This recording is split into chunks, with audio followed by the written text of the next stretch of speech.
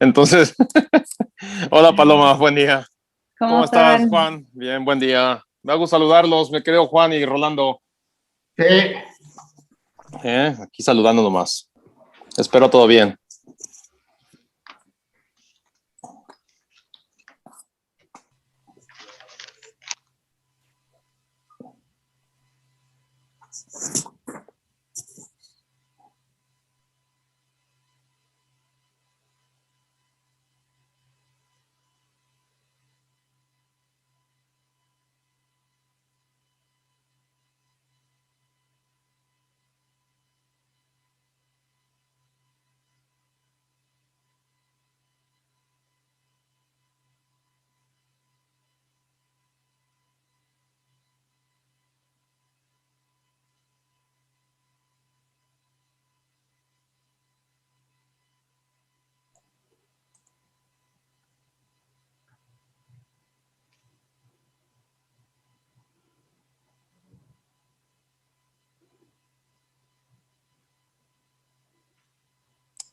Rafa? Hola Floribel, aprovecho para saludarte que siempre estamos al lado en la mesa y en las reuniones de la CEPAL y no nos habíamos podido saludar. ¿Cómo estás?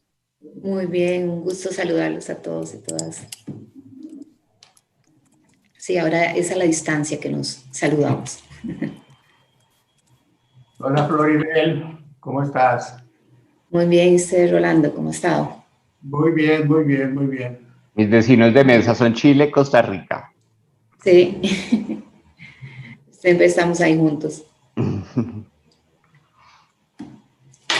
No, y ayer excelente la jornada. Los felicito por la organización y los temas que seleccionaron. Muchas gracias. Ahí el que se lució fue Rolando, Javier y todo el equipo de la CEPAL. Luis, ¿tú me avisas cuando empecemos puntualmente para estar sincronizados, por favor?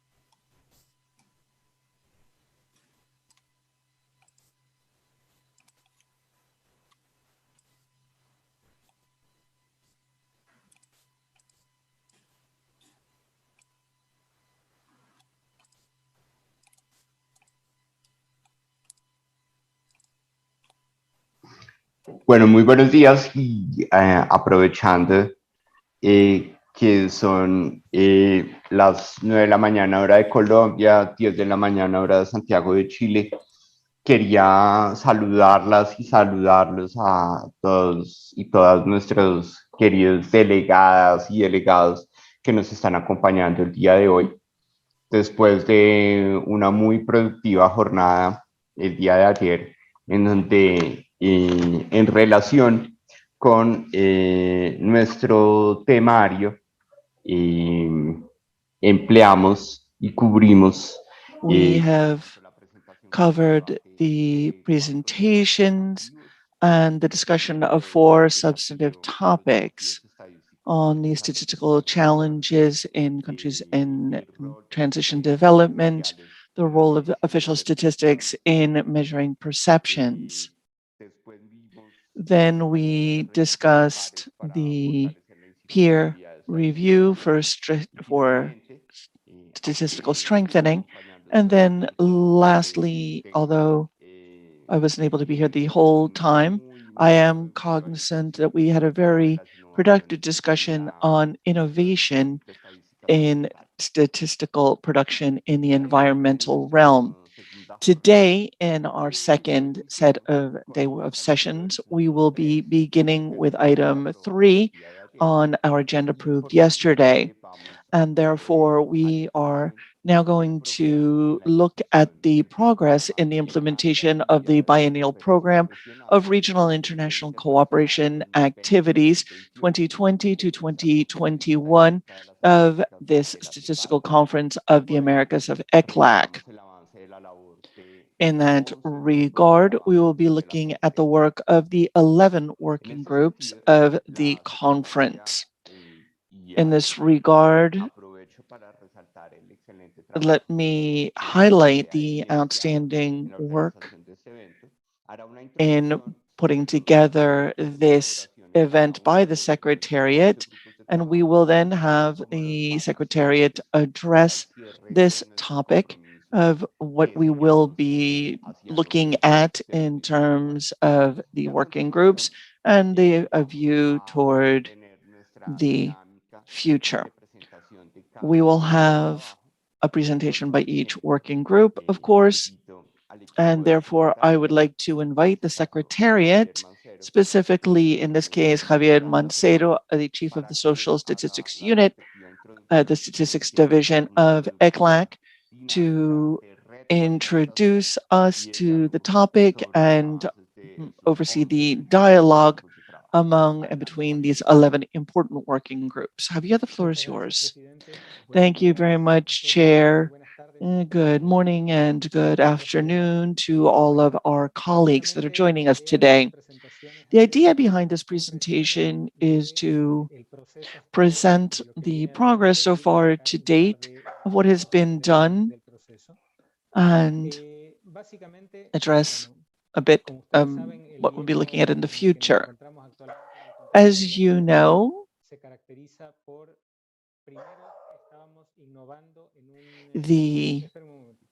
just one moment, please. From the interpreter, there's a dog barking in the background loudly. We have, as a result of the pandemic, been forced to engage in a number of actions, and this has been a real challenge for us. The fact that we have had to focus on redirecting our activities and reschedule things really had a tremendous impact on what we've been doing, this collaborative effort and the commitment that we've had. As a result, we've had to, as I said, reschedule activities and delivery times of our products, as we'll be seeing in a moment. There are two new aspects as well in this period that are worth mentioning. The first is the inclusion of the gender perspective, and the second has to do with this idea, the definition of two types of documents once we come to the conference per se. As a result of the results of the previous meeting, we had seen the recognition of the cross-cutting nature of gender issues and the request to incorporate gender perspectives into the efforts of the working groups. From the point of view of the Secretariat, we engaged in an effort to identify whether gender was being taken into consideration, and we did find that the vast majority of the working groups were mainstreaming gender, including disaggregation by sex and consideration of relevant indicators, or in other cases, there was the use of inclusive language in documentation. At the Secretariat, we have to admit that while we have asked for the mainstreaming, we weren't really clear in what we meant by that.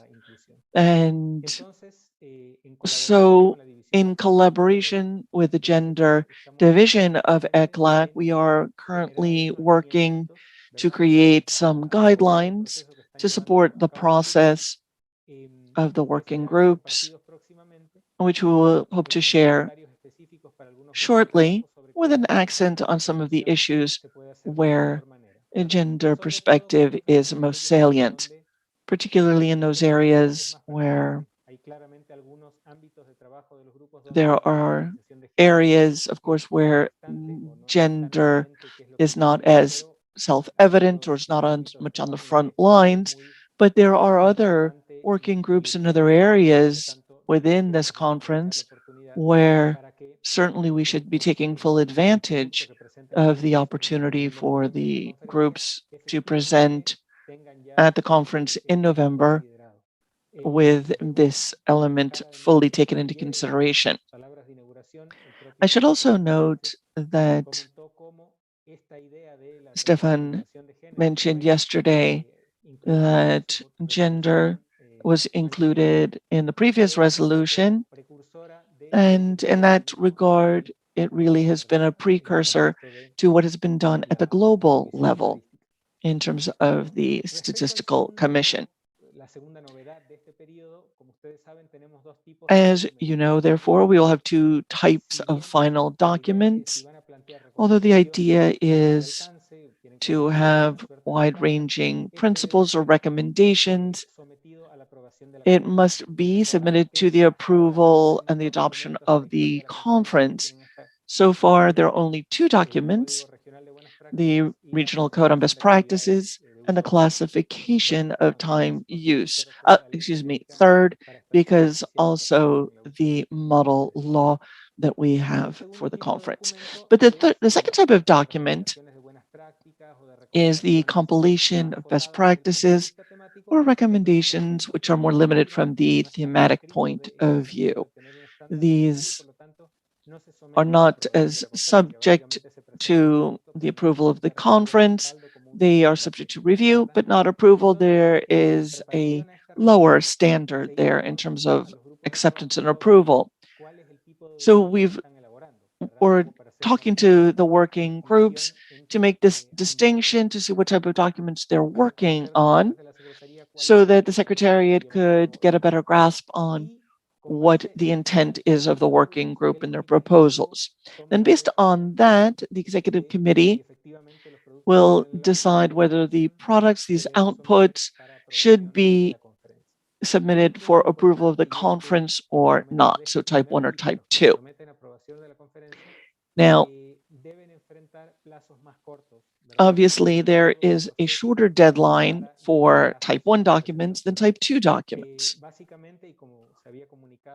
As we've seen, and as the Secretariat has said, we hope to have the final version of type 1 documents by August 2021, because we have to send it to member countries for review and see, independent of whether they participated in the working group or not, approve of it if they have any observations or comments.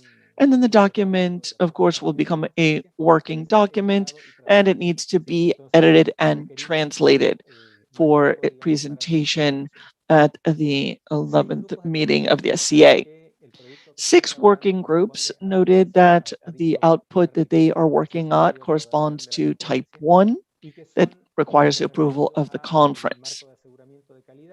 Those are guidance on the implementation of quality assurance, methodological frameworks for measuring disaster-related indicators, methodological guides for time use, protocol for the collection and dissemination of data on children and adolescents, the document on statistical use of economic administrative records, and the manual on the design of statistical systems for security and criminal justice.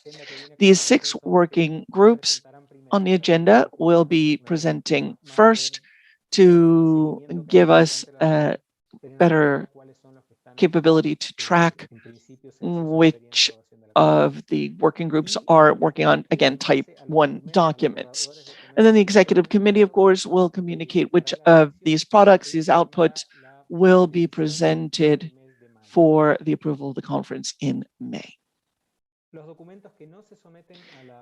Documents that are not submitted for approval, type 2 documents, correspond to 5 working groups.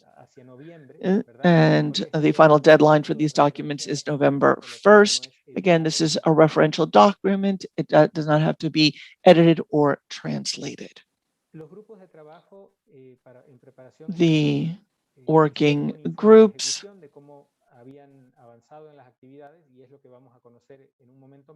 are what we will be seeing in a moment in general terms. What we can see from the pandemic in general, there is a very high level of progress.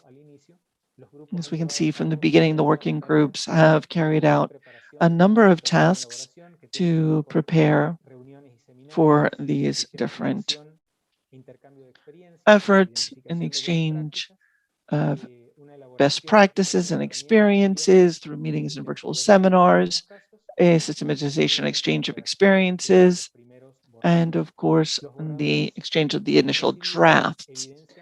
These preliminary drafts reflect the work of the working groups. They're around 70 pages long on average. And the Secretariat is very pleased that there's certainly an innovation here for this biennial, trying to create robust regional documents. It looks like things are tracking well, and we hope to have 11 documents that are very much germane to statistical work in the region. Often, the work that is being submitted does not necessarily permeate the regional statistical community, and therefore it would be good to encourage this regional dissemination through meetings and webinars with technicians from the different offices, and in that regard, taking advantage of the knowledge transfer network, creating again a webinar for each specific topic to present all of the progress made and the utility of the products and the outputs of these efforts. Thank you very much, Chair. Thank you, Javier, for that context.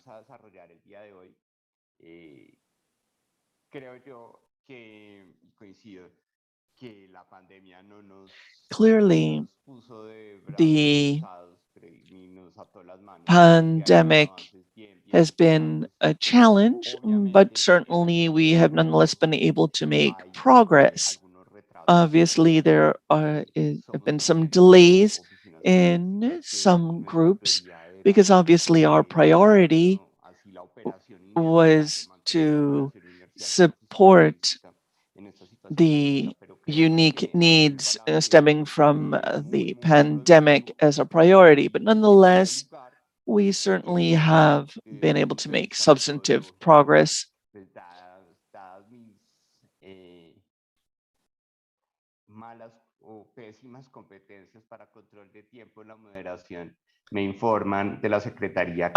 The Secretariat has informed me that we are going to have a little bell which will help us to stick to time, given that as a moderator, my skills are highly deficient.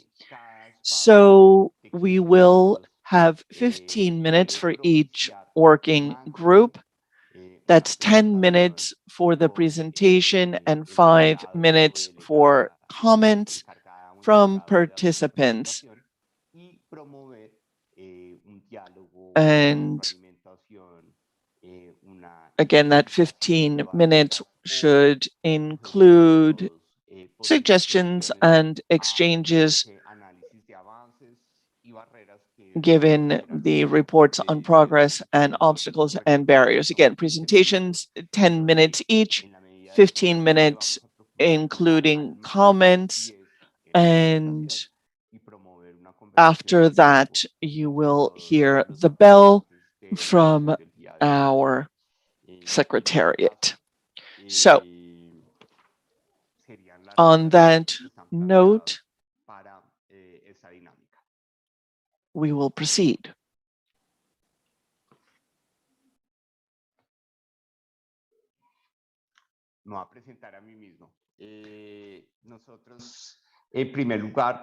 First of all, we will be addressing the comments of the implementation of quality assurance framework for the production of official statistics for Latin America and the Caribbean. This is the first group that will be presenting, and I guess I'll have to introduce myself in that regard. And this is a group that has been approved by the UN previously. So on that note, I am going to, at this juncture, begin the presentation of our progress report.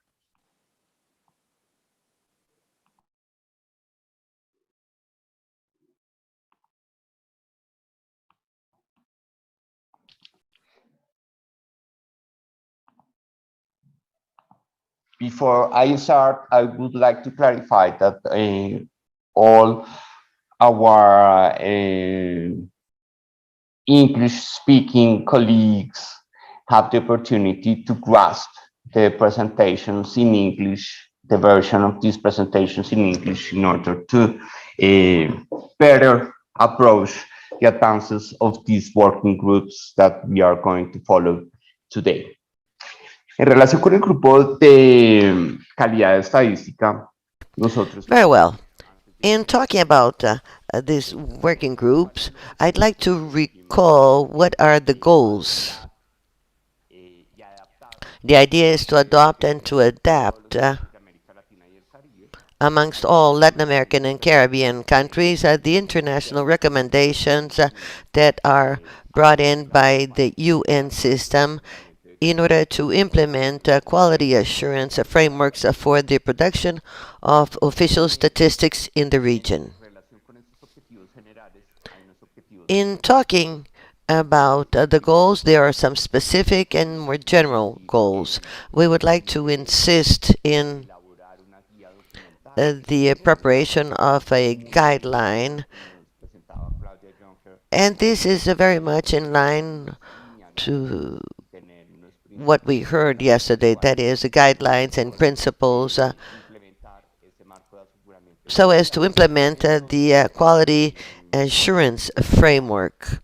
As of that manual, we have wanted to get the member states to prepare a questionnaire for self-assessment, and that would become a basic tool to supplement other scenarios for self-assessment that we talked about yesterday.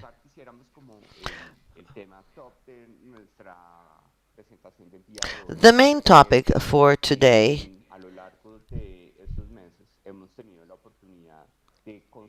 has to do with the consolidation for the last few months for self-assessment.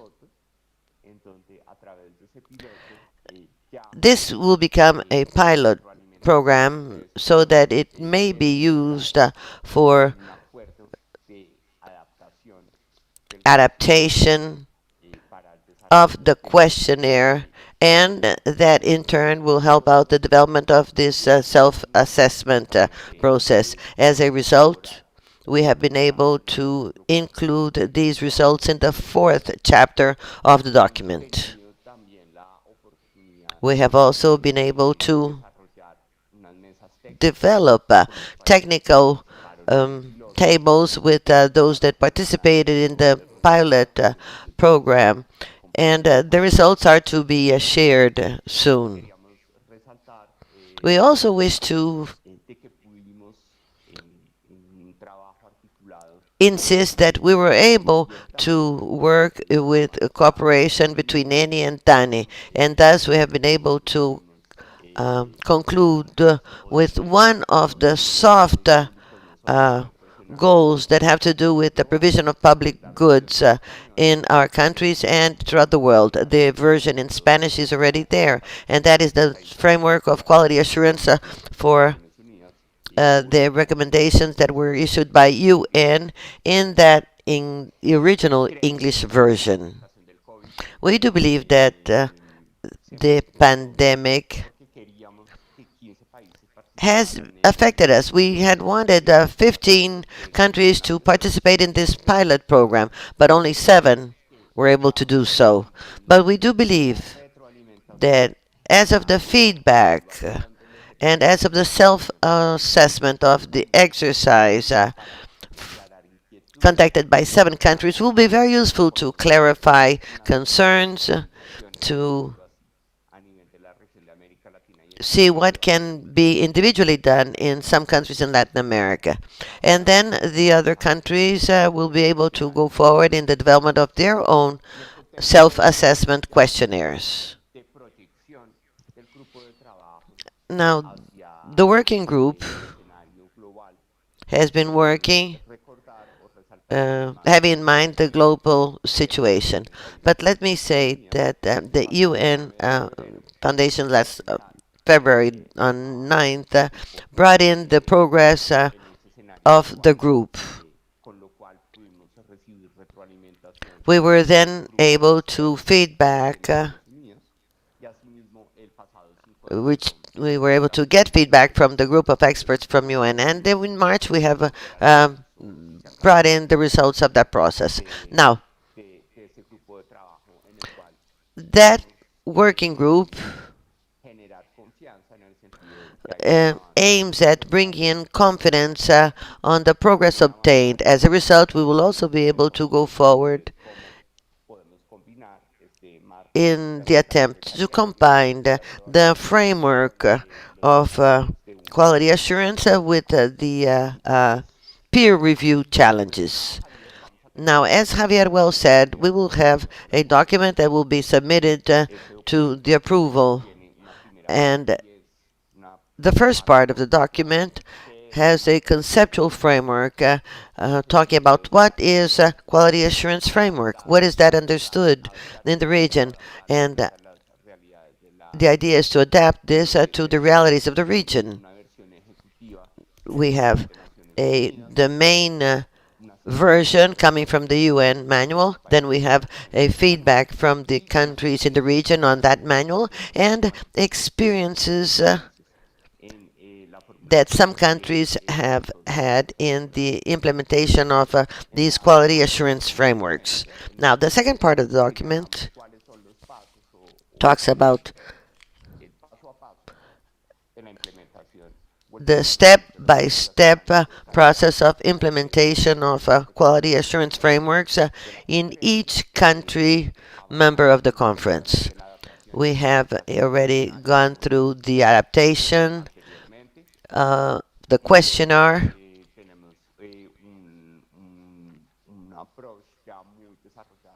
We have already developed the approach according to the principles of behind the questionnaire.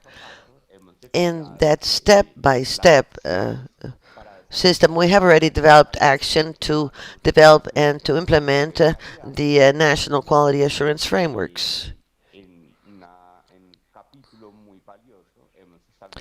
There's a very good chapter that brings in the guidelines to implement the frameworks according to SDGs and all follow-up elements under the 2030 agenda and for other options of information. As I said, 15 countries were convened, but 7 participated. There was an initial appraisal of the questionnaire, and naturally, at the beginning, there was some confusion, some ambiguity, but from that we have learned enough in order to have better management in a workshop that was offered for 9 countries. And as of that workshop, the idea was to clarify the concerns and ambiguities.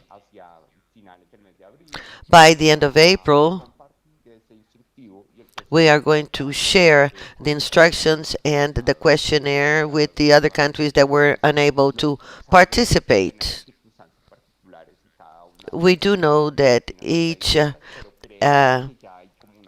statistical office has its own peculiarity, but at least we already have this toolkit that will be very useful.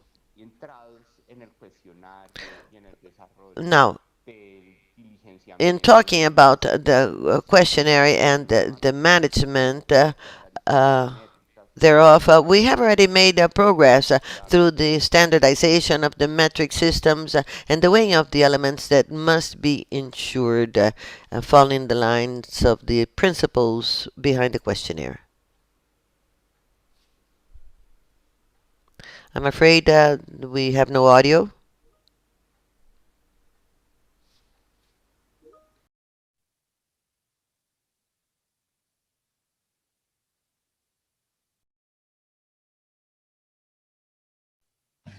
¿Algún otro panelista que quiera intervenir? Ya que Would anybody else wish to hold the floor? Unfortunately, Mr. Oviedo's audio is out. o el moderador. The floor is open for the moderator. Sí, parece que tuvimos algún problema de conexión. Unfortunately, there is an issue with his connection. Let us give him a couple of minutes to see if he can get back on. In the meantime, Hay comentarios, preguntas. I ask if there are any comments related to what has already been brought us. You can please raise your hands or let us know through the chat in order to give you the floor.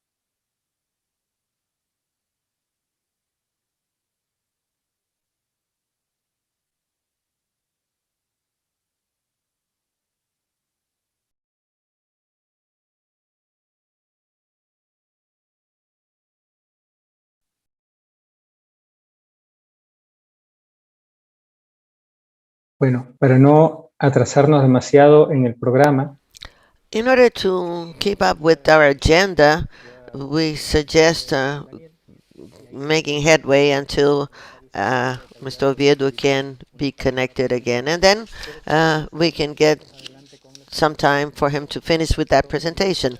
Immediately, no, he's already connected very well. Thank you. I'm sorry I disappeared because of my internet connection, but at least my presentation had already finished. But I do think this is a great opportunity so that all of the countries may be aware of this questionnaire, and then we will certainly meet the timetable that was suggested in order to submit it to the consideration of all member states. Thank you.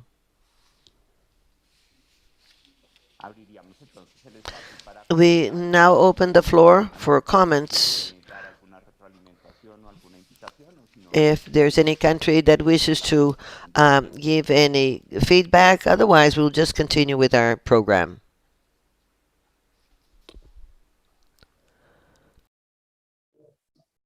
En vista de que no tenemos comentarios, entonces, en ese sentido, There are no comments. As a result, I will now bring in the next speaker. We now have the harmonized methodological framework for measuring disaster-related indicators pertaining to the SDG and the Sendai framework for disaster risk reduction 2015-2030. We now give the floor to Anibal. He will be bringing in the progress of this very important and challenging working group. Good morning. Thank you very much.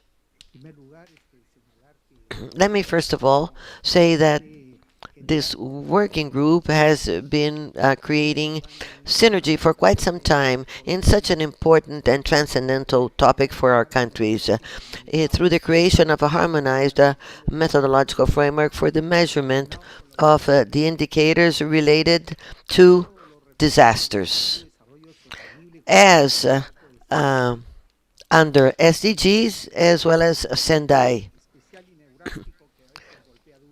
This is such an important topic that hits on our own realities. I am making this report on behalf of all of the members of the working group, as well as on behalf of INE Peru. Main objective. The idea was to prepare a framework document that would help the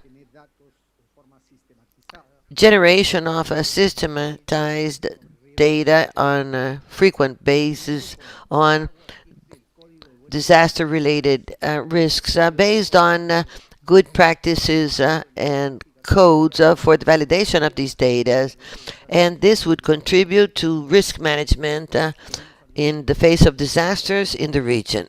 And there are also some specific objectives.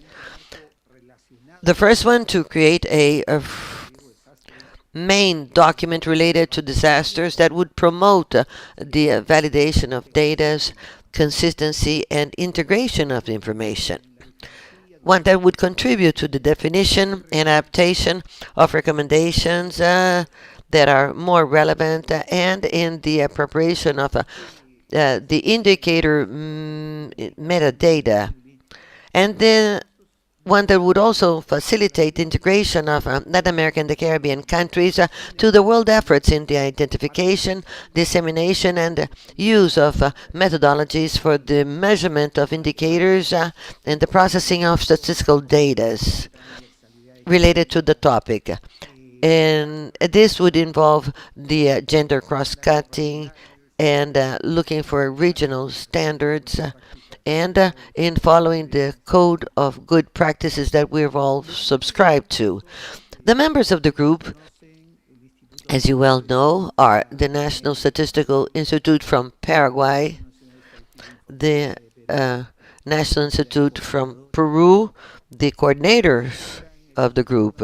And the members are the Bolivian NSI from Chile, the DANE from Colombia,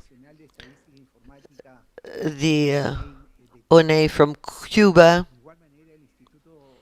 as well as the NSI from Ecuador, from Mexico, as well as from Dominican Republic. Technical Secretariat is the UN Office for the Reduction of Disaster Risks. They have always followed this process closely. We also count on the Statistical Division from ECLAC. And support agencies are UNDP or the UNEP, as well as the UN's Office for the Coordination of Humanitarian Affairs. Now, the formulation of this framework document has a specific content involving 4 chapters. Here we talk about the theoretical background for this kind of indicators. We have a methodological aspects and then conclusions. Let me say that the main thing about this document has to do with a theoretical conceptual framework duly set that is coherent with other global agendas, having in mind that 2030 in the horizon, and that would consider the regional experiences. And we wish also to streamline the methodological aspects. The issue of the institutionality of NSIs, the management of information, considering institutional frameworks to work with the statistical management of data and risk assessment information. Now, under the pandemic, this is very important, especially in our countries, setting up harmonized concepts. This is all part of the working group's labor. Having a diagnosis for the information of disasters and Sendai indicators. There's also a process of harmonization and standardization of statistical information in order to measure the risks involved in disasters. Statistical management of the information during Sendai, and also the search for sustainability in the production of statistical information so as to constantly feed in the reports of Sendai. This is the structure of the document. And what has been made already? What's the progress? We have participated in different meetings, working meetings, in different regional and international venues. We have had group technical meetings between October and November of last year. We participated in the third training of instructors under Sendai. We have also finished a very important course in October on the estimation of damage and monetary loss during disasters. And this was by ECLAC. In October, we also had a seminar on the experience faced by Dominican Republic with GIZ cooperation in measuring the impacts of disasters. These are topics, and we have already reached 70% of the whole effort. We are also talking about a document that will set up the role of the statistic offices, including case studies and mechanisms of coordination in the effort of statistical data related to disasters. Here we have found all of the members through bilateral meetings. Each NSI has held meetings with other players, such as the offices in charge of disasters, in order to bring together all of the experiences and roles and interinstitutional mechanisms of coordination. We are also encouraging a tool for self-diagnosis of gaps and data availability in everything related to disasters and the reduction of disasters risks. And we also have a tool in order to make the diagnosis of statistics for the construction of the indicators in the framework of Sendai. And at ECLAC, this would be initially used and eventually applied, used by other statistical offices with a 60% progress of that activity. Estadística relacionada con los desastres, tenemos un avance del 70% en un proceso de consolidación de un clasificador de riesgo por parte del INE de Chile. Esta herramienta está alineada con otros instrumentos de clasificación estadística internacionales sobre riesgo de desastres y en el marco de Sendai, así como esta importante actividad de contribuir a la definición o adaptación de recomendaciones y el uso de registros administrativos para la producción de indicadores de los ODS y el marco de Sendai. Acá yo señalaba esta pandemia que vivimos ha desarticulado un poco los procesos de integración de información a nivel de países. Lo vemos acá en el Perú. Los diferentes sectores están muy preocupados por otras tareas. Sin embargo, no hemos perdido ese impulso de avanzar en el proceso de incorporar diferentes instrumentos internacionales de estadísticas aplicadas a la reducción de riesgo de desastres.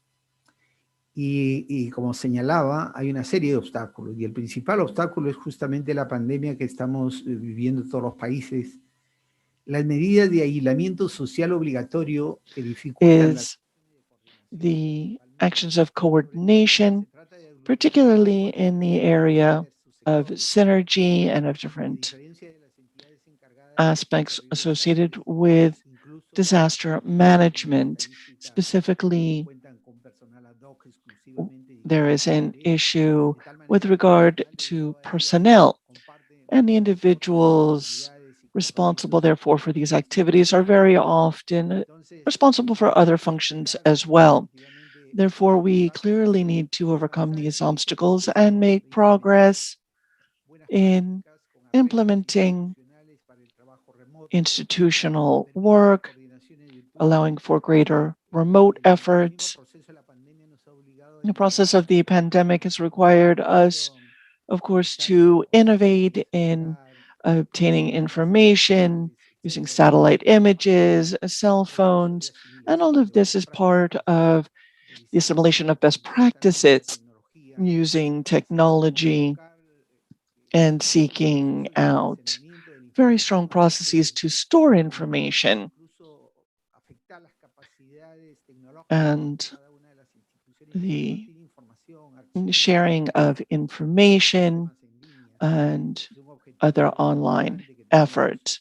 This is, of course, important to the process that enables us to look at specific topics that are very much sui generis and that can affect small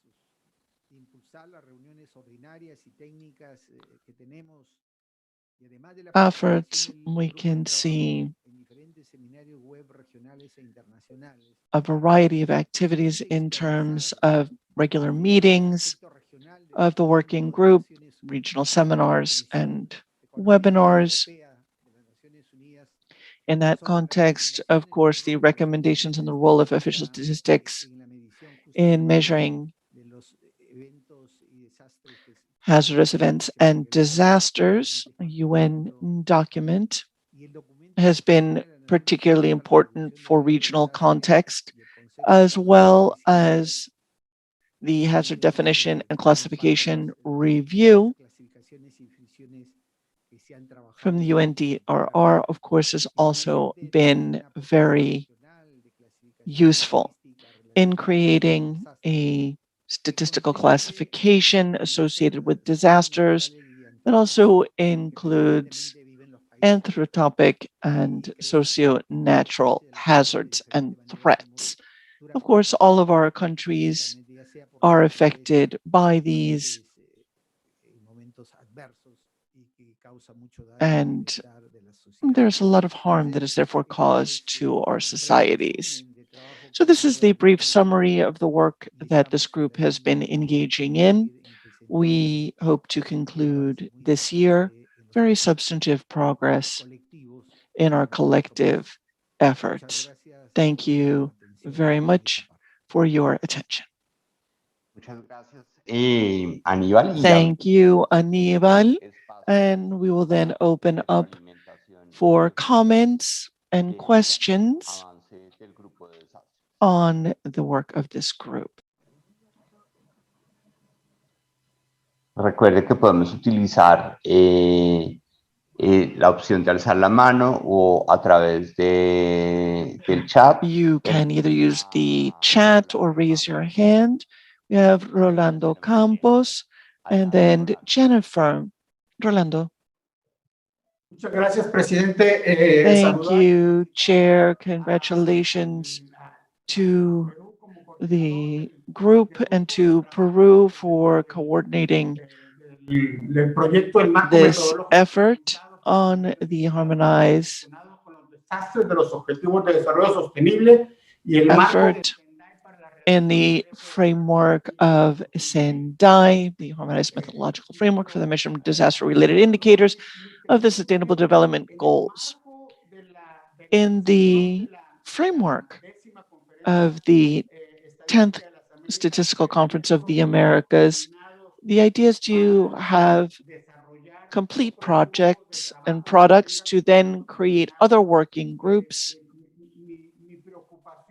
So my concern is that the program is very broad and we may not be able to make the August deadline with a final document, given that this group in principle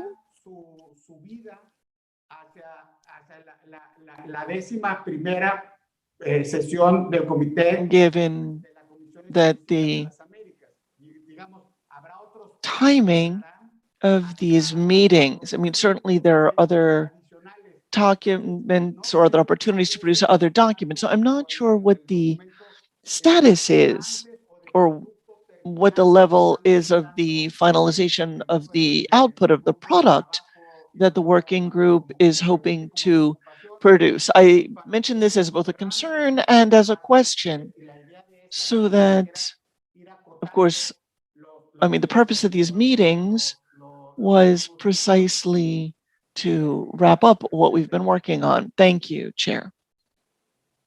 Gracias, Rolando. Y si están de acuerdo, Thank you, Rolando. If you would agree, we can take all of the questions and then I'll give the floor to Aníbal.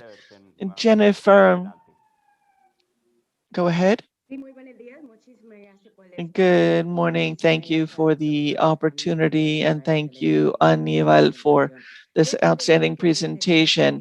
I just wanted to say that we are currently very cognizant, I would say worldwide, of the nature of risk and of hazards and how it can affect all sectors.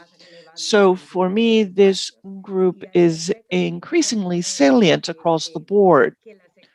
What I wanted to say is that the experience and the progress in this group are now reflected in a global group that has been created, and next month will be meeting for the first time. It is a similar group, but at the worldwide level. So the progress in our region are feeding that and serving as an input to that worldwide work. And I think that is an important thing to mention in terms of the contribution that we are making to the global stage. If you would allow me, I would also just like to piggyback on what Rolando has said. I think it's also important to highlight or to note that an important component here is recognizing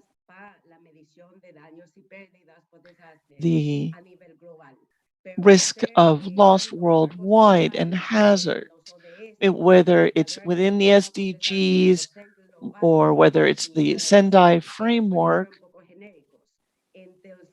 I think those are rather generic, but what's interesting in this group is that they've been able to put those in context of the realities of our region and make progress in more regionalized areas. So there is indeed a draft of what Aníbal has just presented, in which we are looking at best practices.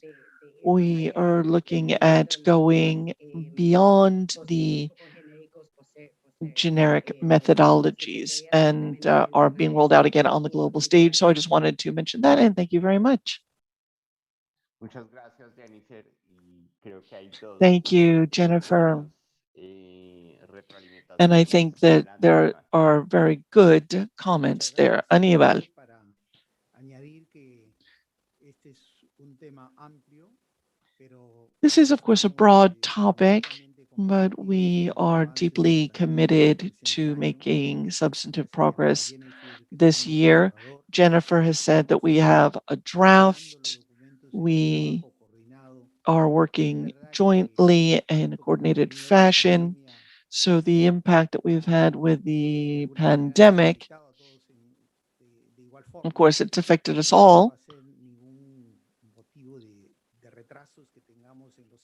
But that certainly will not be leading to delays in this group in our efforts to use best practices, to take advantage of existing methodologies,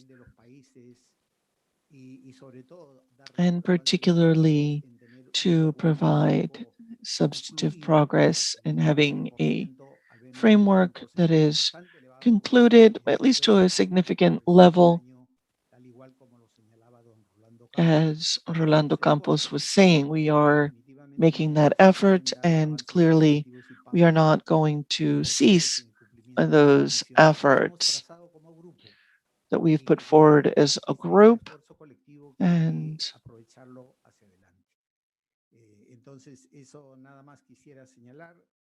that is, I guess, what I wanted to share, and certainly we are open to further comments again on this very important topic. Thank you very much to our colleague, Aníbal. We appreciate your comments and feedback by Jennifer and Rolando as well. Let us continue with our time use group de una guía metodológica sobre medición to del tiempo en América Latina y el Caribe. address that topic. En ese sentido, queremos darle And paso on that note, I'd like to give Norma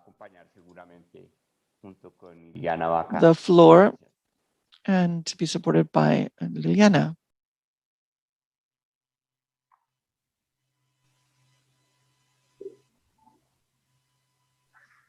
No te estamos escuchando, Norma. Norma, Gracias. ¿Ahora me escuchan? can you hear me now? Gracias. Voy a compartir.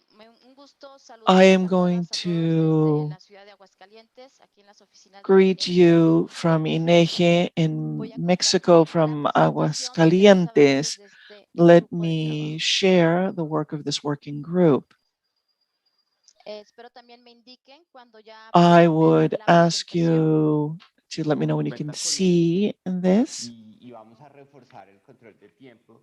And we are going to use the time control, and I have these signals as well.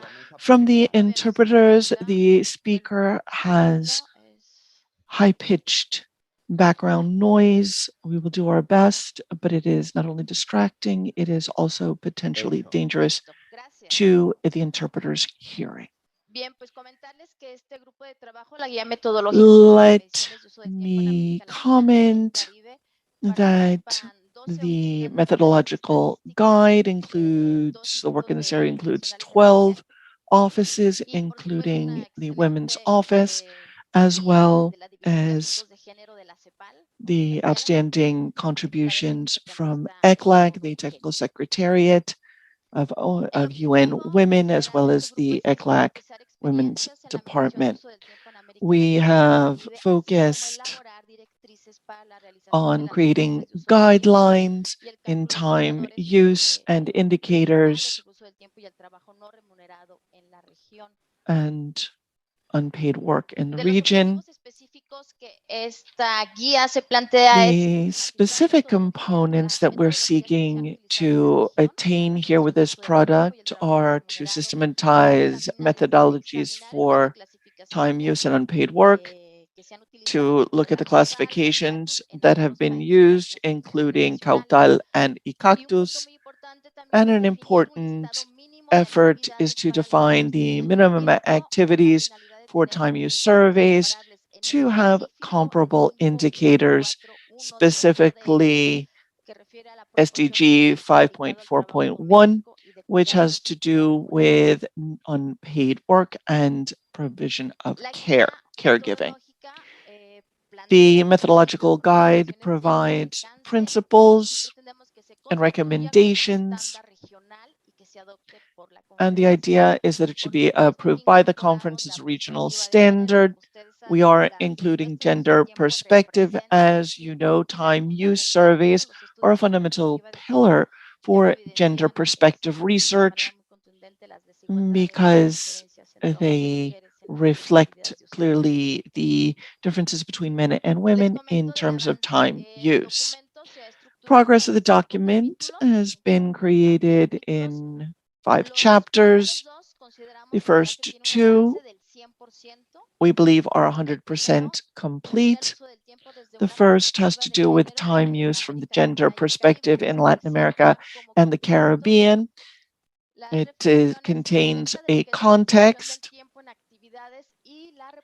of the reproduction of inequalities and distribution of time, the regulatory frameworks, domestically and regionally, and time use surveys, and other time use surveys.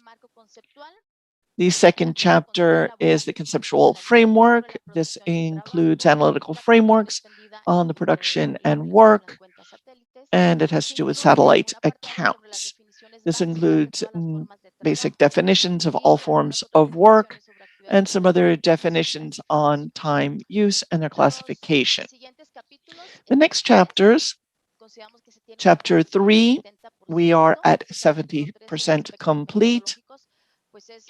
This is the methodological considerations. This is a core portion of the guidelines, and it includes time use surveys, including aspects that need to be considered in the 8 phases, the specification of needs, a definition of objectives, design, construction, collection, processing, analysis, dissemination, and process evaluation. Another very important chapter, of course, is the minimum list of activities to ensure international comparability. This is at 50%. It's aligned with Cautal and will serve as a standard for measurement across the region.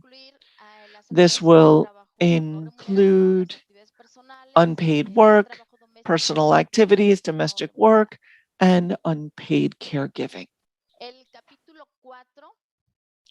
Chapter 4, which has to do with work in Latin America and the Caribbean, is the state of the art of measurements in the region and will include perspectives in the region on time use, and it is currently at 60%.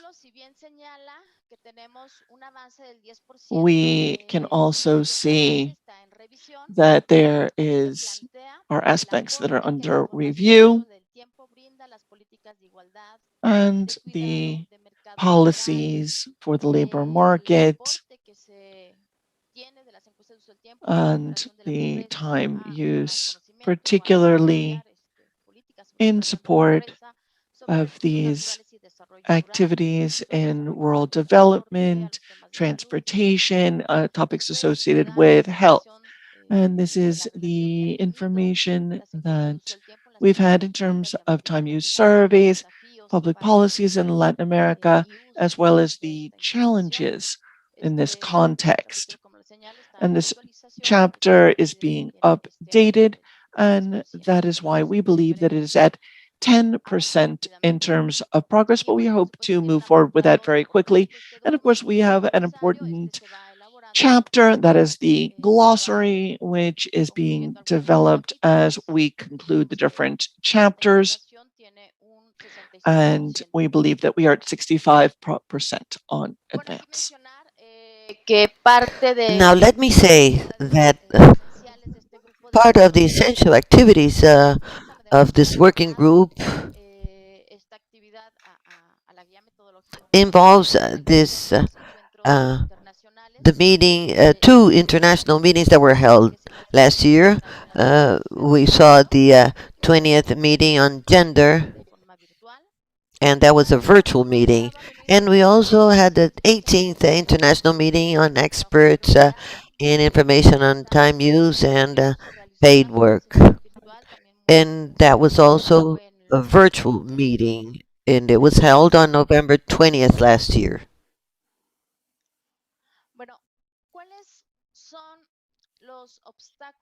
What are the obstacles and the best practices that we've had in this working group? During the pandemic, as we've already said, we have had a greater working load inside of our NSIs. As a result, we have had to adapt our program, agenda, and just our meetings, but we have, in spite of that, been able to make headway. But it is true that for most of our colleagues in the SERB groups, the fact is that yes, they have an additional working load to attend to, and that is due to COVID-19. Another obstacle would be the expansion of initial objectives. We are going forward in the groups, and there we see that new needs come forward, and that must be reflected in the methodological guides. We have considerations to bear in mind during a crisis. We have set up working subgroups and we have conducted joint efforts to be able to include these other elements into the methodological guide. Let me say that the preparation of the guide is being conducted by and for the countries. All member states have been fully committed. They have all worked actively in gathering the experiences from the past and in bringing forward the peculiarities of the regions. We are emphasizing the care system, and the guide responds to the need to measure paid and unpaid work in order to face the deep crisis in the care situation because of the pandemic. The discussions of the group are being included by the countries in their planned measurements for the near future. At least 7 countries have already reported that they will be measuring the time use through a survey until before 2023. Now, next steps, we aim at continuing with the meetings of the subgroups in a virtual fashion. As Mr. Mancera said, we have until August to submit the document. We aim at considering developing the missing chapters, and we wish to have the final completion of the document and then send it to the review. These are the members of that working group. Thank you, Norma. Greetings to all of our colleagues from INE and for the Division of Gender Affairs from ECLAC. We don't need the bell anymore for you because you were very punctual. We now open up for comments and questions on this very important topic. That is what's happening with the pandemic in our countries.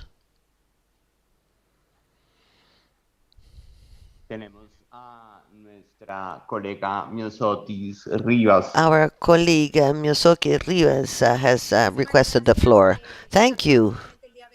I wish to greet you and celebrate the work of the conference. I also wish to thank the possibility to bring in what's the progress is on that working group. Thank you so much, because that is a very important topic for us. When I arrived at UNI in August, we heard about that group. That is very important for us, especially during times of pandemic. It's important to go forward in the time use measurement. Dominican Republic is part of that work, and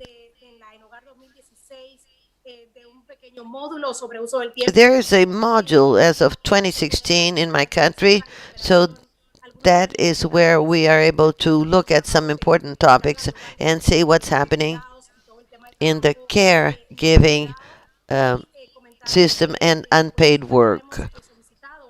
We have already requested of ECLA to follow up this effort and in order to help us with the survey.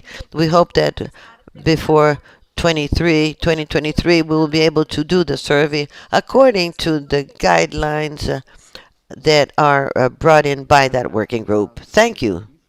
Thank you, Miosotis. And we now give the floor to Iliana Vaca from the Gender Department, ECLAC. Thank you.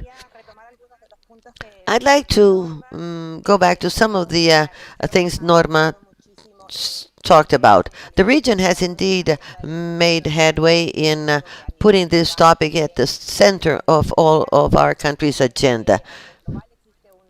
Globally speaking, there is a working group on the innovation and the measurement of the time use that is looking at the regional progress as conducted by that group. Colombia, Mexico, and the Gender Department are all part of that regional discussion. A very important learning element has been the use of these very specialized questions. During this crisis and during this pandemic, specialized questions is very useful for fast surveys. The preparation of this guide has been a documentary kind of process. There are many things that had not been documented, and it has also been helping other countries that are preparing their surveys to have clearer ideas on what are the regional good practices. And in spite of the pandemic, as Norma well said, the colleagues have been very much devoted to the topic. We do hope that this will certainly be approved by the conference once it's ready. Thank you, Ileana. Marcela Cabezas, our colleague from ILO, has the floor. Thank you. We would like to show our interest in all of this topic because of the close relationship in the measurement of unpaid work. Let me say that we are already working with Chile because they are including a module. They weren't able to do the time use survey, so now they're adding a module in the labor survey, and this must be consistent with the regulation coming from the International Conference of Labor Statistics. We're working on that, and also with the working group, and with the support of Geneva, where our expert is headquartered. So we are available for anything you may need to that respect. Thank you, Marcela. You mentioned something very important. UN Women has been leading the flash surveys for the measurement of a working super overload. It would be very interesting for the document to shed light on different ways to approach time use. There are modules perhaps in the surveys or these flash surveys. These are initiatives that are being used by UN Women as shown in a recent event. I now give the floor to Floribel. Floribel, you have the floor. Thank you. I wish to express my appreciation for the work conducted by this group. But I do have a reflection to make because of the pandemic, and we notice how that has changed the structure and the distribution in time use of persons and households. It's very important that these instruments include these changes. And these changes, as we know, are here to stay. And this involves the distribution of time and the activities people are conducting nowadays. In this type of surveys, it's very important that there be importance assigned to time use. We know that our population is aging, and the care of the older persons become extremely important. That is why we need indicators and information so that the policy may be made on well-grounded information. The group is doing an excellent work, and I urge them to continue in that direction. It's very important that we also know about the options. If, for example, a time use survey cannot be done, then we have an option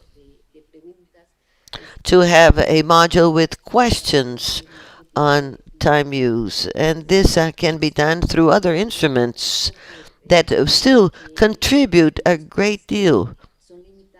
We do know that we have limited resources, so this would allow us for different alternatives and not be devoid of any kind of information time use measurements. Thank you, Floribel. Indeed, yes, quite so.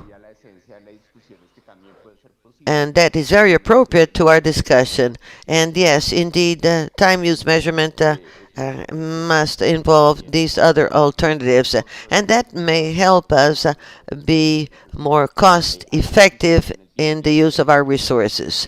And there is a very interesting discussion that is being held within that working group, and the whole region is very interested. That is the cross-cutting gender issues. And Marco Laugaña from Argentina is now recognized. Good morning. I endorse what has just been said by Floribel.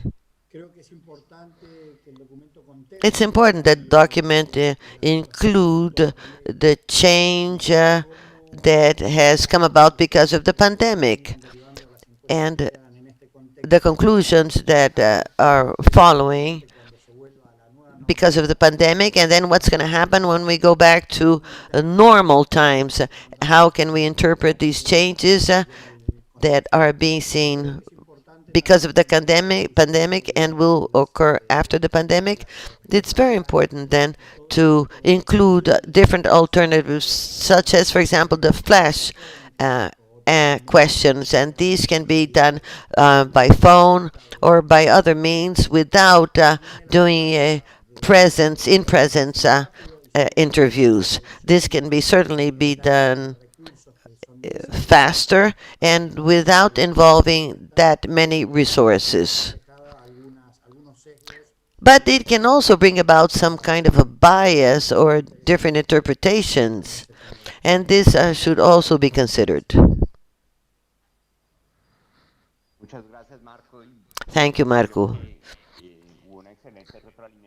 Indeed, this is excellent feedback. Norma or Diana, would you like to comment? Or perhaps the time has come to finish the discussion on that working group. Let me just thank you for your comments. As Liliana well said, we are relating this with the work on the International Group of Experts in the Time Use. And we are following ILO's recommendation on paid work. We're trying to stick to it. We appreciate your willingness to help out. And indeed, we wish to include in the guide ways to act during crises. Liliana, would you like to add something? I just wish to thank you all for your comments, Marcela, and we can also share information with you for your valuable feedback. As to the comments from Argentina, indeed, the guide doesn't aim to be a straitjacket. It aims at to show the pros and cons behind each methodology, both regional and global. Thus, our NSIs, according to their possibilities, will be able to adapt to the recommendations of the guide. So these comments are very welcome. Thank you. Thank you all. And we are about to conclude with the time use working group. I would like now to give the floor to the working group on children and adolescents. Samuel Moreno from the Panamanian office will be bringing us the progress, challenges, and opportunities in meeting their commitments. Sí, muy buenos días, muchas gracias. Good morning. Thank you, Juan. O informar. I am pleased to report on the progress of this working group, and I thank the Secretariat for the work that they have been doing in the organization of this, particularly on this topic, which is so salient given the topics and the issues that we are all grappling with. I have been asked to speak on this group. As you know, there are 12 members. We are supported by UNICEF and by the Statistics Division of ECLAC. The idea behind this group is to, well, it was created in 2015, and what we are seeking in general terms to do is to improve the capabilities of the statistics offices over the different countries to grapple with the ethical challenge in terms of the collecting and dissemination of children and adolescents as participants in research. The specific objective is to engage an assessment, a diagnosis of both quantitative and qualitative of current practices, and then use the UNICEF offices and other institutions, and we have a questionnaire as well to assess these elements. We had 21 response, and in Latin America, only 10 countries indicated that they had protocols in this regard. As a result, we have been working. We have a very solid document. It's very much advanced at this juncture, and this is something that we want to highlight. We are among the 6 that are seeking approval by the conference. And what we're endeavoring to do is to provide a guide that is attractive, obviously not an excessively rigid document, because obviously there will be different circumstances in different countries in Latin America that will have different aspects. But it is a preamble that contains a glossary and list of acronyms, the background, and an assessment. And then in the definitions, we have the definition, for example, of a settlement. That is, of course, an issue, the question of informed consent, of caregivers, of qualified reporters, and the definition, of course, of children and adolescents, because we know in some findings in Latin America, the classic surveys and household surveys include people that are often over age 18. Then we have the protocol. The protocol seeks to track best practices and include questions associated with research design, fieldwork, analysis, and dissemination. The supporting documentation, there's a theoretical support and basis, including the development of each element presented in the protocol, as well as practical applications and examples. If we wanted to look through the work that the group has engaged in, again, all 12 countries have been very active. We can see our workflow chart on screen. This protocol involves, of course, the core topic, which is ethical work with children and adolescents.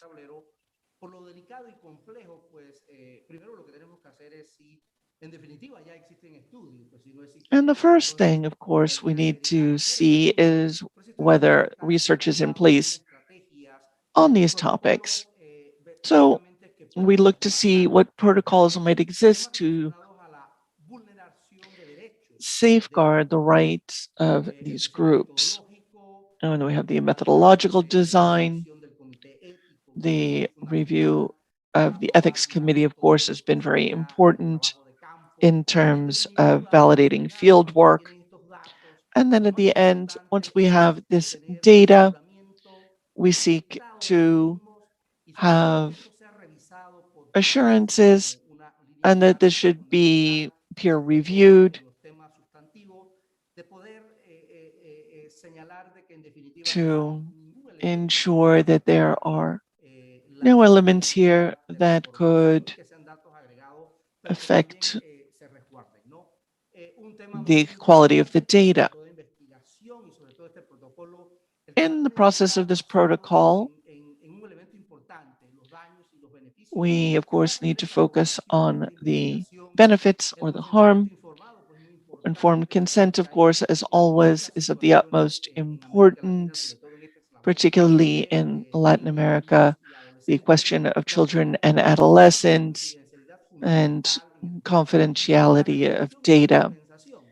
And the question of compensation, obviously, there are issues in terms of covering costs if the informant, the interviewee, has engaged in cost. We have issues, of course, of regulation and so forth. Now, we can see the primary obstacles, as one of our panelists said, there certainly are issues for the National Statistics offices.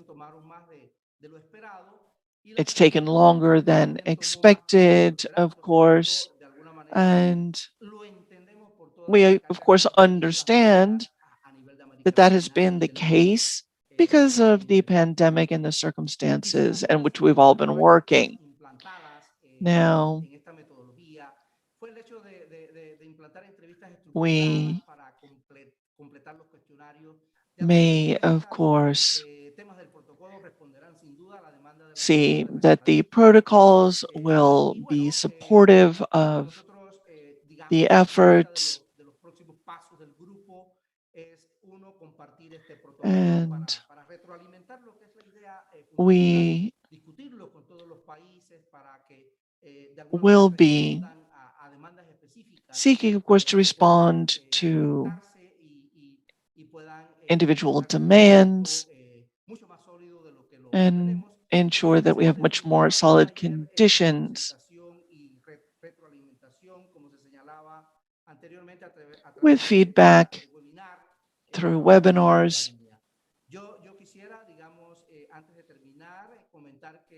Before concluding, let me just note that this is a group that has worked cohesively, and we believe we are prepared to present to the conference.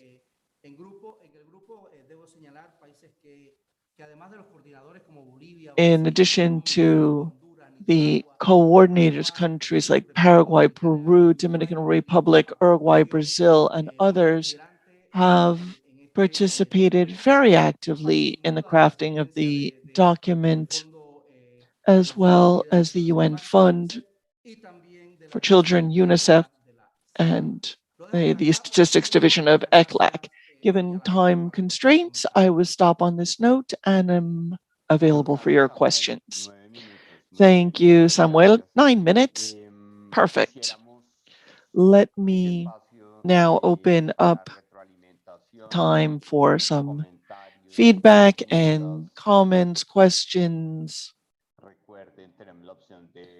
Remember, of course, that you have the option of raising your hand or requesting the floor via the chat.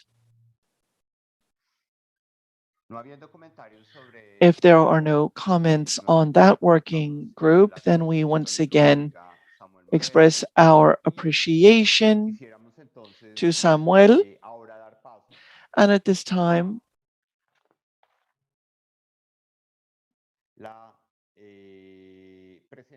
we will now move on to the topic of public security and justice, which is creating a manual on a design for systems for security and criminal justice. And toward that end, Oscar Jaimes will be presenting the primary progress and the obstacles and challenges to be able to comply with this effort, as Javier has suggested. Thank you, Chair. Please let me know if you can see my presentation. Indeed, we can. Thank you.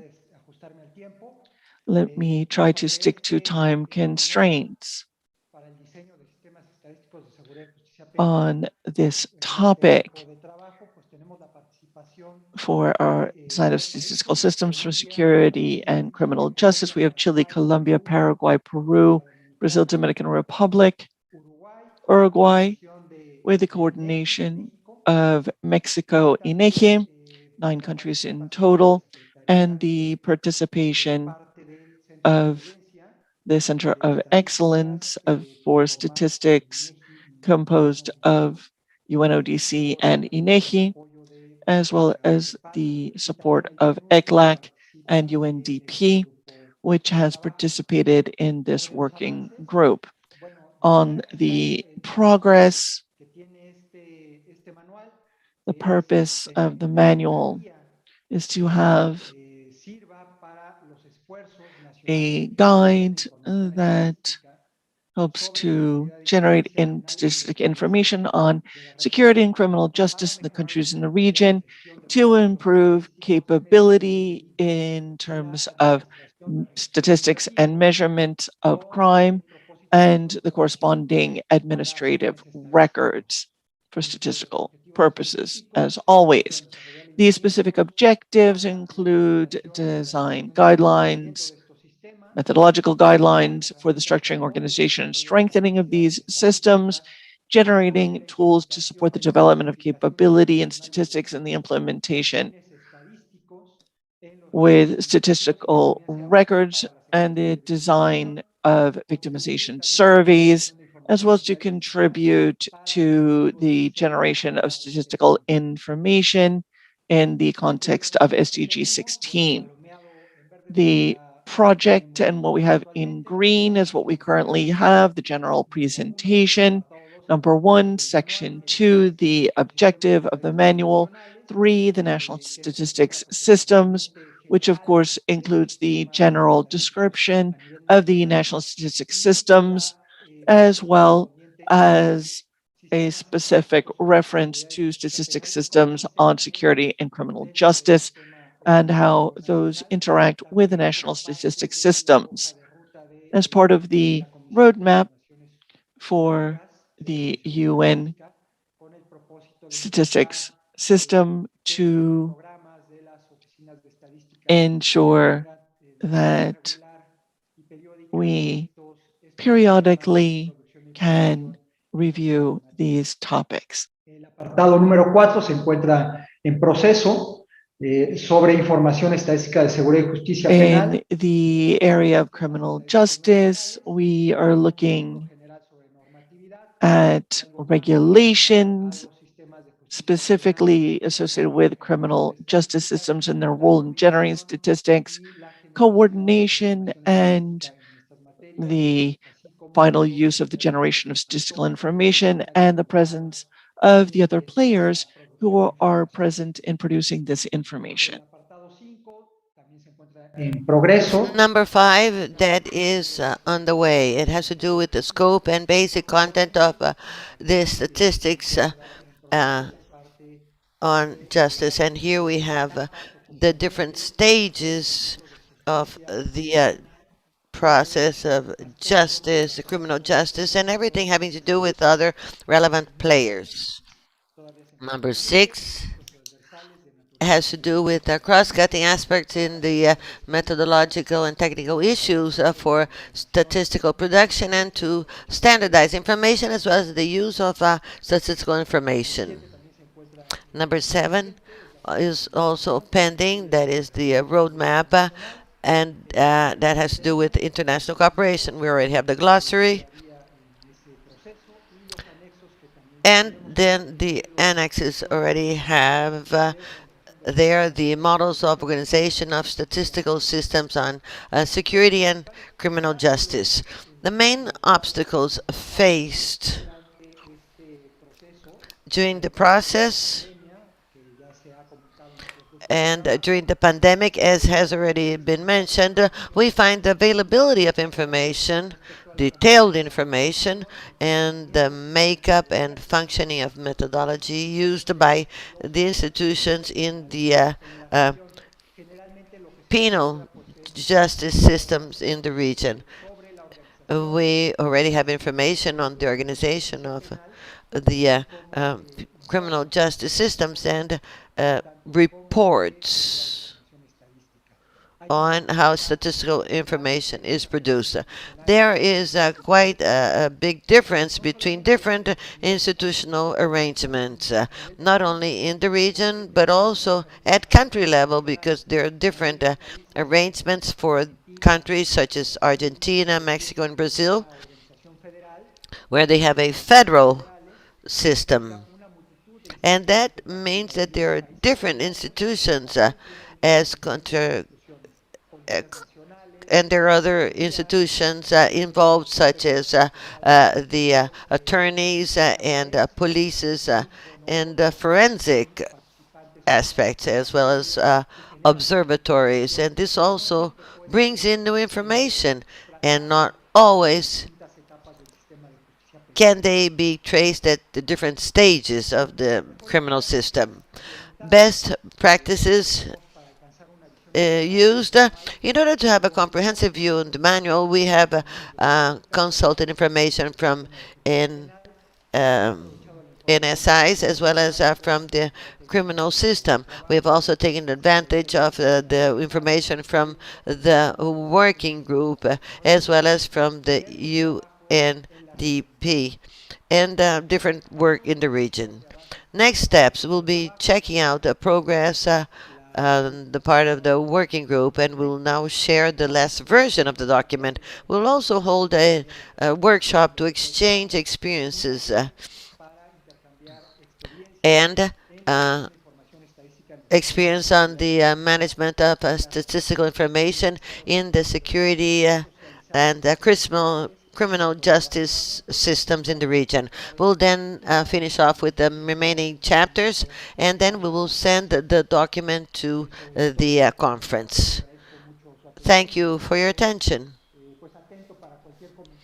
And I am at your service to hear your comments and questions. Thank you, Oscar. Indeed, this is one of the working groups that has more challenges in harmonization.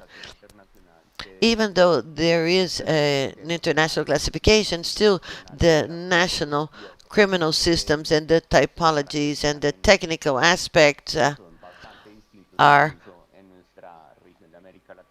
different from country to country. And naturally, the work at the Center of Excellence will be very useful in order to bring back that body of knowledge. For us in Colombia, let me say that we also have methodologies that may be useful for other countries to encourage this kind of dialogue between all the different institutions that have to do with criminal justice systems. Thank you very much for your presentation. We will now open up for comments questions, concerns, suggestions? No veo manos levantadas, tampoco solicitudes por el chat. I don't see any requests for the floor. Tiene la mano levantada. Adelante. Oscar, Sí, yes. gracias. Bueno, aprovechar también para Let me comentar que take advantage of the occasion to say that dentro del marco de la within the framework of the Fifth International Conference on Statistics of Governance and Justice that will be organized by UN's Office on Drug, and in June we will also have the opportunity to tackle the progress and the last adjustments to the document. And we invite you all to join that work within the international conference. There will be other opportunities as well to deal with criminal justice, and we will also have surveys and other kind of work related to that. So this is an invitation for all of you to join us. Thank you for your invitation, Oscar.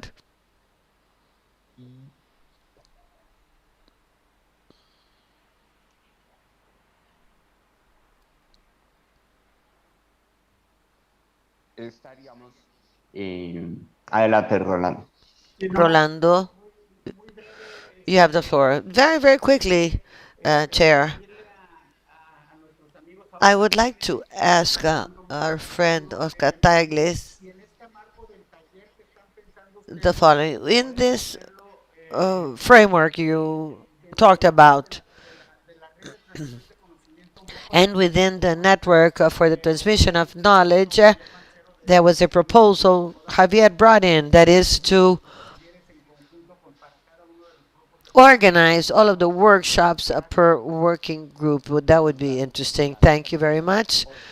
Oscar, we have a question on the chat. Florencio. Entonces nos pregunta. The question from Francisco is, what is the progress reached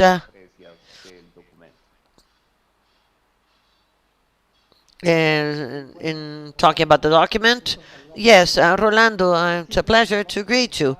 Indeed, we will be adapting ourselves to that kind of dynamics in talking about the webinars and the workshops. As to the progress, we have about 60% completion.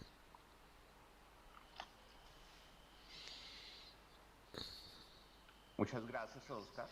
Thank you, Oscar. Creo que no tenemos más intervenciones. I think that that would be it.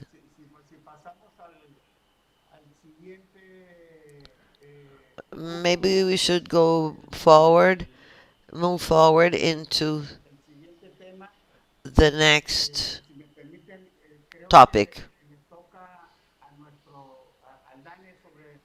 I think that Dane is in the one that is going to be talking about methodological documents and conceptual aspects and statistical use of economic and administrative records. I think that's what we should do now. And so I pass on the floor to you as director of the DANE Colombia. Thank you very much. In this working group, we have coordination between our colleagues from INEGI and DANE. We would like, therefore, to share with you what has been done and the main challenges found, encountered in the building of a regional methodology on conceptual aspects and statistical use of economic administrative records. We would like here to define a common body that will allow us to come closer to the standard, to a system of administrative records that is organized and that will be the source for all economic statistics as produced. As we already said, this working group has been led by DANE and INEGE, and 8 additional offices participate here. This is a methodological document, and as of these guidelines, these common guidelines, we would like to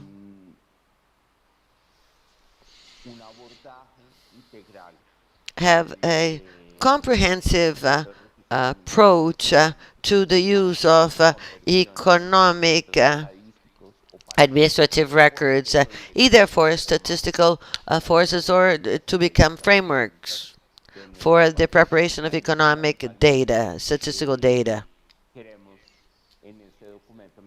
In this document, we wish to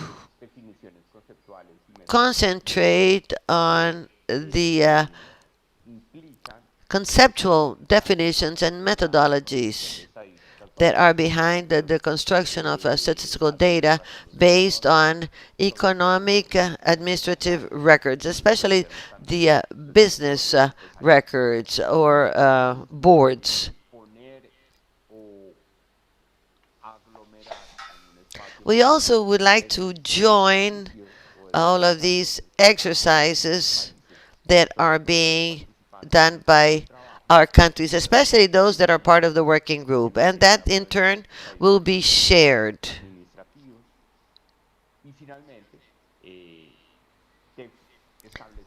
And finally, we wish to have a general framework for the production of economic statistics as of business information.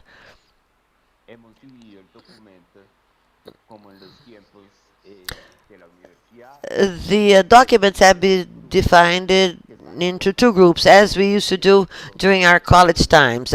We have 2 teams, but we are all good students, so we do cross-reference. What team 1 does is revised by team 2 and the other way around.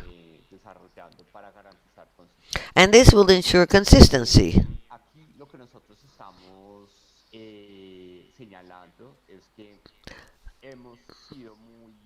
We have been precise in preparing the good practice document.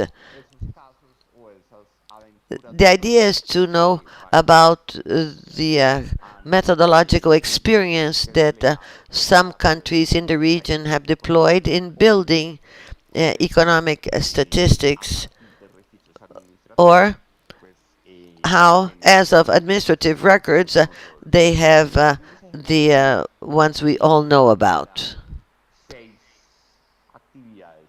Now, let us talk about the activities. I'm going to mention the 6 main activities. First, we have been lucky enough to have completed just about all of our plans. In the design of documents, we have completed 100%. In the review of the document, we have already gone through 80% of this activity. The idea is to proceed soon towards the full review of the document at ECLAC. Good practices. We have started from a general conceptual framework, and we are going to be aligned with the basic paradigm And we suggest that the idea is to be neutral and flexible, and this is what should be, is as proposed by Anders and Britt Walgreen. One of the adventures we have done is bringing the general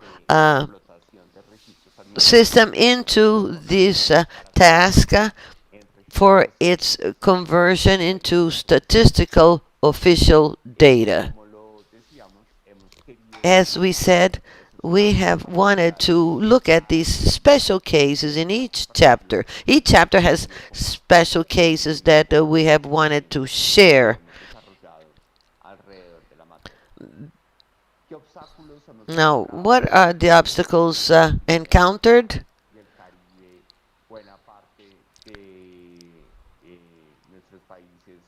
Many of our countries in the region are Spanish speakers, but amongst the Spanish-speaking countries, we have different concepts that have different meanings. That is why we insist in having a inclusive glossary, let's call it that way, so that when we are doing benchmarking or looking at the experiences in other countries, such as Colombia, for example, in knowing what's happening in Chile, we do have some concepts. Even though we're talking about the same thing,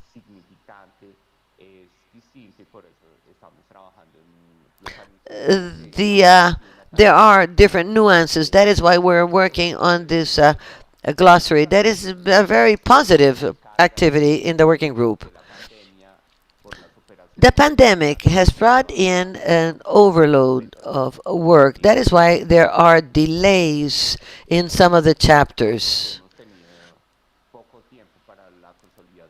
We haven't had much time for the consolidation and review, but we will soon solve that. Now, in view of Javier's request that all countries should show the gender perspective in all our working groups, well, we have started in a methodological document. We don't find that the gender perspective does apply for that methodology, but in following the trend, the statistical trend, yes, we do recognize the need to include the gender in administrative, economic administrative records, so as to bring in the very important role that we wish to show and make evident. That is gender's role in all activities. As I said,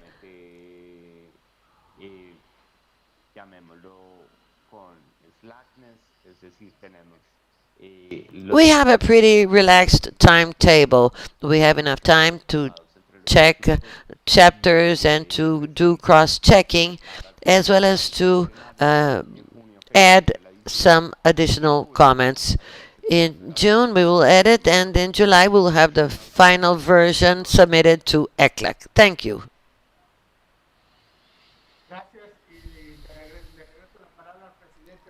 Thank you.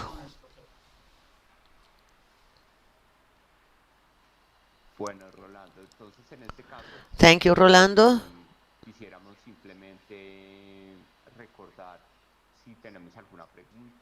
I'd like to now offer the floor to comments. I don't see any hands raised. Samuel from Panama, you have the floor. Thank you. Indeed, this was a very interesting presentation. I would like to ask you about the progress of this group. And when we talk about administrative records In Panama, for example, we have adopted a strong strategy to foster interoperability in the official way. As we know, there is a big discussion that is now being held because of the pandemic and the health system and the numbers involved. There's a whole methodology there. And this work that you talked about will bring in guides to be more efficient in jotting down the numbers. I'd like to hear your opinion on that. Thank you. Yes, in our working group, that is perhaps the reason why we wanted to be firm in including cases from each country. Naturally, the scope of the document is limited. We wanted to bring in a conceptual framework, setting up a production value chain, taking advantage of the toolkit of the statistical world. And we wanted to inform the countries in the region about that. Now, with these cases, we wanted to start holding bilateral conversation with the countries that are interested. For example, if we wish to see the use of administrative records in the labor countdown from Colombia, in order to know about these statistics, why then Colombia could get together with the coordinator of that pilot program in order to share experience on a bilateral basis. As Rolando asked about the group on disasters, what we wanted to do was to have a common framework and not a very specific guide. So when we do have the full document with that conceptual focus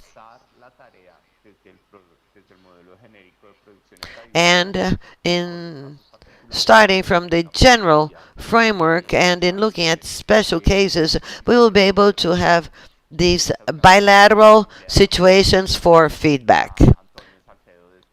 Antonio from Spain.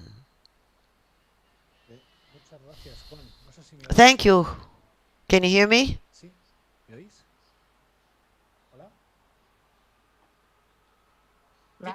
Sí, te escuchamos. Yes, we can hear you.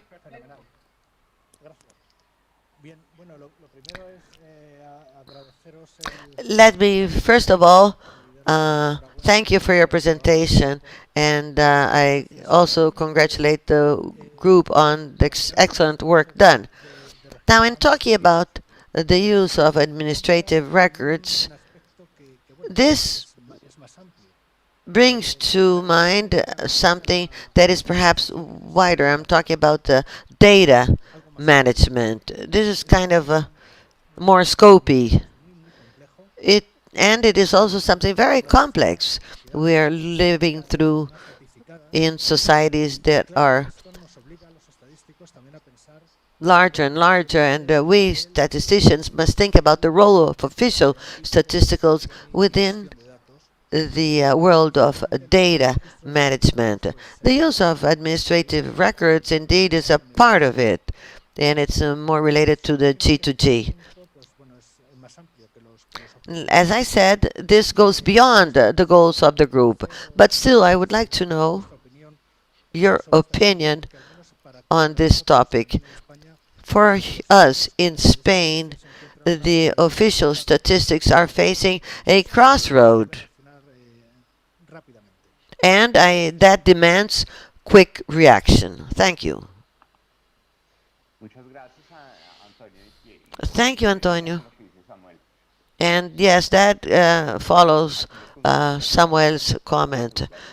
Now we're looking for this conceptual framework, and taking advantage of Rolando's comment, we will have to land this by the next couple of years, because we do believe indeed that more and more nowadays the production of economic statistics is a must.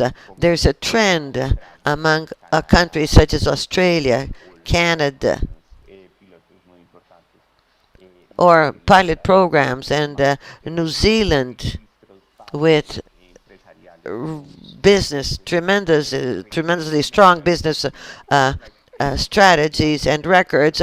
We must, first of all, work on that business records, because in our countries, the informal world does not make visible a large part of the economic activity. But if we do want to be precise in tackling the informality, we will have to allow for administrative records to talk themselves about the informal employment, and they should create, for example, in Colombia, different means to do so. In Colombia, we have the business survey that comes after the household survey for those households that wish to become enterprises or small micro business. There we do have questions on costs and production data. Yes, indeed, this is quite a challenge. We are going to think as of this first methodological line, especially with the comments that we receive back from the countries after they read the document. We will certainly see the legacy of this document on a second stage. You can count on it. And we also have Mauricio Flores from Venezuela, who wants to hold the floor.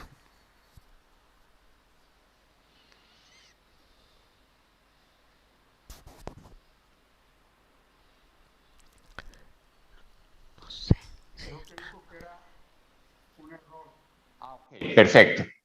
There seemed to have been an issue with this, so thank you for the conditions, and we appreciate the work of the DANE that has been undertaking. As the coordinator, we would like to present the progress of the service sectors working group on prices and volumes. Now, the statistical conference of 2019, when we were talking about the topics for the biennial, we found that there was an issue in terms of measuring prices and volumes in the services sectors. So one of the fundamental things that we are seeking to do in this working group is to compile experiences. This is not as broad as administrative records, because that sought to ensure recommendations in the follow-on of our generic model based on process. But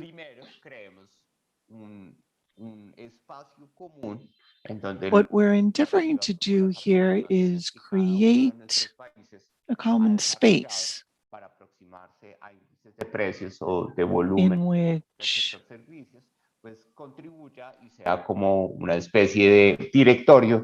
we can create a directory of experiences to help grapple with the dearth of information. Común y a partir de esas brechas seguramente ya aterrizar By necesidades identifying the existing gaps, we can then work on them in the coming biennial within and among the parties of the conference. We have 3 specific objectives: identifying the experiences and best practices on measuring prices and volumes in the service sector in Latin America, documenting the experiences and best practices,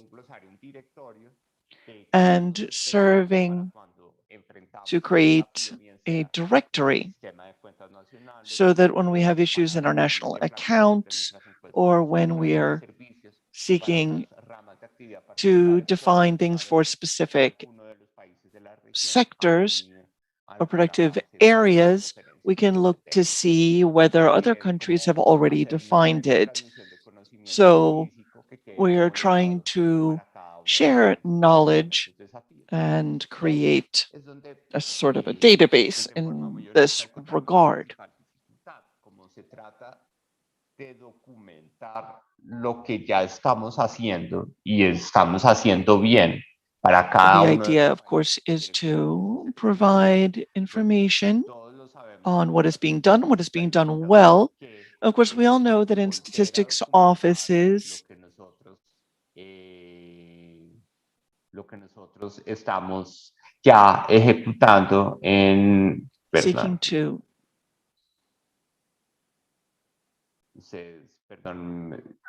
excuse me just a moment.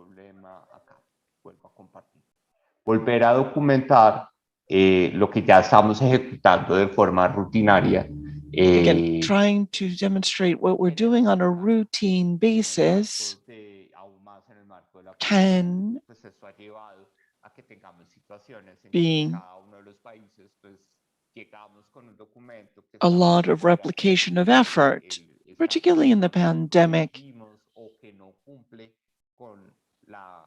where there is already a very intense amount of work for us.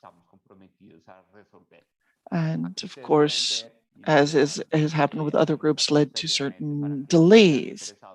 For those of you who are interested,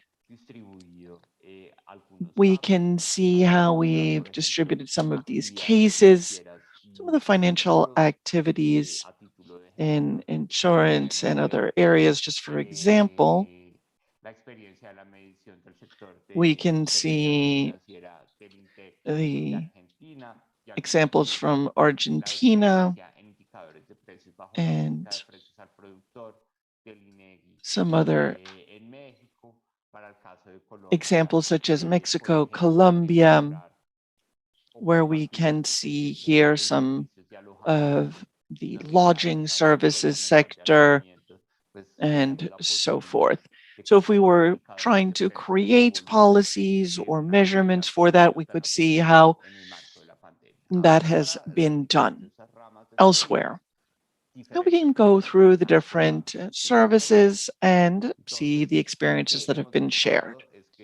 So what we've sought to do, of course, is that coordinator here is Colombia, working with the member and participating countries, sharing these experiences, using a common standard, which of course is important, as we all know, in the area of statistical production.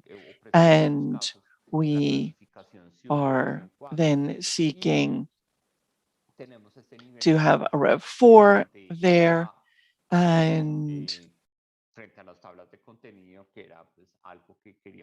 this is an effort, of course, that we've been engaging in since last year.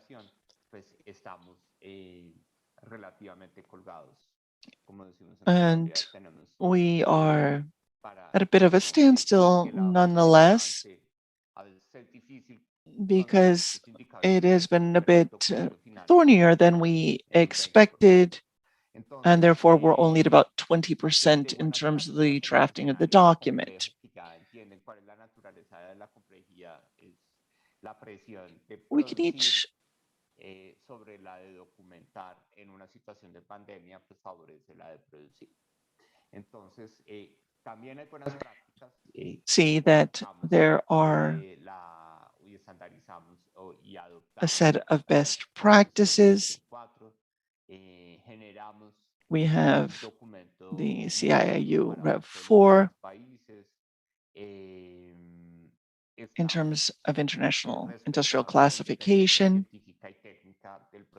We, of course, are endeavoring to respect the methodology and the norms or standards, methods, procedures, and the scientific independence and technical independence of the statistical process in each country.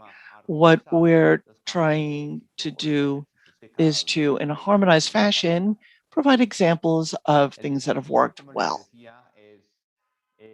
The challenge is to find a way to identify places in the different offices that can provide successful experiences. And as we are doing this, looking at price indexes or volume indexes, we have in general have not found a real pathway forward to include gender perspectives in that. Our next steps include meeting the time frames to present a draft to ECLAC, and hopefully by the first week of September, provide the final ECLAC approved draft. And despite the challenges that we are confronting, we are very much committed to moving forward in this area. So thank you very much. And we look forward to your recommendations. Bueno, en ese caso, vamos a proceder entonces a darle in this case, let me give the floor to the next working group.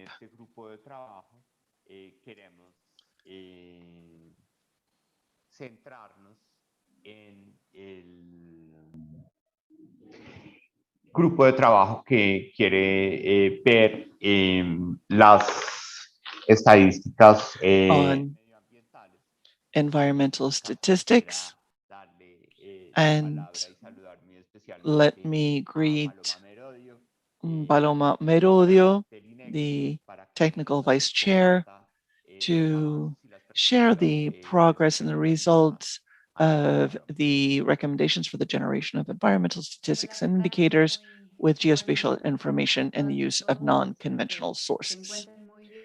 Thank you very much. I thank the chair.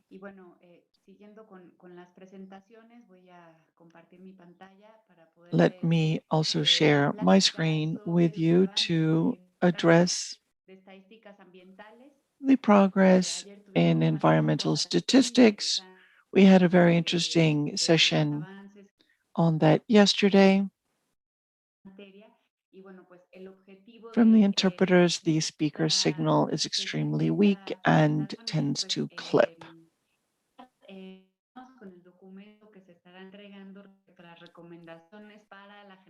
We are referring here to, as the chair has said, recommendations for the generation of environmental statistics and indicators with geospatial information, the use of non-conventional sources. The working group, as you know, is seeking to present a document, although not for the approval of the conference. We've established a set of objectives, particularly with regard to non-conventional sources, which has really blossomed through the use of additional new technologies that enable us to have more information about natural resources. The working group, as you may recollect, has objectives that focus on environmental records as well as on observations of the Earth. In the former, we have 14 countries, and the second group, we have Brazil, Bolivia, Costa Rica, El Salvador, Mexico, Nicaragua, Paraguay, and the Dominican Republic.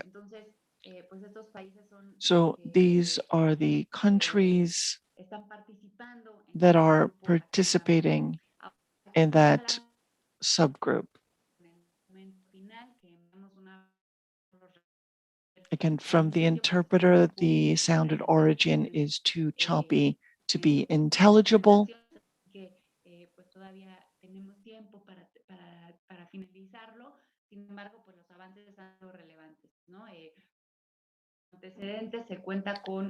We have information for an assessment,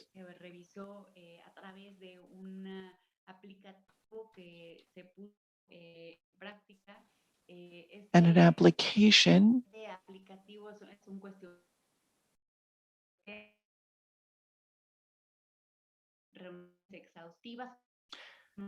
apologies from the interpreters. We are not able to parse together a complete sentence due to sound issues at origin.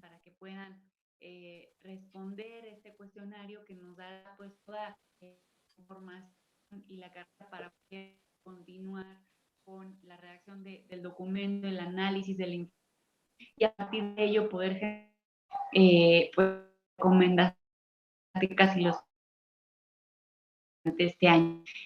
Aquí sí quisiera los países miembros de este grupo que por favor nos respondan. Ya tenemos algunos faltantes, vamos a avanzar. Ahí voy a enviar algún puedan responder a este cuestionario, que es un cuestionario puesto en indicativo para que lo y para aquellos que no puedan acceder a, pues se tienen una herramienta. Paloma, discúlpame la interrupción y el atrevimiento. Si Forgive me for the interruption, Paloma. I apologize. Perhaps I could share the slides so that we can optimize your bandwidth, because we are hearing you with tremendous intermittence. And perhaps if you keep your camera off and stop sharing screen, maybe we can maximize, and hopefully with that we will be able to hear you better. Vamos a proceder, medio ambiente, compartir.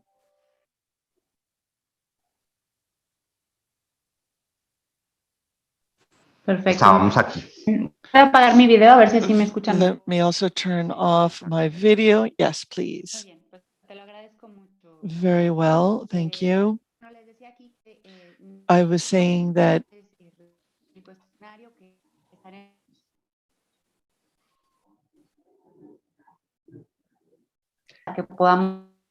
again, from the interpreters, the problem has not been resolved. Okay, señora Paloma, creo que su conexión Paloma, your internet connection seems to be very weak.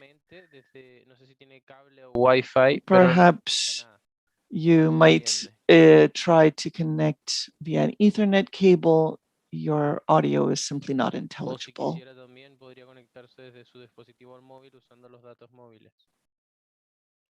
O desde un teléfono, ¿no? Porque tenemos Sí. la presentación ya, tenemos ya la presentación. Exacto, Or desde perhaps dial in. podría reconectarse. De acuerdo, qué pena. Voy a ver si aquí me Very well. Let me see if you can Te estamos escuchando mejor ahí. hear Sí, better. fluido. Perfecto. Entonces, Very well. I was saying that esto es conforme al documento final y con ello vamos this is the progress that we have on the final document. And tema del cuestionario en línea, vamos a poder, bueno, hemos llevado a cabo we diversos talleres. have engaged in a series of workshops associated with the SDGs, SDG 12 specifically with regard to dangerous waste materials, and also working with ECLAC, the Digital Summit for the Earth of the Americas was also organized, and we participated in that. In terms of best practices, we are working on guides for a variety of standard processes for INEGI and the guides for the strengthening of administrative work. As I mentioned, once we have completed this process, we'll have all of the information available necessary to engage in the observation of Earth. One of the primary obstacles, as other groups has mentioned, is that we have had to change the format of some of our meetings. The virtual format has, of course, been mandatory, and we've had to work within INEGI and the coordinator. We have simply had individuals who are no longer assigned to the project and have been transferred out. Therefore, we've had to make some adjustments, but we are confident that despite these issues, we will be able to provide the document in due course and in due time. One of the best practices implemented is the use of the technology that's available, and several video conferencing approaches for we've had to have some personalized meetings, although we've sought to include the representatives of the environment and others because we think this is particularly salient and very important. The group is working with a number of different entities, and in addition, we're working with the Ministry of the Environment and other environmental institutions in each of the different countries and to understand what the existing conditions are. And of course, we can see what is required. Therefore, we're working online, of course. We've had certain advantages, and that has included having greater number of participants. Our next steps, certainly we have to complete the diagnosis that we need to complete, and then look at the final review of the documents and see when we might complete these questionnaires that will require more participation of different countries and will require us to redouble our efforts. We're looking at the workshops in different countries associated with the topic. There's several of them that are scheduled in terms of geospatial information and land observations in the 2030 agenda in that context. So we're working with the different groups from the UN and others that are looking at these topics so that we can endeavor to dovetail activities and identify the challenges that they are grappling with as well and document that work as well. So on this note, I will conclude my remarks. I apologize for the technical difficulties, but I am certainly open to any comments that you may have.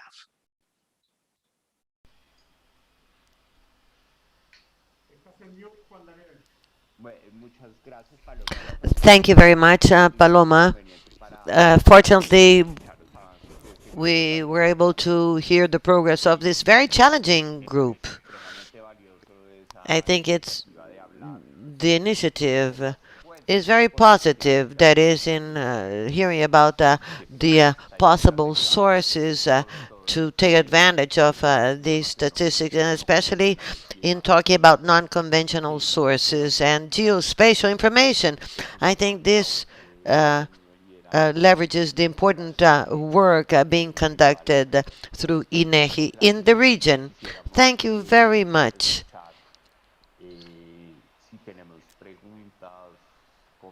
The floor is open for questions, comments.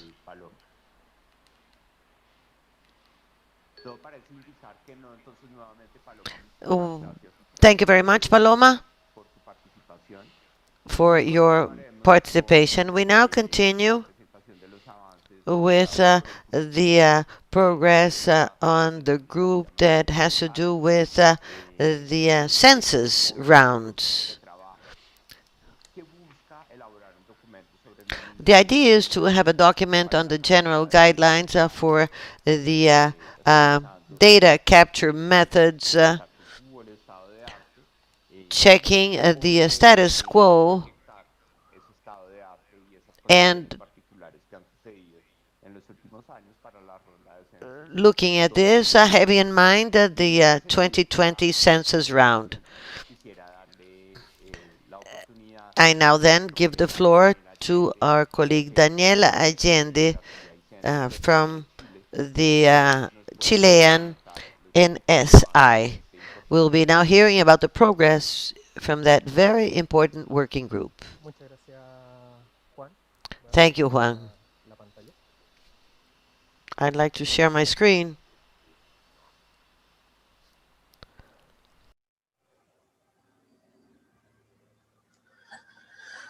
Bueno, nosotros como grupo de trabajo censo. As the census working group, well, we are preparing a group work document on the general situation of the census. The idea is to prepare a document with general guidelines on data capture for Latin America and the Caribbean, and there are two specific goals. On the one hand, is to organize the most relevant experience in Latin America, and the second one would be to contribute to the adaptation of the recommendations of UN on data capture for Latin America and the Caribbean. Generally speaking, we already do have a first draft, and that holds 5 chapters. We are now holding internal conversations on reorganizing some, but part of the this has to do with Latin America and the Caribbean, and for that we have conducted a work on the previous biennial, and we have made a capture per country in the previous round, and this is what's being done right now. Secondly, we have the planning that is related to the data capture, and here we have some tests that must be done in data capture. We have considerations on the IT And that involves development, acquisition, etc. And also the time for preparation when we are dealing with electronic means. And this is different from what we do when we capture this on the paper. And we have a third one that has to do with different methods, and this is digital entry, mobile capture, web use, and something that is more common in our countries, and that is the use of mixed means for data entry. There's a fourth chapter that has to do with a matrix for the decision on the methods that will be used on the census, weighing different factors that can have an impact on that decision. And this can be useful for all of us when the time comes to decide what method is to be used. And finally, there's a chapter on monitoring data capture through census capture. The idea is to have a model for the implementation of a monitoring room that will also involve demographic capture. And this is what we're analyzing on that draft. Now, what are the main obstacles faced? First of all, defining the scope of the document, especially having in mind the different methods for data capture. And here we have discussions on which ones should be considered, especially having in mind the processes. And here we have data analysis. With the definition in terms of the technological side of the capture with aspects associated with equality and other aspects. This is particularly salient in the coordination in general, and also what is necessary in terms of the capture of statistical data in terms of the quality of that data, which has also been part of the discussion. Another important aspect, of course, is the issue that has to do with the overload of work for the coordinators of the team. This has led to delays in the crafting of the document more than we had expected.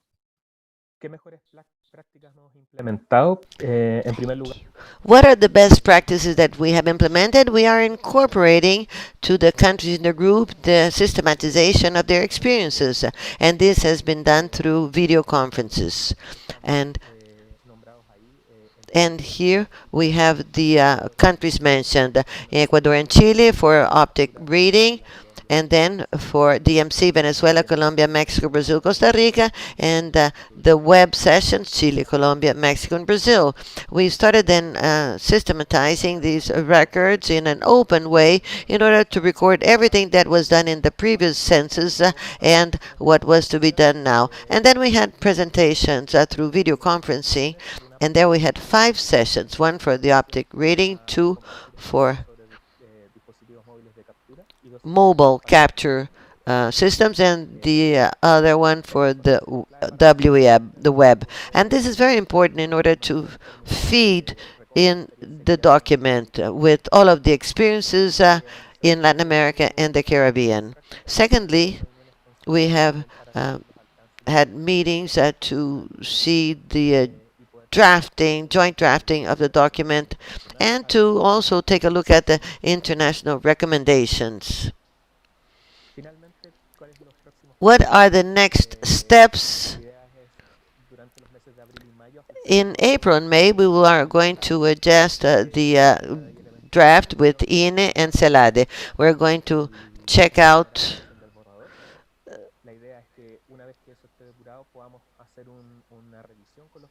and do a review with the countries in the region that have cooperated with their own experience. They were openly cooperative.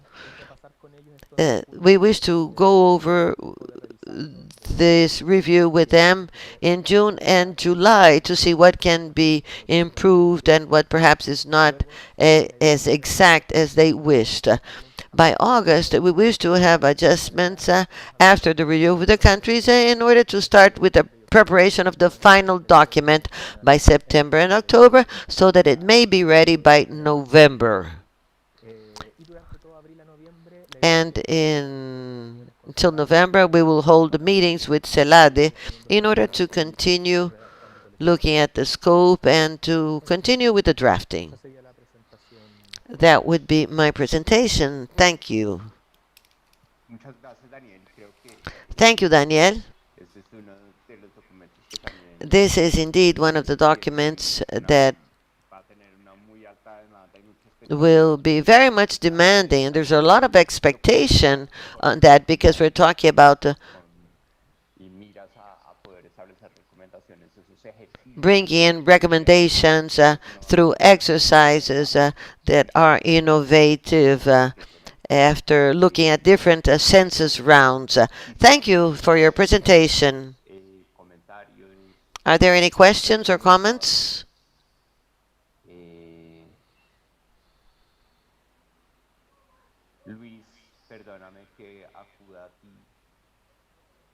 Luis, there's somebody raised the hand. I just don't know who that person is. Mario, can you perhaps put your question in writing on the chat?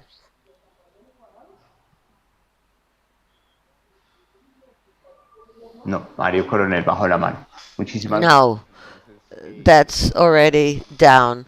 At any rate, we will be checking the chat for your comments or questions.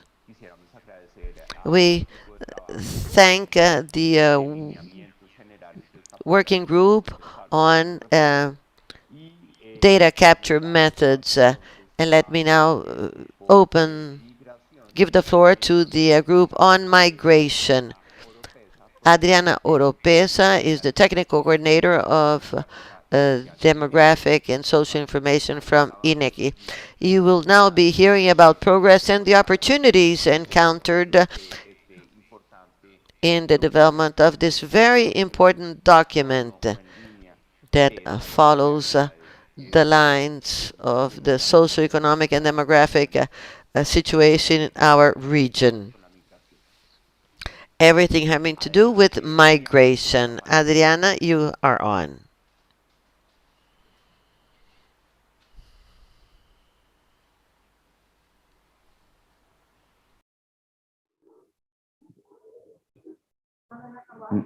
No sé si soy yo, pero no te estamos escuchando. Juan Daniel, nada más confirmando. Juan Manuel, can you see my presentation on the screen? Yes. And we hear you loud and clear. Thank you. Good morning. It is indeed a pleasure on behalf of Chile, Colombia, and Mexico to bring in the progress in this working group on migration. Our mandate was to conduct activities, 3 activities, as we said on the last occasion. But there's a 4th one now. The first one is a review. We found many UN agencies that had tools, platforms for information and documentation that could be useful for our work. So we did an initial exploration of that information. The second chapter had to do with the assessment of national production capabilities. The third one, under Colombia, has an innovative recommendation, and that is to characterize the migration as of administrative records on border control. The SNSI from Chile has also a proposal to look at the expansion and gauging in household surveys so as to make more visible the migrating population. This was the mandate we received that is pretty extensive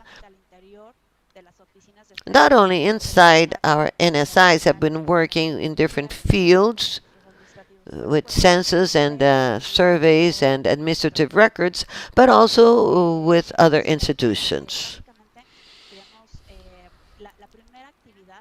Now, let us take a look at our activities. The first activity had to be delayed because of the pandemic.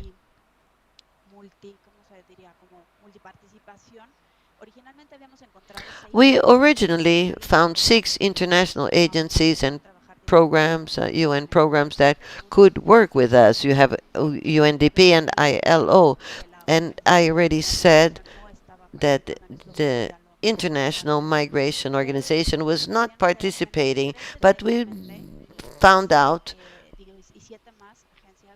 that there were several agencies, 17 and others, that could work with us. That then delayed us. We had to study the strategy to work with these agencies. They have a lot of work in the region precisely because of the tremendous migration in the region. The idea is to choose 6 or 7 or maybe 10 of these organizations and UN programs to show what exists that is pretty dispersed, but that could be used by our countries. The second chapter has been coordinated with Mexico and CELADE's support. This is an activity, and we are working closely with the Statistics Division from UN in New York. We are now working as of a questionnaire in order to assess the capabilities of national systems on international migration. We made a couple of recommendations and adjustments because of the pandemic, and also because the study in the use of geospatial information. We have a special annex that will be used as input for activity number 3 under Colombia. This did take some time. We had to use the New York questionnaire to be adapted to this purpose. In October, we started with the use of the questionnaire. We thought it would be over by November, but we took some more time. Many offices had to make efforts to get in touch with all of the others, and we finally got all the information by March. And we're now during the process of systematizing the answers. CELADE is helping us out. Finally, we are working on the chapter for the information of best practices encountered. Let me very quickly mention some synergies encountered. We have been working with the project for the assessment of national statistics systems and with the update of the conceptual framework under the group of experts in New York, and with OIM with different tools such as a platform where all of our countries report at least 10 migrating movements.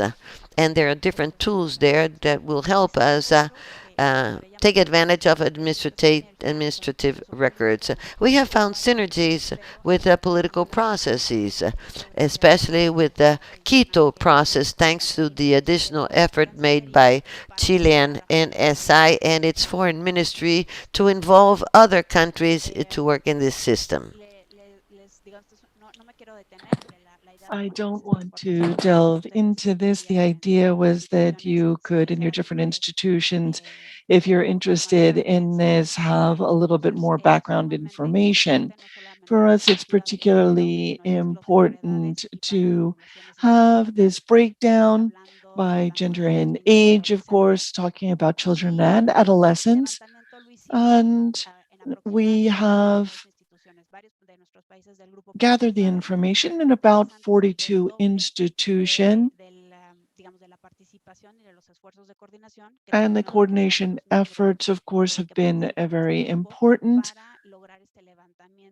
to be able to capture this information. There are countries that made use of data from border control, obviously, but also central banks and other. It's been a very interesting process, and I'd like to highlight this specific effort of coordination by and among the members. I also wanted to note that the description that we've done in each country is really quite different in the themes. The majority of our countries, we did not address internal displacement or victimization. We looked primarily at the question of access to services, healthcare, education, housing, and the records that we may or may not have of people abroad, as well as different mobility. Let me focus here on some of the best practices that we have. When the SCA asked us about the obstacles, we could certainly identify some of the best practices in the region. Let me note that for the migrant population, there are certain special modules, several of our countries, and we have different migration profiles as well. Some of us are exploring the use of geospatial tools or others that help us to engage in cartography. And it is very interesting to see in that regard the work of different individuals and countries and see the interoperability that is required to link this information and take advantage of it statistically. So we have the links here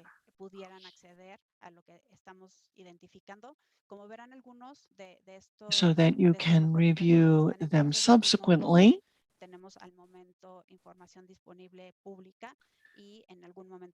And at some point, we will try to keep this best practice information updated.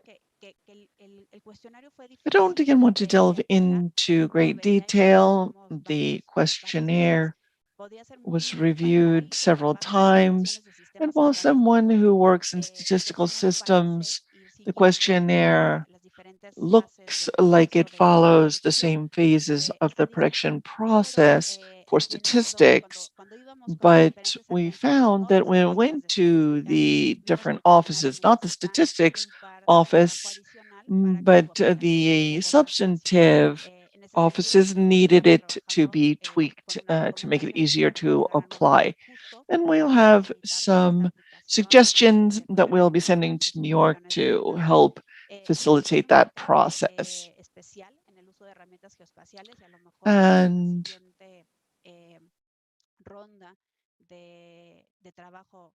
we believe it would be important within the context of the conference, we should look at the tools that are available and what we can use. But perhaps the most important one is that we have a lot of tools available and a lot of people that could be trained, but that are nonetheless dispersed throughout the region. So just as we presented administrative records, there is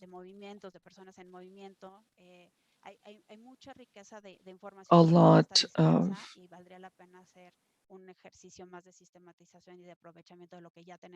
work that can be done and also a lot of resources that we can take advantage of. And as you can see in the third chapter, in terms of recommendations for administrative records and the estimation and description of migratory movements, we can see the case here of Colombia and the activities. We've been working again with the DANE and looking at things that are available from the IMO, identifying administrative records that are available to estimate the flow of international migrants. And we also had to make adaptations for the gender perspective as well in terms of the phrasing of the questions, and also what we understood, or this tension between mobility and international migration. And it seems that for certain experts, these are two different things, but that are intimately linked. And so the DANE will be commencing the systematization of what we have collected in the previous questionnaire, and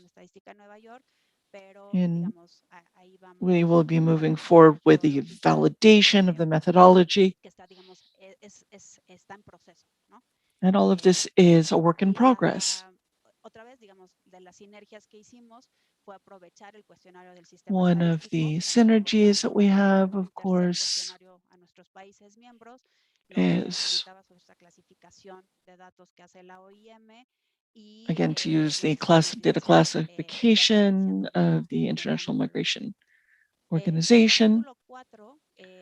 And Chapter 4 is also an innovative chapter from the INE of Chile, and they are seeking to use statistics to help calibrate the expansion factors in home surveys.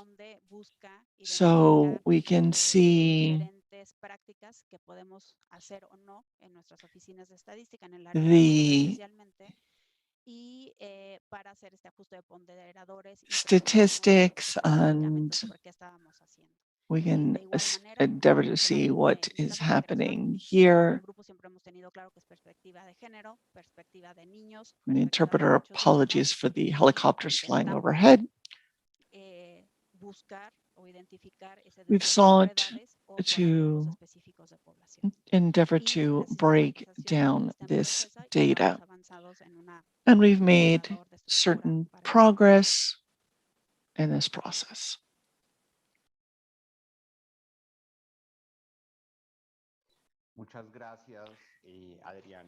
Thank you, Adriana, for that overview. Certainly, there are tremendous challenges for that group, and I'm sure many of them will be resolved in a prospective agenda for the next biennium. But obviously, we're also seeking to identify how we can see greater interoperability there. So thank you very much. And we see that our colleague and friend Marcela from the ILO is eager to participate. I would like to congratulate the working group on their work and highlight how important this effort is. I'm sorry, I'm not able to hear. I'm sorry, Marcela, but I can't hear you, and I'm not sure why. Que quería felicitar al grupo. I wanted to muy relevante en Latinoamérica que había sido dejada de lado. Congratulate the group.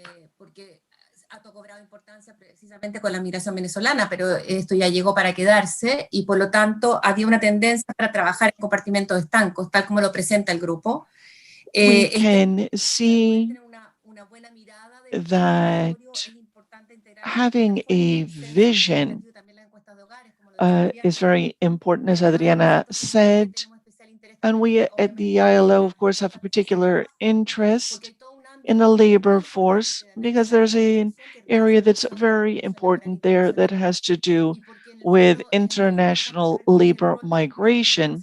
And therefore, we need to know quite clearly what the interest and the reason is for migration or for not migrating.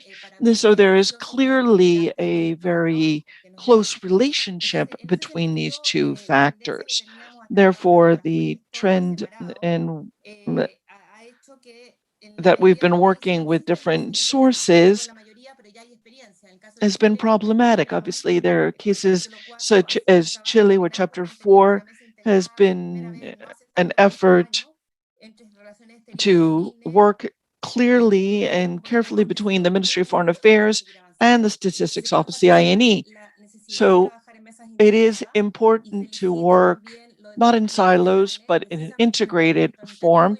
And I think these administrative records, the example from the Dani in Colombia is very important because all of this is tremendously useful to the region. And the same thing also occurs in terms of really recognizing this and obviously the labor force clearly, not only just in Chile, but in many other countries, there is an underreporting, particularly those of us who are receiving Venezuelan immigrants. And obviously, this is the case of Chile, Colombia, Ecuador specifically.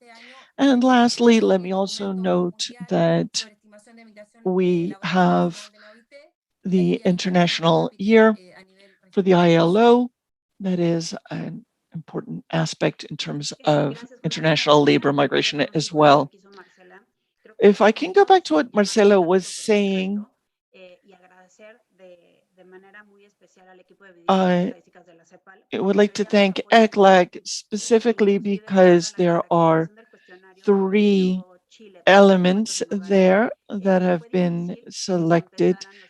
First of all, it has been difficult to get information in many of our cases. The Statistics Office, Andres and Alvaro Fuentes, have made an additional effort to link this work with the household surveys, and that is where we got most of our information. So it has been a challenge to get the information and to get access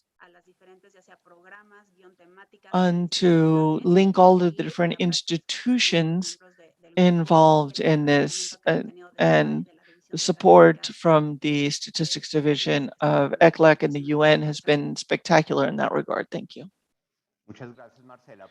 Thank you, Marcela, for that, and also for highlighting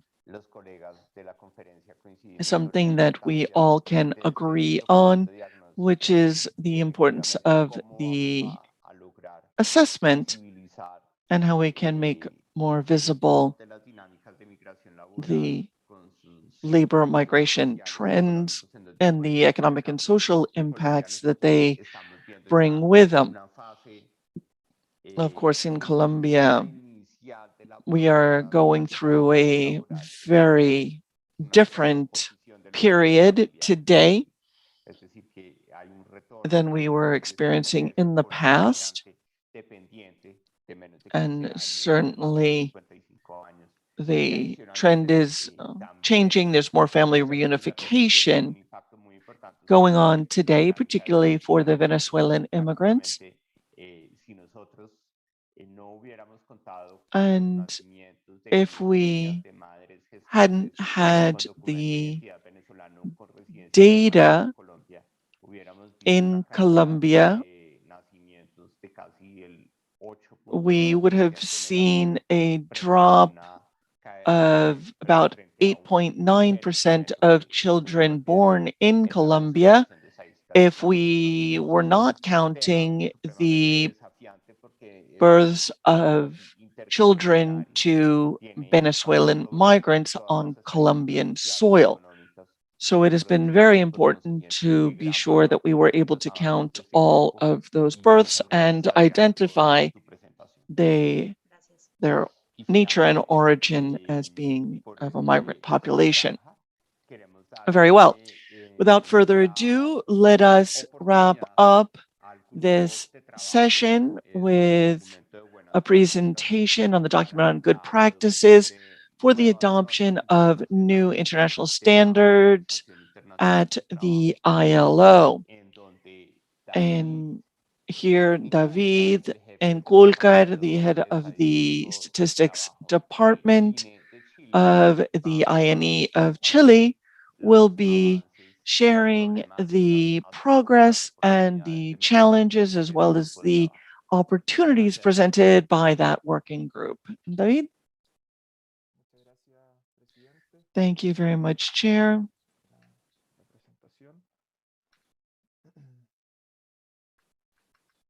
We can see the presentation, but please confirm your audio.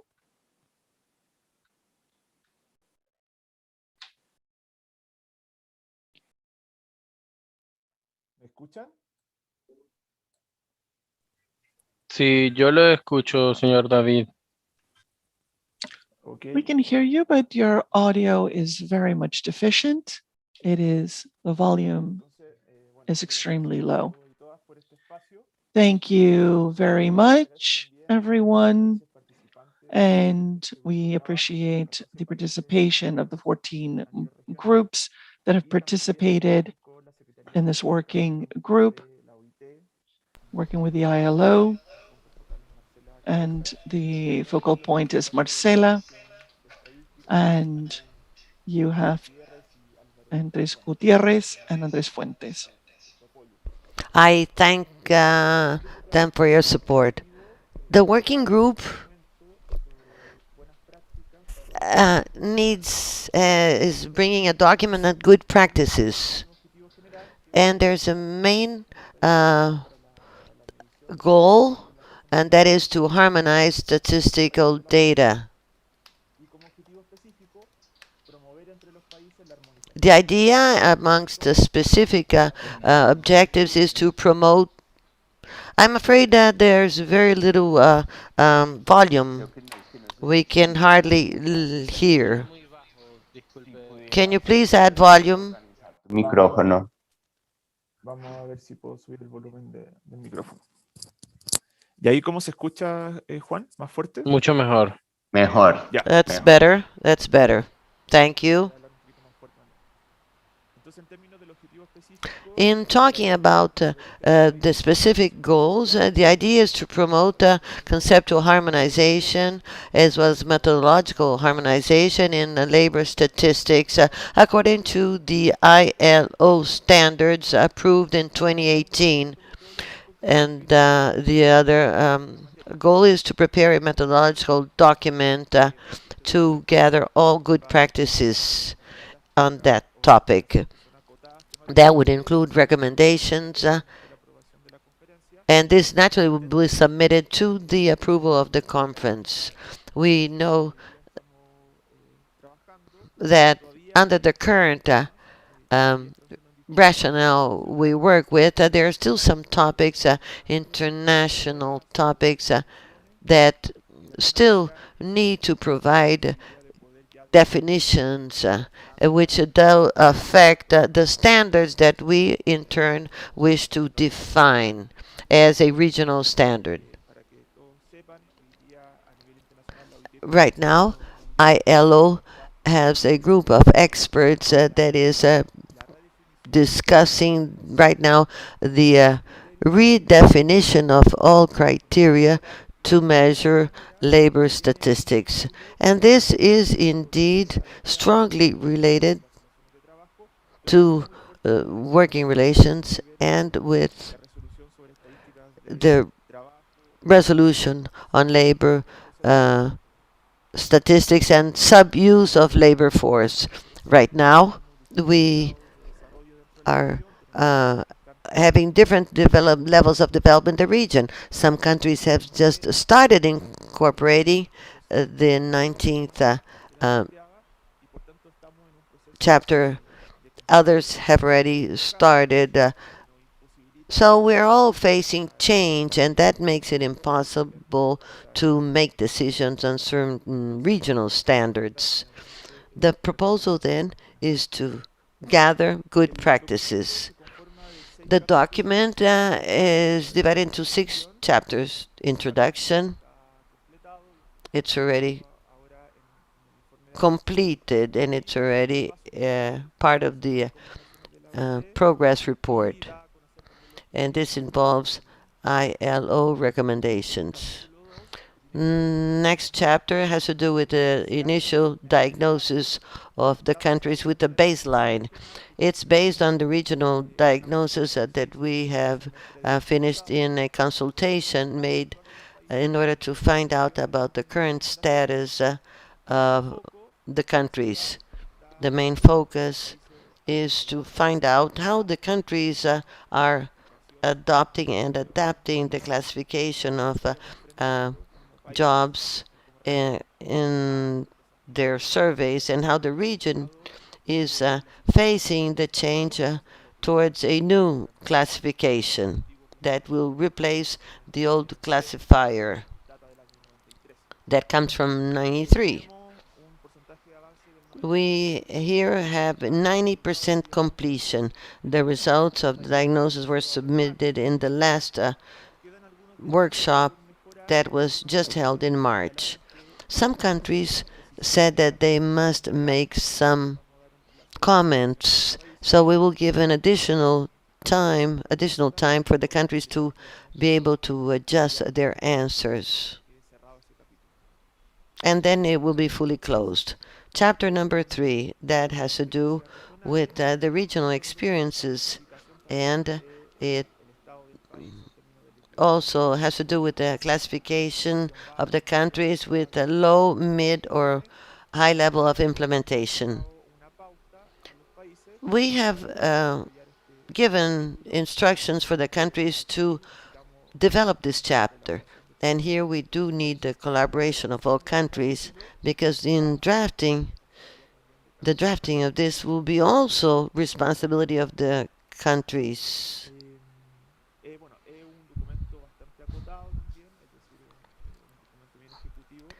This is a concise document. It doesn't bring all of the national experience, but it makes a brief report on what's happening. Next chapter, number 4. We had said that we wanted to go forward in the calculation algorithms, but with the international information and with the documentation at hand, we're also talking about focus in measurement. This chapter will tell us what the focus are. That is, what is being discussed elsewhere, and also what the countries have already implemented. We have shared the documentation with the countries, and we do hope that in May, and we'll have a workshop to discuss the focus brought by ILO, and also to find out what is the idea of each country, what focus they prefer, and what is the most appropriate one to the reality of each country. Next chapter, number 5, is an important one because it will bring in all of the recommendations of standards and good practices, and we are going to systematize this to be finished by November. We haven't made any progress because we're waiting for what the results of chapter 4. We'll then systematize it together with the technical secretariat. Next, number 6 has to do with conclusions. We still have not started with it. Main obstacles encountered. As we all know, COVID-19 has strongly hit all of our offices. As to labor statistics, the main challenge has been to give continuity to the production of labor market indicators. The efforts conducted by the group last year were to adapt the activity in order to support the initiative of the network for the transmission of knowledge, in order to share good practices in the region in view of the pandemic. Workshops were held, experiences were shared, and we do believe that this readaptation that seems to be an obstacle encountered was really a correct decision made. Now, there's a slow process for readaptation, and we are verifying and we are trying to make headway faster this weekend. That is why we requested help and collaboration from the countries to draft Chapter 3. Best practices used. As of January of this year, we have encouraged the holding of online workshops. We have already had 2 of these, and the participating countries have received this very well. And we have also brought down to the region the discussions that are being held throughout the world by ILO experts. The working group has had a very important role to play here. We are also doing everything possible to upload the videos to the network of knowledge transmission. And what are the next steps? Chapter 3 closes with the systematization of national experience. We are waiting for the end of the month to receive all national information. And by May, we will have the 3rd workshop. We have already sent the documentation. And the focus of discussion will be the integration of new international classification on occupation into the household surveys. And we are also going to close Chapter 4. We hope to hold other workshops during the second part of this year. We have some satellite information that must be consulted. For example, there's a series of questions that will be included in the surveys on labor information. We will also have different discussion on satellite issues. And we hope that we will close the chapters by November the 1st as requested. That would be it. Thank you. Thank you, David. Yes, indeed. The last progress report of the 11 working groups have brought in very, very valuable information, and this will be mandatory reading for all of the countries under our conference. And this feedback exercise, trying to raise awareness, has very much appreciated by the countries. Thank you. Marcela Cabezas, you have the floor. Thank you. This has been an exhaustive presentation. Let me say, for your information, that what David talked about, the world work on experts. There are 6 countries, Chile, Mexico, Colombia, Brazil, Ecuador, and Peru, that participate there. Let me say that in that world group, by far, the most active region in the world is Latin America, even though we're doing measurements on informality that I won't dwell with. And this new classification that we try to implement is pretty close and narrow. What's lovely about this work is that we had never worked in a cascade method. Not only the world group is bringing down what they're doing, but at the same time there's a regional discussion with countries that don't even belong to the group. They still participate, and then this is uploaded into the region. And the idea is to, as region, impact the next decisions that will be made on informality. So this is very, very useful. As a matter of fact, ILO has even appreciated the way we're working. And we wish to thank the leadership of Chile. We all recognize that because they're really at the forefront of it. And without their leadership, we would not have made so much progress. Thank you. Thank you, Marcela. We also share the words of appreciation and gratitude for the dynamism and of NSI Chile. And we were very pleased to receive the words of appreciation from ILO.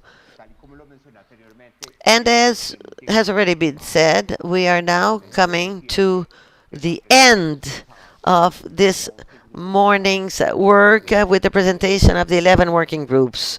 I also wish to recognize the dialogue. We know that there are some topics that will continue to be subject of discussion for the next couple of years. And we have also seen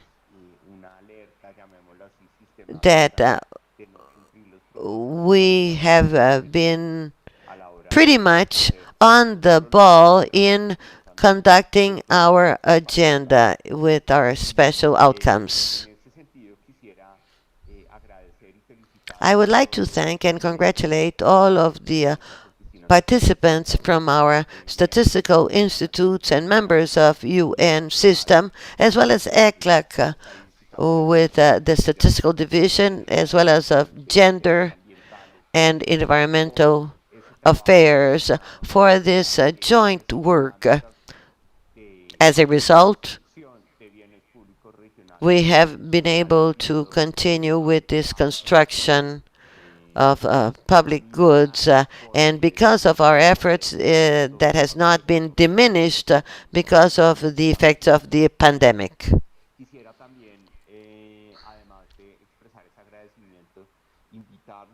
I'd also like to invite you to be back here by 3 p.m. 3 p.m. Chile time. That means that in Bogota time, between 1:30 up to 2:45, we will have very interesting side events. The first one has to do with the Caribbean Geospatial Development Initiative under CariGeo. And secondly, we will have a side event with a very valuable social contribution on disability statistics in the region, and that's under the Buenos Aires group, organized by INTEC Argentina. We invite you to participate in either one of these two side events. We are thankful for your interest and for the desire to give feedback and suggestions on the 11 working groups. And we will meet again. We adjourn now to meet again at 14 Colombian time, 15 or 3 p.m. Chilean time to resume our work in the 20th meeting of the Executive Committee of the Statistical Conference of the Americas of ECLAC. Thank you.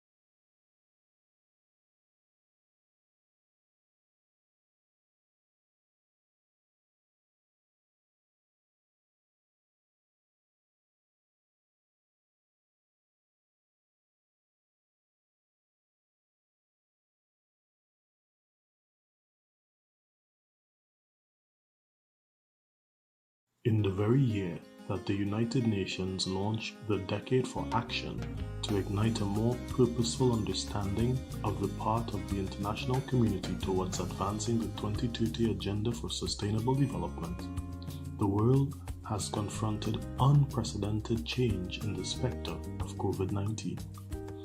The multi-dimensioned impact of this pandemic has served to dramatize the true scale of the vulnerability of the small, heavily indebted, undiversified economies of the Caribbean, and has forced creative exploration of every opportunity within the reach of our member states to secure urgent relief.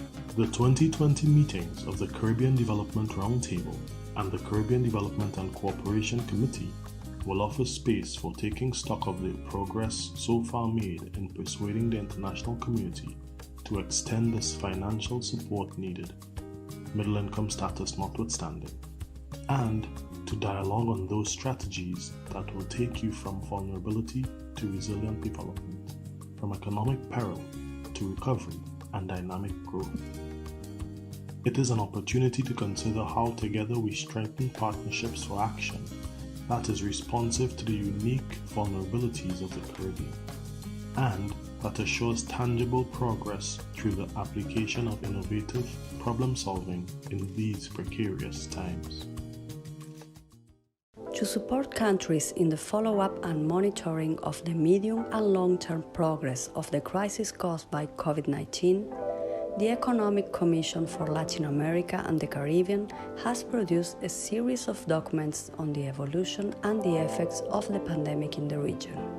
These publications have been included in the COVID-19 Observatory in Latin America and the Caribbean, which compiles and makes available public policies that the 33 countries of Latin America and Caribbean region are taking to limit the impact of the pandemic, as well as the analysis of the economic and social impacts that these policies will have at the national and sectorial levels.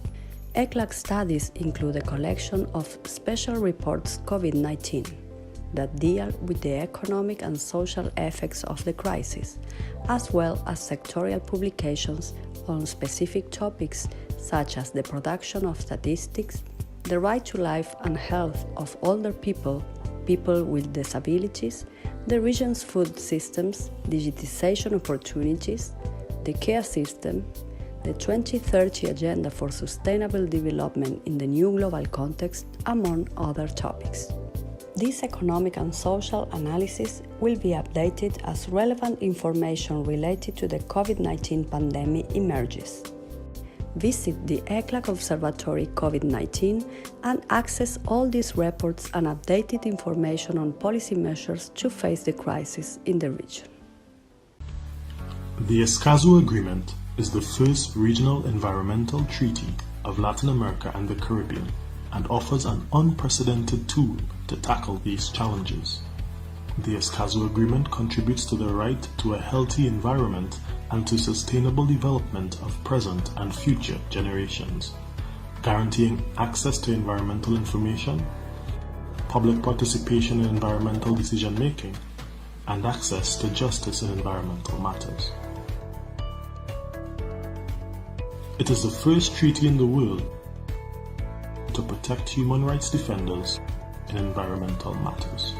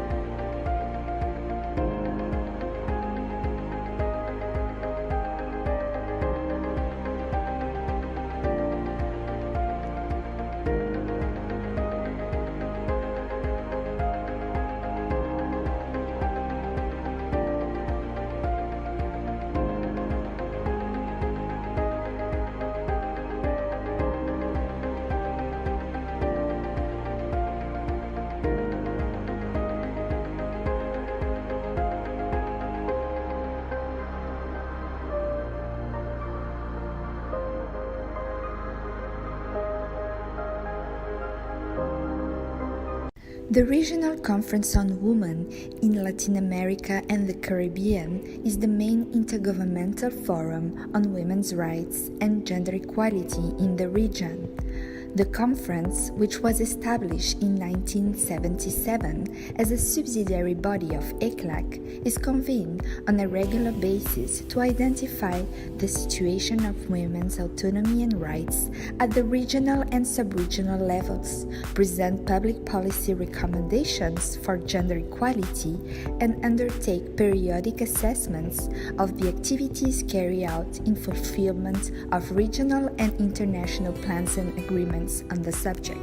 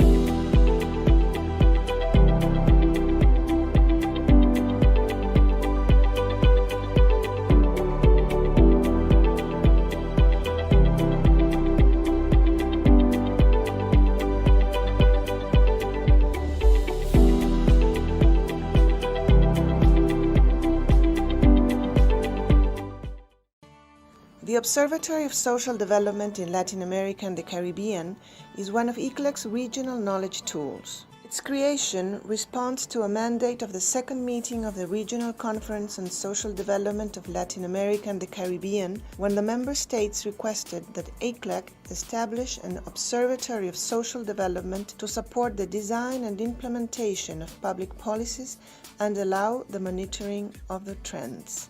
This way, the Observatory promotes the integral development of Latin America and the Caribbean with a focus on rights and equality through the analysis of the social situation of the region, public policies and technical assistance to the countries that request it. The Observatory also integrates a set of digital platforms. The databases are social investment, non-contributory social protection programs, institutional frameworks for social policy, youth and social inclusion, and regional and sub-regional commitments in social development. Through its Social Development Division, ECLAC publishes, updates, and expands these bases, which are available to governments and the general public. The Statistical Conference of the Americas of ECLAC is a subsidiary body of the Commission, whose mandates include promoting the development and improvement of national statistics and their international comparability.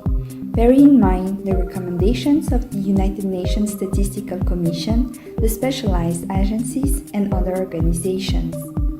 The mandates of the conference also include the promotion of international, regional, and bilateral cooperation between national offices and international and regional organizations, as well as the preparation of a biennial program of regional and international cooperation activities that, subject to the availability of resources, responds to the demands of the countries of the region. The Strategic Plan 2015-2025 of the conference establishes as main lines of action the institutional strengthening and leadership role of national statistical offices, the development of human resources and statistical production to ensure their quality, and regional and international coordination and cooperation for the development of official statistics in the region. The 10th meeting of the Statistical Conference of the Americas, to be held from the 19th to the 21st November 2019, will bring together authorities and representatives of the national statistical offices and national statistical systems of ECLAC member countries to discuss the future of economic statistics in Latin America and the Caribbean, among other topics. At present, Latin America is home to 826 indigenous peoples, which, by the year 2010, included nearly 45 million people, accounting for 8% of the region's population. The countries with the greatest proportion of indigenous peoples are Bolivia, Guatemala, Peru, and Mexico.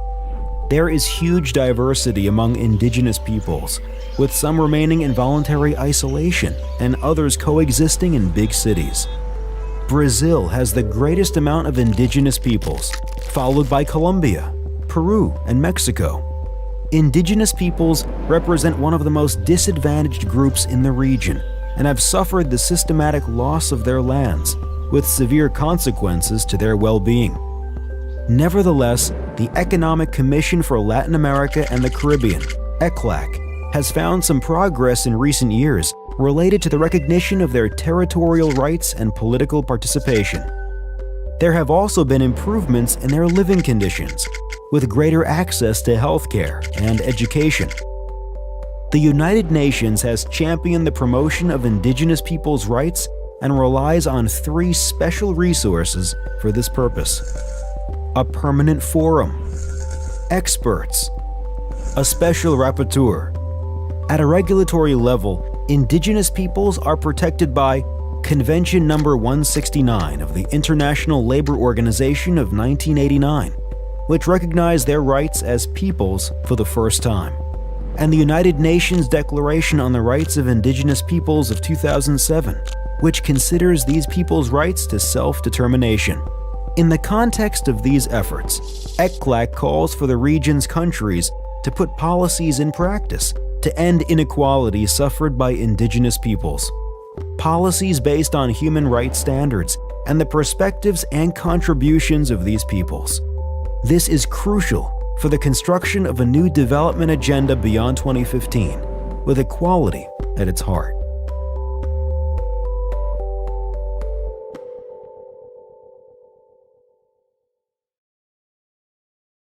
The SDG Gateway is a web platform aiming to become a key factor for coordination and availability of the regional assets of the United Nations system in Latin America and the Caribbean.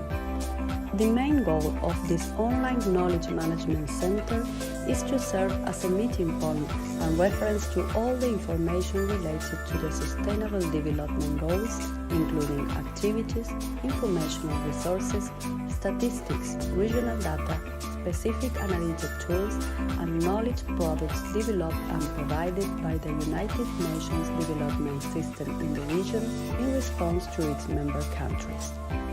Visit this important multi-stakeholder platform and get to know more about this online regional knowledge management center. The COVID-19 Observatory in Latin America and the Caribbean is a platform promoted by ECLAC at the request of the Community of Latin American and Caribbean States, ECLAC. The observatory tracks the public policies that Latin American and Caribbean countries are implementing to limit the impact of the COVID-19 pandemic in the region. Through reports and documents, it offers analysis of the economic and social impacts that these policies will have at the national and sectorial levels, in addition to supporting the review and monitoring in the medium and long term. In an interactive map, those interested can clearly visualize the actions taken by each country in the areas of movements, health, economy, labor, social protection, education, and gender. Visit ECLAC's COVID-19 Observatory and access updated information on policy measures to address the crisis in the region.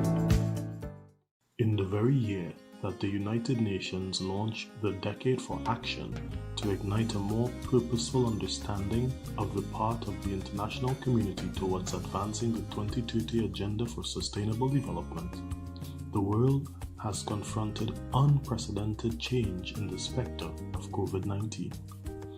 The multi-dimensioned impact of this pandemic has served to dramatize the true scale of the vulnerability of the small, heavily indebted, undiversified economies of the Caribbean, and has forced creative exploration of every opportunity within the reach of our member states to secure urgent relief.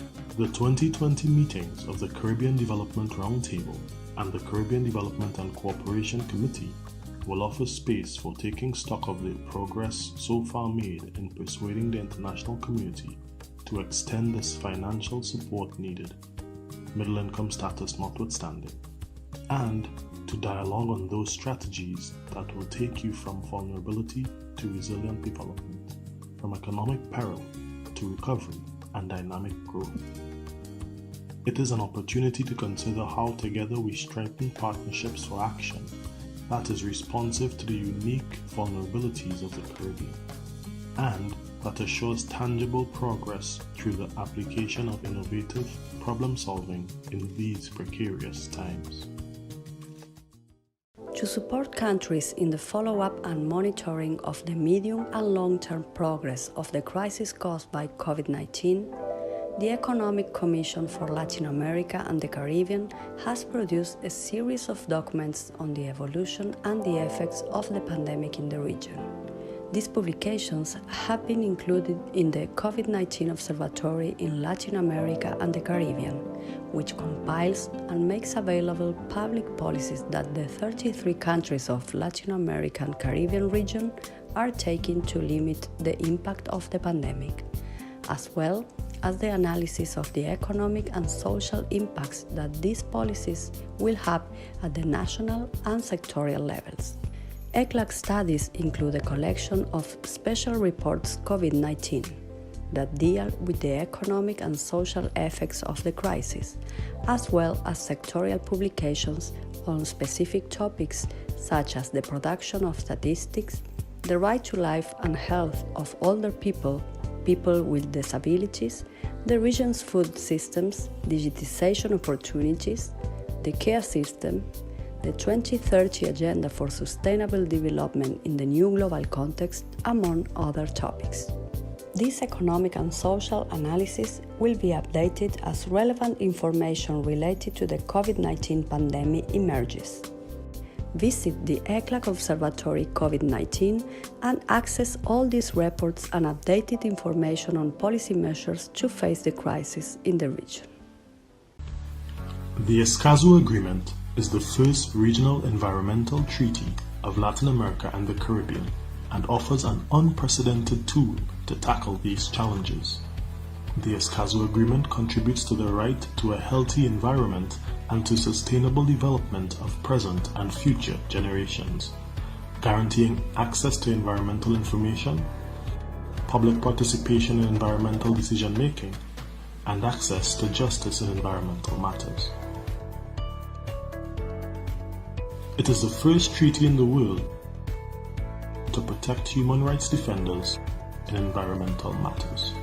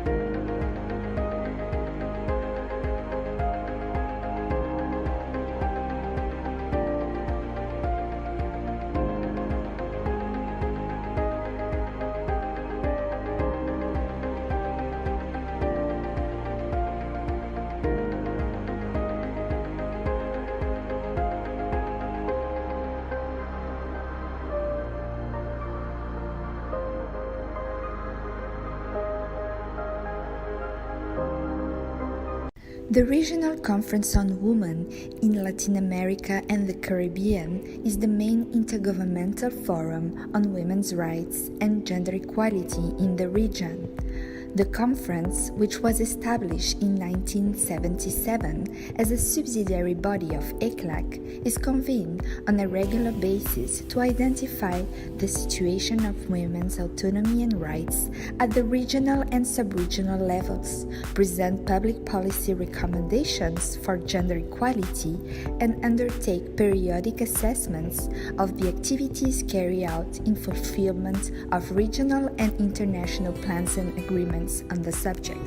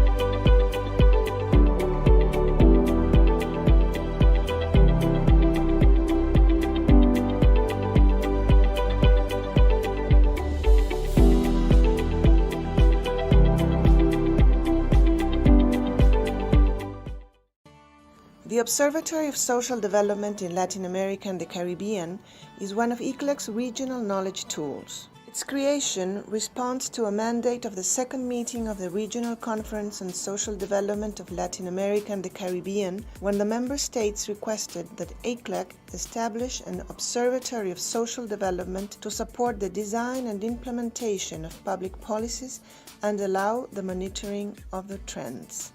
This way, the Observatory promotes the integral development of Latin America and the Caribbean with a focus on rights and equality through the analysis of the social situation of the region, public policies and technical assistance to the countries that request it.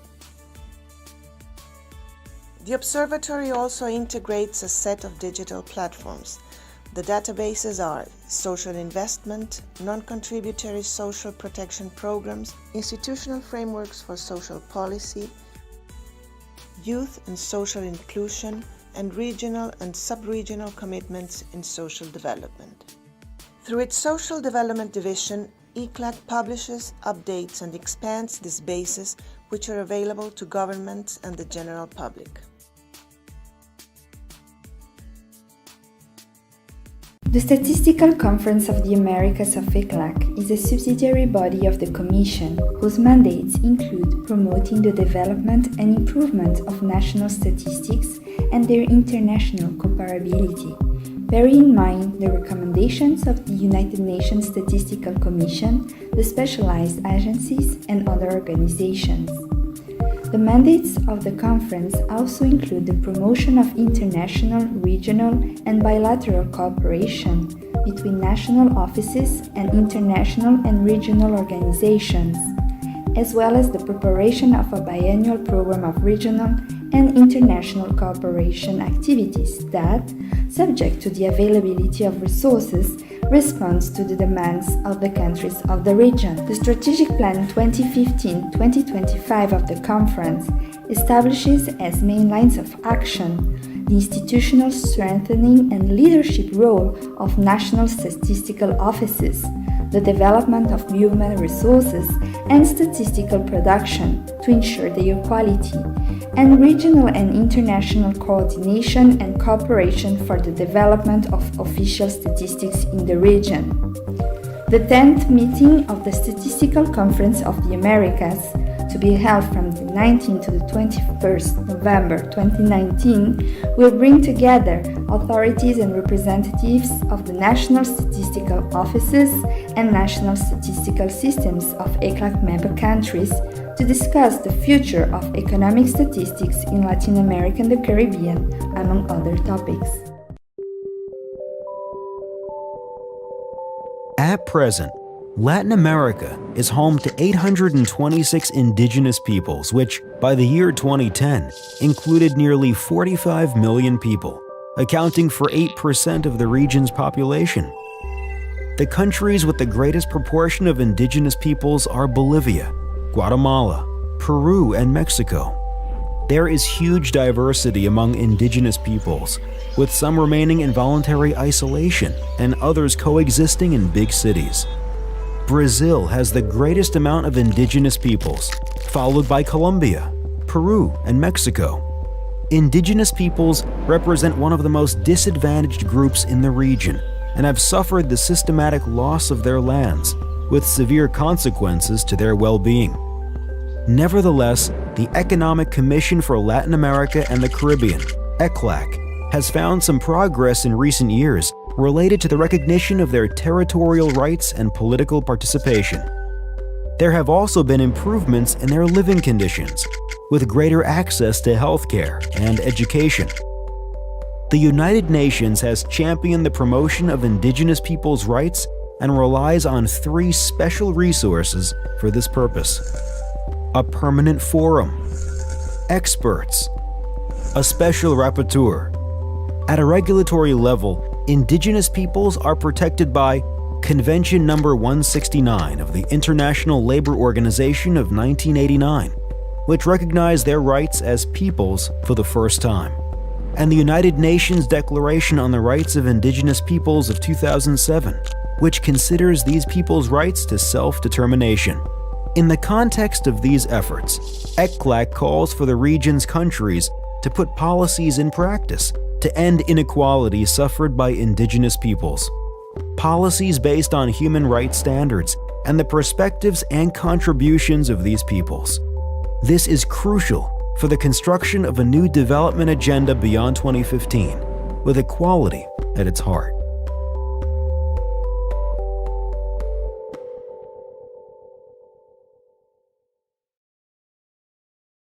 The SDG Gateway is a web platform aiming to become a key factor for coordination and availability of the regional assets of the United Nations system in Latin America and the Caribbean. The main goal of this online knowledge management center is to serve as a meeting point and reference to all the information related to the Sustainable Development Goals, including activities, informational resources, statistics, regional data, specific analytic tools, and knowledge products developed and provided by the United Nations Development System in the region in response to its member countries. Visit this important multi-stakeholder platform and get to know more about this online regional knowledge management center. The COVID-19 Observatory in Latin America and the Caribbean is a platform promoted by ECLAC at the request of the Community of Latin American and Caribbean States, ECLAC. The observatory tracks the public policies that Latin American and Caribbean countries are implementing to limit the impact of the COVID-19 pandemic in the region. Through reports and documents, it offers analysis of the economic and social impacts that these policies will have at the national and sectorial levels, in addition to supporting the review and monitoring in the medium and long term.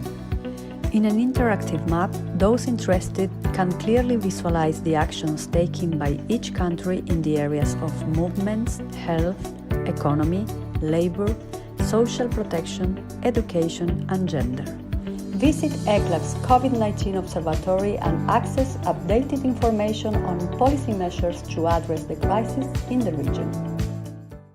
In the very year that the United Nations launched the Decade for Action to ignite a more purposeful understanding of the part of the international community towards advancing the 2030 Agenda for Sustainable Development, the world has confronted unprecedented change in the specter of COVID-19. The multi-dimensioned impact of this pandemic has served to dramatize the true scale of the vulnerability of the small, heavily indebted, undiversified economies of the Caribbean, and has forced creative exploration of every opportunity within the reach of our member states to secure urgent relief. The 2020 meetings of the Caribbean Development Roundtable and the Caribbean Development and Cooperation Committee will offer space for taking stock of the progress so far made in persuading the international community to extend this financial support needed, middle income status notwithstanding, and to dialogue on those strategies that will take you from vulnerability to resilient development, from economic peril to recovery and dynamic growth. It is an opportunity to consider how together we strengthen partnerships for action that is responsive to the unique vulnerabilities of the Caribbean, and that assures tangible progress through the application of innovative problem solving in these precarious times. To support countries in the follow-up and monitoring of the medium and long-term progress of the crisis caused by COVID-19, the Economic Commission for Latin America and the Caribbean has produced a series of documents on the evolution and the effects of the pandemic in the region. These publications have been included in the COVID-19 Observatory in Latin America and the Caribbean, which compiles and makes available public policies that the 33 countries of Latin America and Caribbean region are taking to limit the impact of the pandemic, as well as the analysis of the economic and social impacts that these policies will have at the national and sectorial levels. ECLAC studies include a collection of special reports COVID-19 that deal with the economic and social effects of the crisis, as well as sectorial publications on specific topics such as the production of statistics, the right to life and health of older people, people with disabilities, the region's food systems, digitization opportunities, the care system, the 2030 Agenda for Sustainable Development in the New Global Context, among other topics. This economic and social analysis will be updated as relevant information related to the COVID-19 pandemic emerges. Visit the ECLAC Observatory COVID-19 and access all these reports and updated information on policy measures to face the crisis in the region.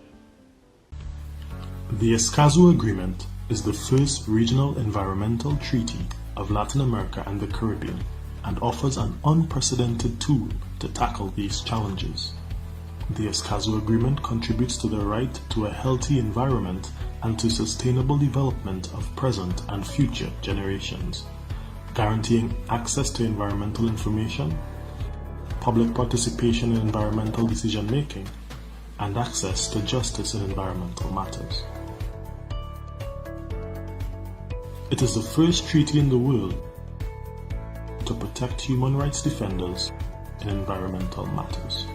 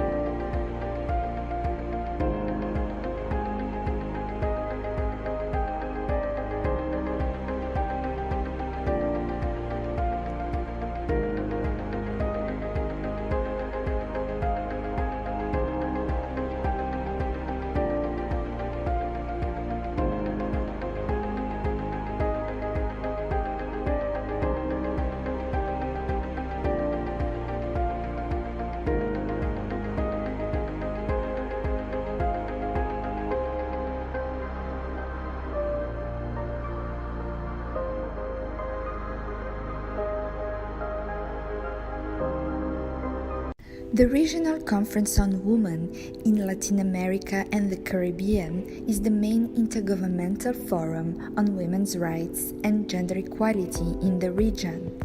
The conference, which was established in 1977 as a subsidiary body of ECLAC, is convened on a regular basis to identify the situation of women's autonomy and rights at the regional and sub-regional levels, present public policy recommendations for gender equality, and undertake periodic assessments of the activities carried out in fulfillment of regional and international plans and agreements on the subject.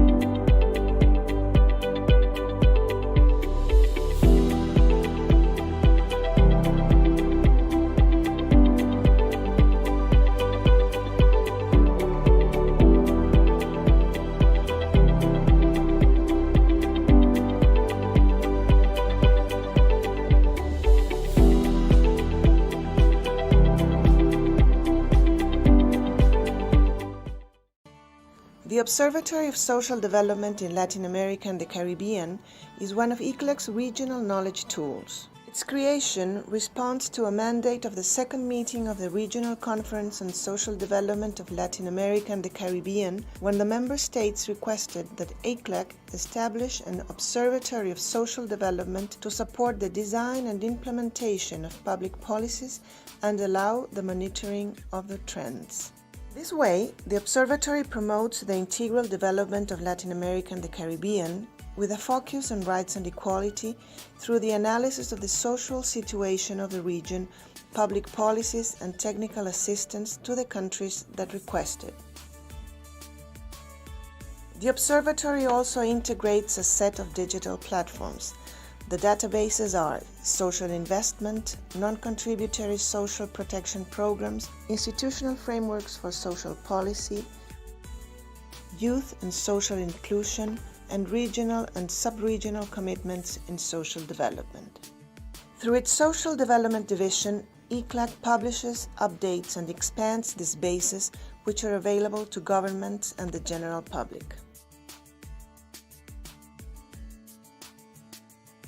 The Statistical Conference of the Americas of ECLAC is a subsidiary body of the Commission, whose mandates include promoting the development and improvement of national statistics and their international comparability.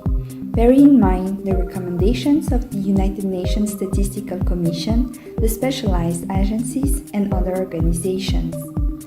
The mandates of the conference also include the promotion of international, regional, and bilateral cooperation between national offices and international and regional organizations, as well as the preparation of a biennial program of regional and international cooperation activities that, subject to the availability of resources, responds to the demands of the countries of the region. The Strategic Plan 2015-2025 of the conference establishes as main lines of action the institutional strengthening and leadership role of national statistical offices, the development of human resources and statistical production to ensure their quality, and regional and international coordination and cooperation for the development of official statistics in the region.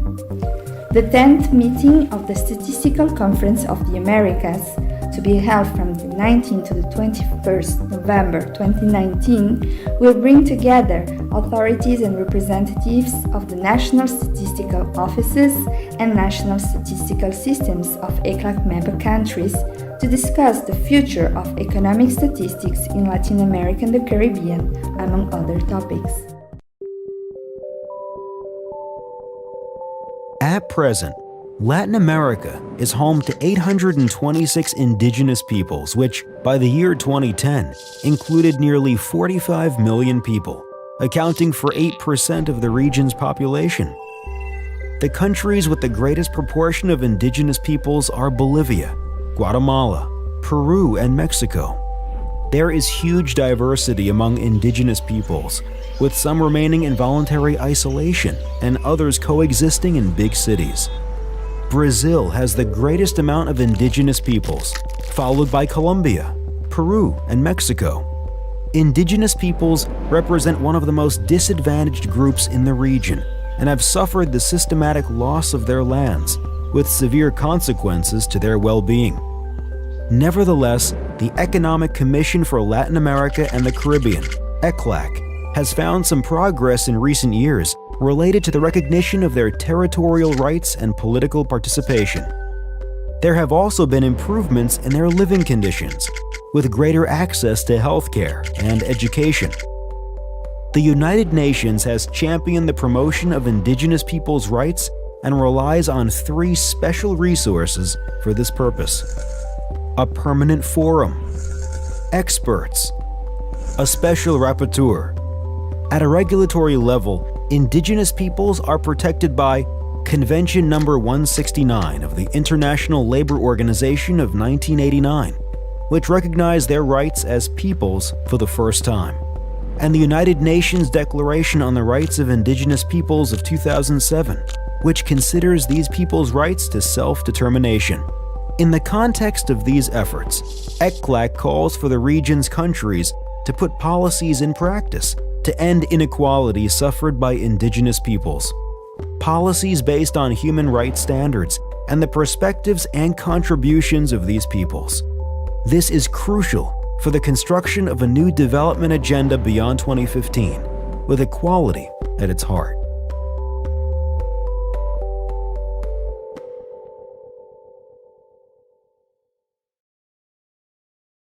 The SDG Gateway is a web platform aiming to become a key factor for coordination and availability of the regional assets of the United Nations system in Latin America and the Caribbean. The main goal of this online knowledge management center is to serve as a meeting point and reference to all the information related to the Sustainable Development Goals, including activities, informational resources, statistics, regional data, specific analytic tools, and knowledge products developed and provided by the United Nations Development System in the region in response to its member countries. Visit this important multi-stakeholder platform and get to know more about this online regional knowledge management center. The COVID-19 Observatory in Latin America and the Caribbean is a platform promoted by ECLAC at the request of the Community of Latin American and Caribbean States, ECLAC. The observatory tracks the public policies that Latin American and Caribbean countries are implementing to limit the impact of the COVID-19 pandemic in the region. Through reports and documents, it offers analysis of the economic and social impacts that these policies will have at the national and sectorial levels, in addition to supporting the review and monitoring in the medium and long term. In an interactive map, those interested can clearly visualize the actions taken by each country in the areas of movements, health, economy, labor, social protection, education, and gender.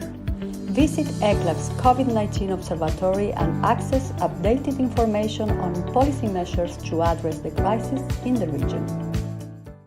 In the very year that the United Nations launched the Decade for Action to ignite a more purposeful understanding of the part of the international community towards advancing the 2030 Agenda for Sustainable Development, the world has confronted unprecedented change in the specter of COVID-19.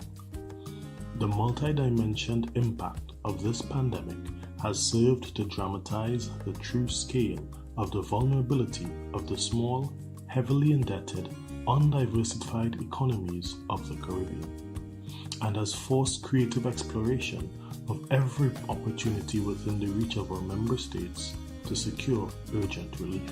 The 2020 meetings of the Caribbean Development Roundtable and the Caribbean Development and Cooperation Committee will offer space for taking stock of the progress so far made in persuading the international community to extend this financial support needed, middle income status notwithstanding, and to dialogue on those strategies that will take you from vulnerability to resilient development, from economic peril to recovery and dynamic growth.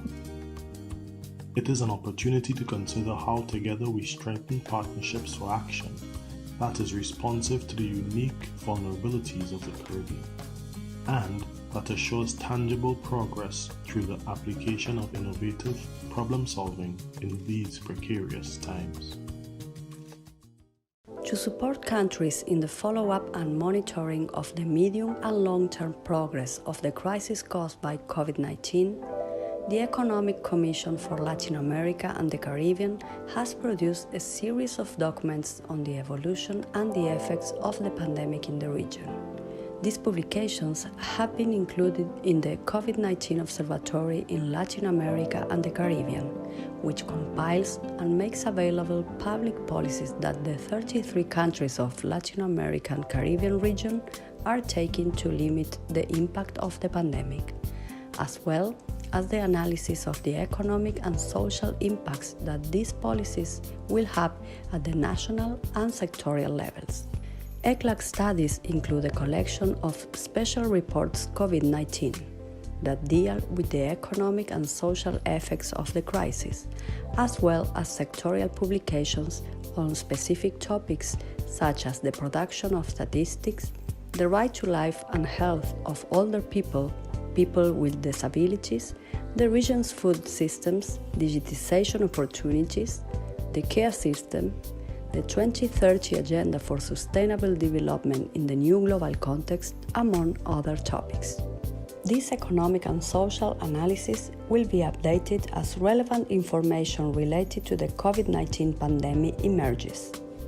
Visit the ECLAC Observatory COVID-19 and access all these reports and updated information on policy measures to face the crisis in the region. The Escazú Agreement is the first regional environmental treaty of Latin America and the Caribbean and offers an unprecedented tool to tackle these challenges.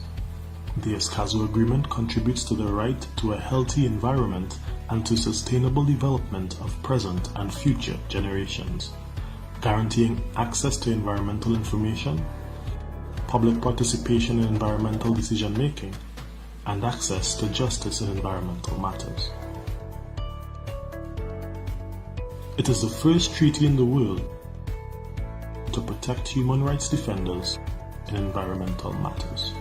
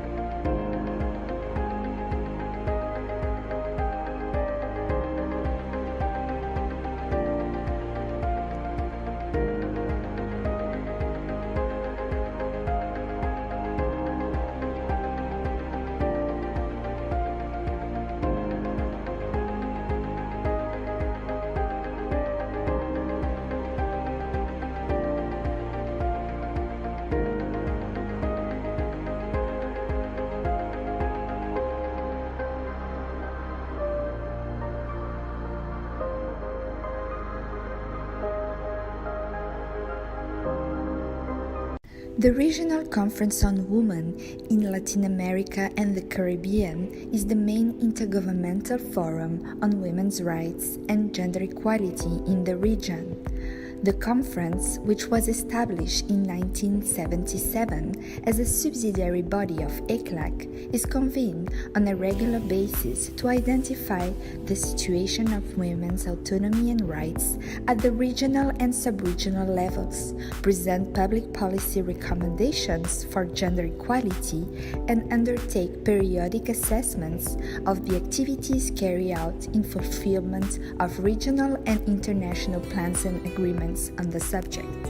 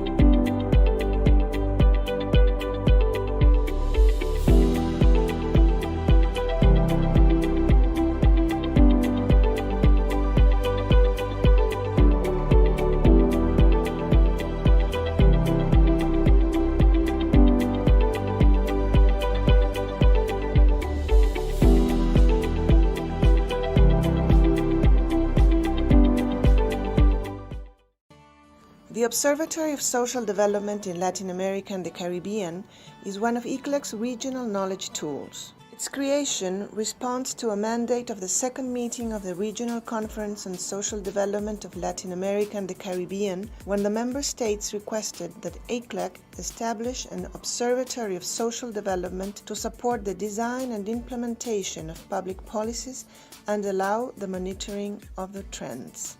This way, the Observatory promotes the integral development of Latin America and the Caribbean with a focus on rights and equality through the analysis of the social situation of the region, public policies and technical assistance to the countries that request it. The Observatory also integrates a set of digital platforms. The databases are social investment, non-contributory social protection programs, institutional frameworks for social policy, youth and social inclusion, and regional and sub-regional commitments in social development. Through its Social Development Division, ECLAC publishes, updates, and expands these bases, which are available to governments and the general public. The Statistical Conference of the Americas of ECLAC is a subsidiary body of the Commission, whose mandates include promoting the development and improvement of national statistics and their international comparability. Bearing in mind the recommendations of the United Nations Statistical Commission, the specialized agencies, and other organizations. The mandates of the conference also include the promotion of international, regional, and bilateral cooperation between national offices and international and regional organizations, as well as the preparation of a biennial program of regional and international cooperation activities that, subject to the availability of resources, responds to the demands of the countries of the region. The Strategic Plan 2015-2025 of the conference establishes as main lines of action the institutional strengthening and leadership role of national statistical offices, the development of human resources and statistical production to ensure their quality, and regional and international coordination and cooperation for the development of official statistics in the region. The 10th meeting of the Statistical Conference of the Americas, to be held from the 19th to the 21st November 2019, will bring together authorities and representatives of the national statistical offices and national statistical systems of ECLAC member countries to discuss the future of economic statistics in Latin America and the Caribbean, among other topics. At present, Latin America is home to 826 indigenous peoples, which, by the year 2010, included nearly 45 million people, accounting for 8% of the region's population. The countries with the greatest proportion of indigenous peoples are Bolivia, Guatemala, Peru, and Mexico. There is huge diversity among indigenous peoples, with some remaining in voluntary isolation and others coexisting in big cities. Brazil has the greatest amount of indigenous peoples, followed by Colombia, Peru, and Mexico. Indigenous peoples represent one of the most disadvantaged groups in the region and have suffered the systematic loss of their lands, with severe consequences to their well-being. Nevertheless, the Economic Commission for Latin America and the Caribbean, ECLAC, has found some progress in recent years related to the recognition of their territorial rights and political participation. There have also been improvements in their living conditions, with greater access to healthcare and education. The United Nations has championed the promotion of indigenous peoples' rights and relies on 3 special resources for this purpose: a permanent forum, experts, a special rapporteur. At a regulatory level, indigenous peoples are protected by Convention number 169 of the International Labor Organization of 1989, which recognized their rights as peoples for the first time, and the United Nations Declaration on the Rights of Indigenous Peoples of 2007, which considers these peoples' rights to self-determination. In the context of these efforts, ECLAC calls for the region's countries to put policies in practice to end inequality suffered by indigenous peoples. Policies based on human rights standards and the perspectives and contributions of these peoples. This is crucial for the construction of a new development agenda beyond 2015, with equality at its heart.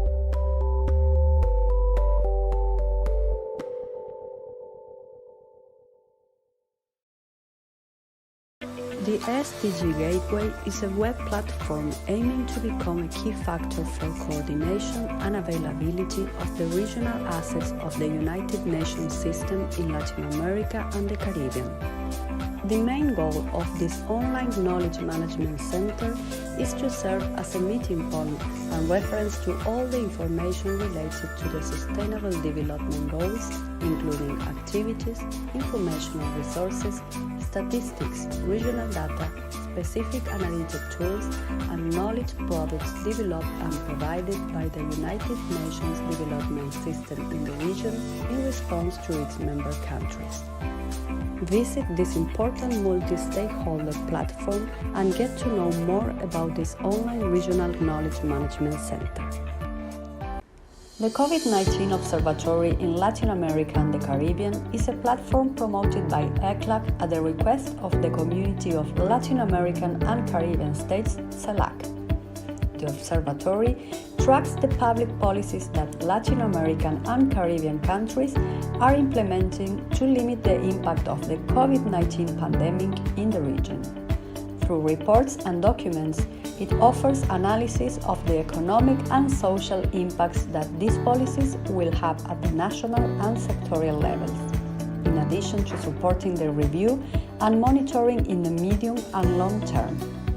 In an interactive map, those interested can clearly visualize the actions taken by each country in the areas of movements, health, economy, labor, social protection, education, and gender. Visit ECLAC's COVID-19 Observatory and access updated information on policy measures to address the crisis in the region.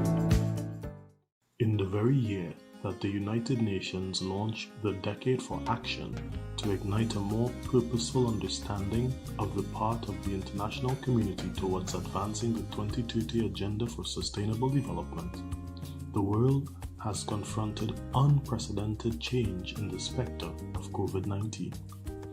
The multi-dimensioned impact of this pandemic has served to dramatize the true scale of the vulnerability of the small, heavily indebted, undiversified economies of the Caribbean, and has forced creative exploration of every opportunity within the reach of our member states to secure urgent relief.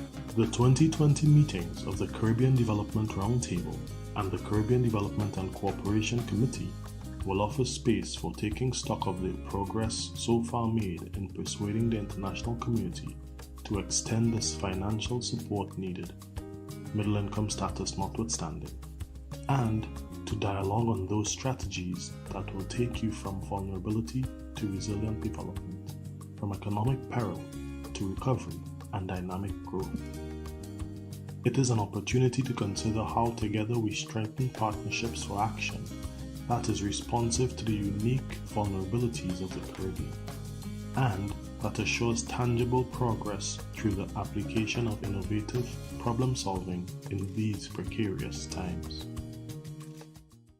To support countries in the follow-up and monitoring of the medium and long-term progress of the crisis caused by COVID-19, the Economic Commission for Latin America and the Caribbean has produced a series of documents on the evolution and the effects of the pandemic in the region.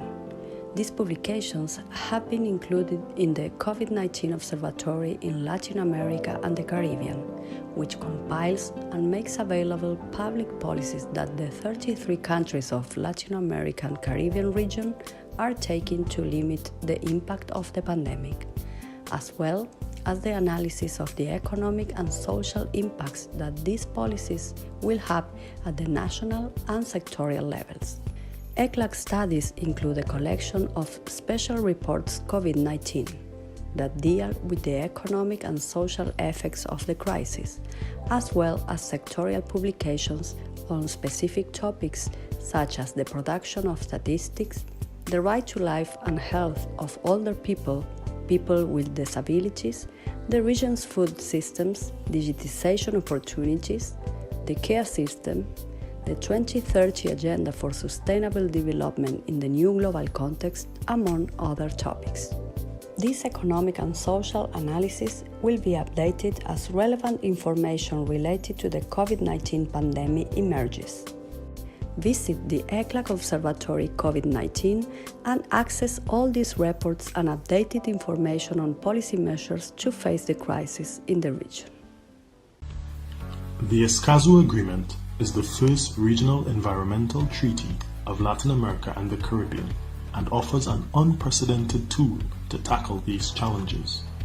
The Escazú Agreement contributes to the right to a healthy environment and to sustainable development of present and future generations, guaranteeing access to environmental information, public participation in environmental decision-making, and access to justice in environmental matters. It is the first treaty in the world to protect human rights defenders in environmental matters.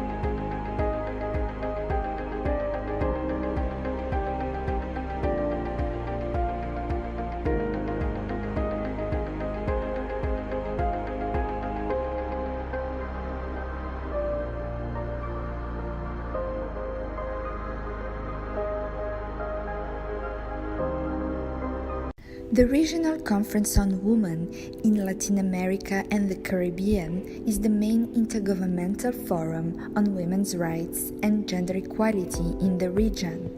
The conference, which was established in 1977 as a subsidiary body of ECLAC, is convened on a regular basis to identify the situation of women's autonomy and rights at the regional and sub-regional levels, present public policy recommendations for gender equality, and undertake periodic assessments of the activities carried out in fulfillment of regional and international plans and agreements on the subject.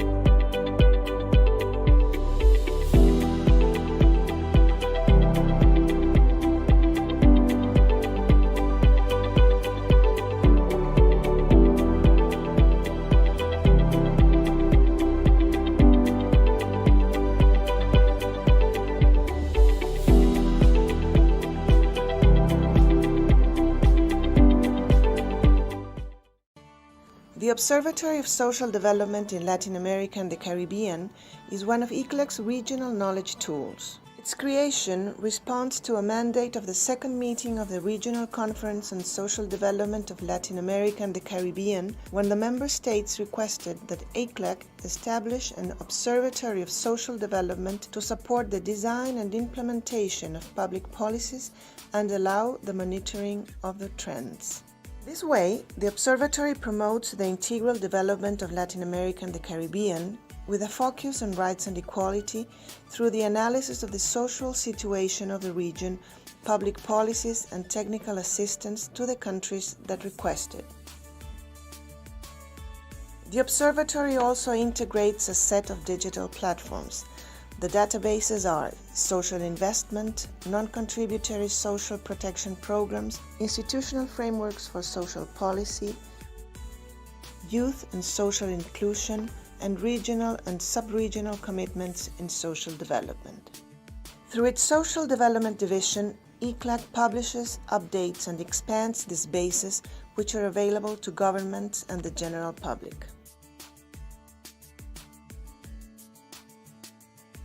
The Statistical Conference of the Americas of ECLAC is a subsidiary body of the Commission, whose mandates include promoting the development and improvement of national statistics and their international comparability.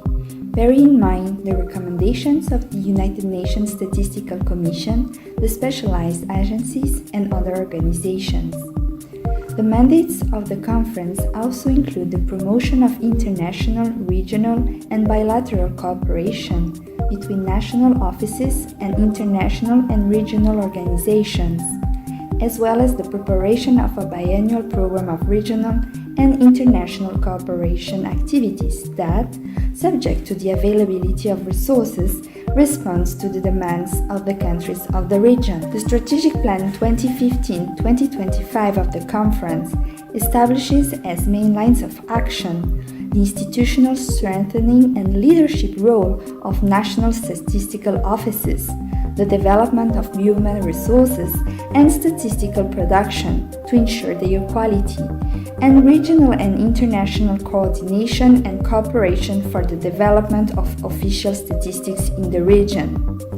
The 10th meeting of the Statistical Conference of the Americas, to be held from the 19th to the 21st November 2019, will bring together authorities and representatives of the national statistical offices and national statistical systems of ECLAC member countries to discuss the future of economic statistics in Latin America and the Caribbean, among other topics.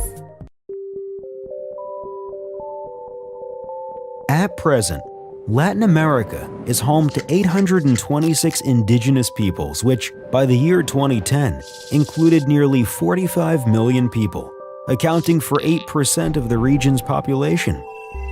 The countries with the greatest proportion of indigenous peoples are Bolivia, Guatemala, Peru, and Mexico.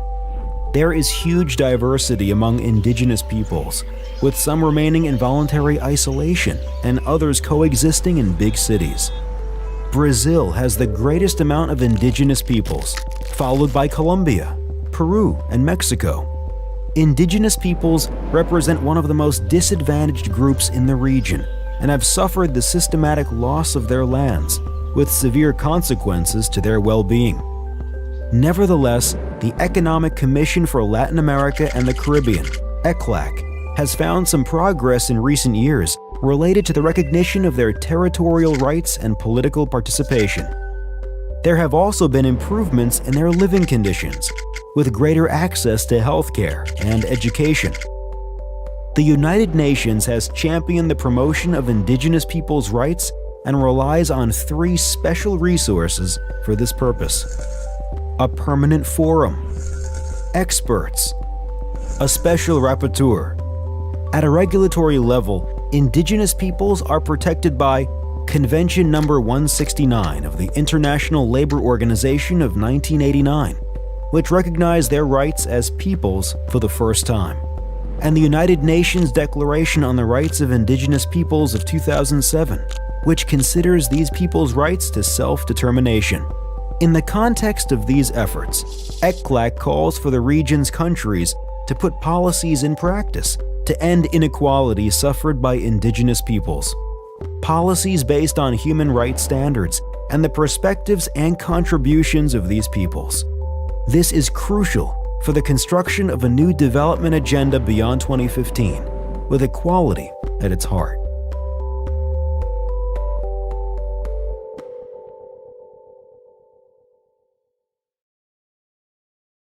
The SDG Gateway is a web platform aiming to become a key factor for coordination and availability of the regional assets of the United Nations system in Latin America and the Caribbean. The main goal of this online knowledge management center is to serve as a meeting point and reference to all the information related to the Sustainable Development Goals, including activities, informational resources, statistics, regional data, specific analytic tools, and knowledge products developed and provided by the United Nations Development System in the region in response to its member countries. Visit this important multi-stakeholder platform and get to know more about this online regional knowledge management center. The COVID-19 Observatory in Latin America and the Caribbean is a platform promoted by ECLAC at the request of the Community of Latin American and Caribbean States, CELAC. The observatory tracks the public policies that Latin American and Caribbean countries are implementing to limit the impact of the COVID-19 pandemic in the region. Through reports and documents, it offers analysis of the economic and social impacts that these policies will have at the national and sectorial levels, in addition to supporting the review and monitoring in the medium and long term. In an interactive map, those interested can clearly visualize the actions taken by each country in the areas of movements, health, economy, labor, social protection, education, and gender. Visit ECLAC's COVID-19 Observatory and access updated information on policy measures to address the crisis in the region. In the very year that the United Nations launched the Decade for Action to ignite a more purposeful understanding of the part of the international community towards advancing the 2030 Agenda for Sustainable Development, the world has confronted unprecedented change in the specter of COVID-19. The multi-dimensioned impact of this pandemic has served to dramatize the true scale of Hola, ¿qué tal? Habla Holly. small, heavily indebted, Una de las undiversified intérpretes. economies Hola, Juani. Hola, Ceci, ¿cómo estás? Bien, aquí estamos las dos y veo ahí que está Marco y Para que nos asigne, ¿sí? sí, para que nos asigne y nos vea cómo está saliendo la voz. No sé si Marcos está ahí. Hola. No sé. ¿Y Rafael? Hola, ahora lo estoy llamando, la Karen por acá. Ahora Hola Karen, ¿qué tal? ¿Cómo estás? Me dijeron que había sido todo estupendo hoy día en la mañana. It is an opportunity to consider how together we strengthen partnerships for action that is responsive to the unique vulnerabilities of the Caribbean and that assures tangible progress through the application of innovative problem solving in these precarious times. To support countries in the follow-up and monitoring of the medium and long-term progress of the crisis caused by Jolie, COVID-19, ¿tú quieres que estemos conectadas por FaceTime, o sea, por WhatsApp? Sí, ¿te parece mejor FaceTime? Pero todavía no. No, pues cuando empieza a las 3. Ya, sí. Ahí, porque vamos viendo, ¿tú cuánto quieres? ¿15 o 20? 15. Hola, bueno, 15 yo creo que mejor, Ceci. Ya, perfecto. Sí. ¿Cómo están? Señora María Cecilia. Y... Hola, Rafa y Holly. Hola, Holly, ¿cómo estás? ¿Cómo está? Aparezco como intérprete. Sí, sorry. Vale. Mira, ahí va mi nombre. Eso, mejor. ¿Todo bien? Las escucho súper bien las dos. ¿En serio? Así ya, que qué bueno. Voy a asignarlas. Y, nos vas a asignar y ya quedamos como intérpretes bien. Sí, déjame ver si está Marco para hacer las pruebas. Ya las inicié. Sí, voy a pasar a Marco al panel para que haga las pruebas con ustedes. Marco, ¿estarás por ahí? The 2030 Agenda for Sustainable Development in the New Global No Context. está, pero le avisé por el Teams. This economic and social Si tiene su WhatsApp. will be updated as relevant information related to the COVID-19 pandemic emerges. Ok, si quieren vamos a probar alguna que... Ya, déjenme ver dónde están. Ok, veo a la señora María Cecilia. Ya, 1, 2, 3, you go to English and that's perfect, it's coming through. Ya, ahora voy a español, yo y después hacer con la... Vale, primero con usted. And offers an unprecedented tool to tackle these challenges. Súper, la escucho súper bien, señora María Cecilia. Sí, exacto. Sí, hasta las 6 por ahí. Vale, vamos, Holly. Vamos en inglés, Holly. Probando inglés, 1, 2, 3, canal de inglés. Perfecto. Muy Te bien. escucho súper bien. Ahora vamos a español.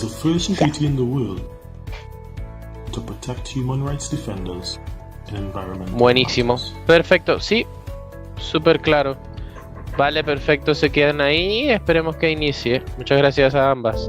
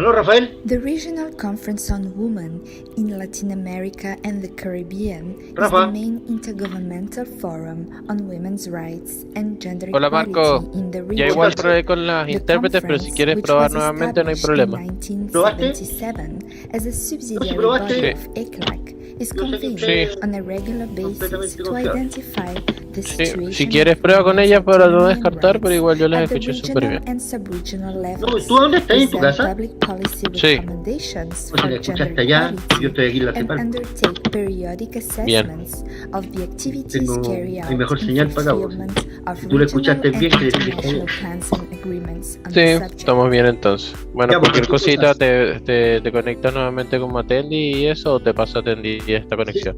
Me desconectó la otra. Dale, si quieres te paso a Atendi aquí ya. Cualquier cosa me avisas por el WhatsApp. Vale. Dale. Listo, cuídense. Chau.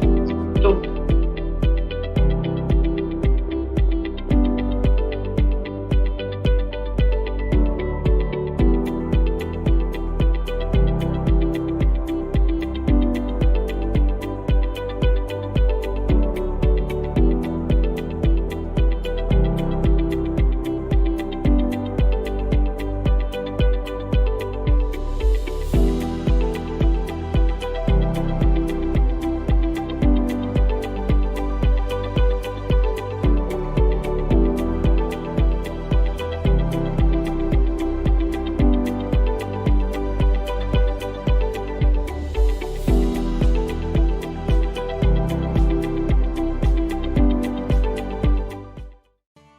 The Observatory of Social Development in Latin America and the Caribbean is one of ECLAC's regional knowledge tools. Its creation responds to a mandate of the second meeting of the Regional Conference on Social Development of Latin America and the Caribbean, when the member states requested that ECLAC establish an Observatory of Social Development to support the design and implementation of public policies and allow the monitoring of the trends.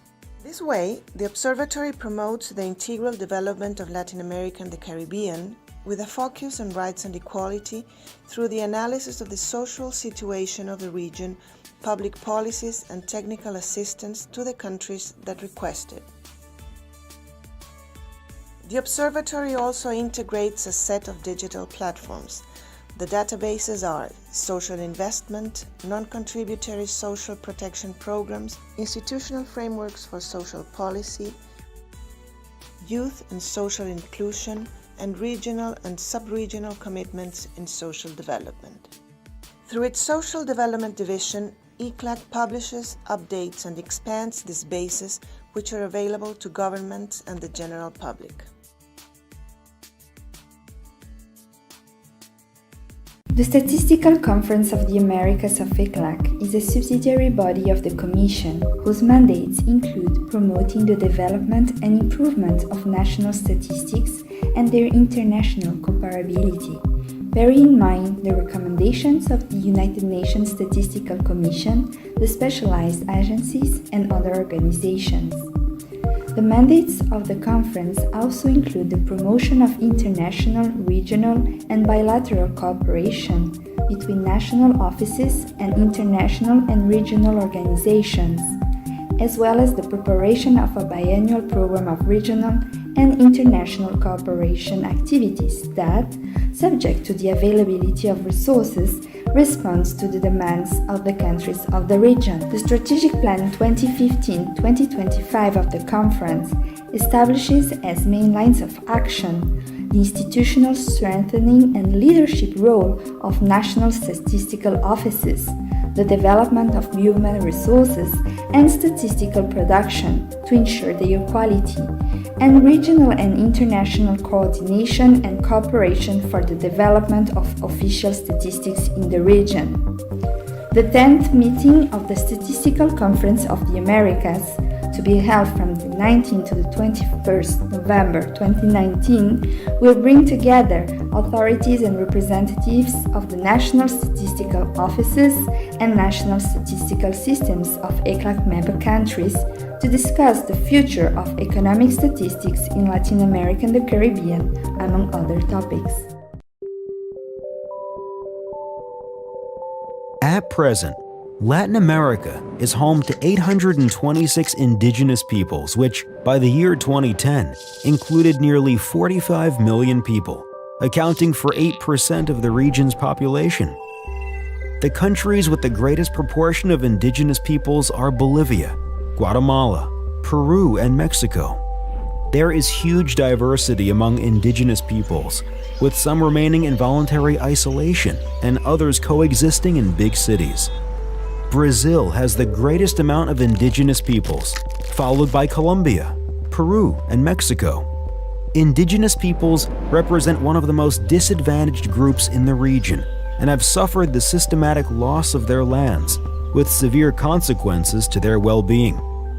Nevertheless, the Economic Commission for Latin America and the Caribbean, ECLAC, has found some progress in recent years related to the recognition of their territorial rights and political participation.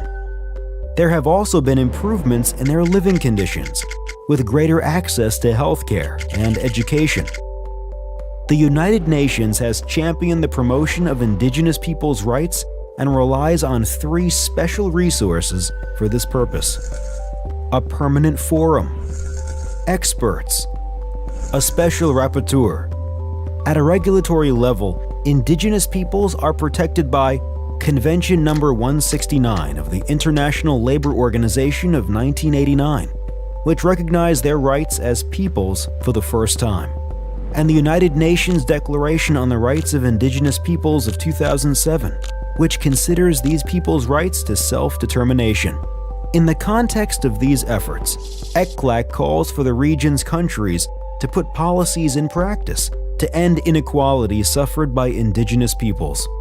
Policies based on human rights standards and the perspectives and contributions of these peoples. This is crucial for the construction of a new development agenda beyond 2015, with equality at its heart.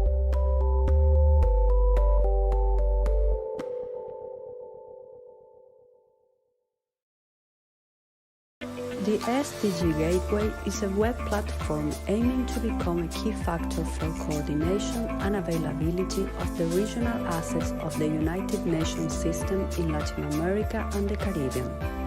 The main goal of this online knowledge management center is to serve as a meeting point and reference to all the information related to the Sustainable Development Goals, including activities, informational resources, statistics, regional data, specific analytic tools, and knowledge products developed and provided by the United Nations Development System in the region in response to its member countries. Visit this important multi-stakeholder platform and get to know more about this online regional knowledge management center. The COVID-19 Observatory in Latin America and the Caribbean is a platform promoted by ECLAC at the request of the Community of Latin American and Caribbean States, ECLAC. The observatory tracks the public policies that Latin American and Caribbean countries are implementing to limit the impact of the COVID-19 pandemic in the region. Through reports and documents, it offers analysis of the economic and social impacts that these policies will have at the national and sectorial levels, in addition to supporting the review and monitoring in the medium and long term. In an interactive map, those interested can clearly visualize the actions taken by each country in the areas of movements, health, economy, labor, social protection, education, and gender. Visit ECLAC's COVID-19 Observatory and access updated information on policy measures to address the crisis in the region.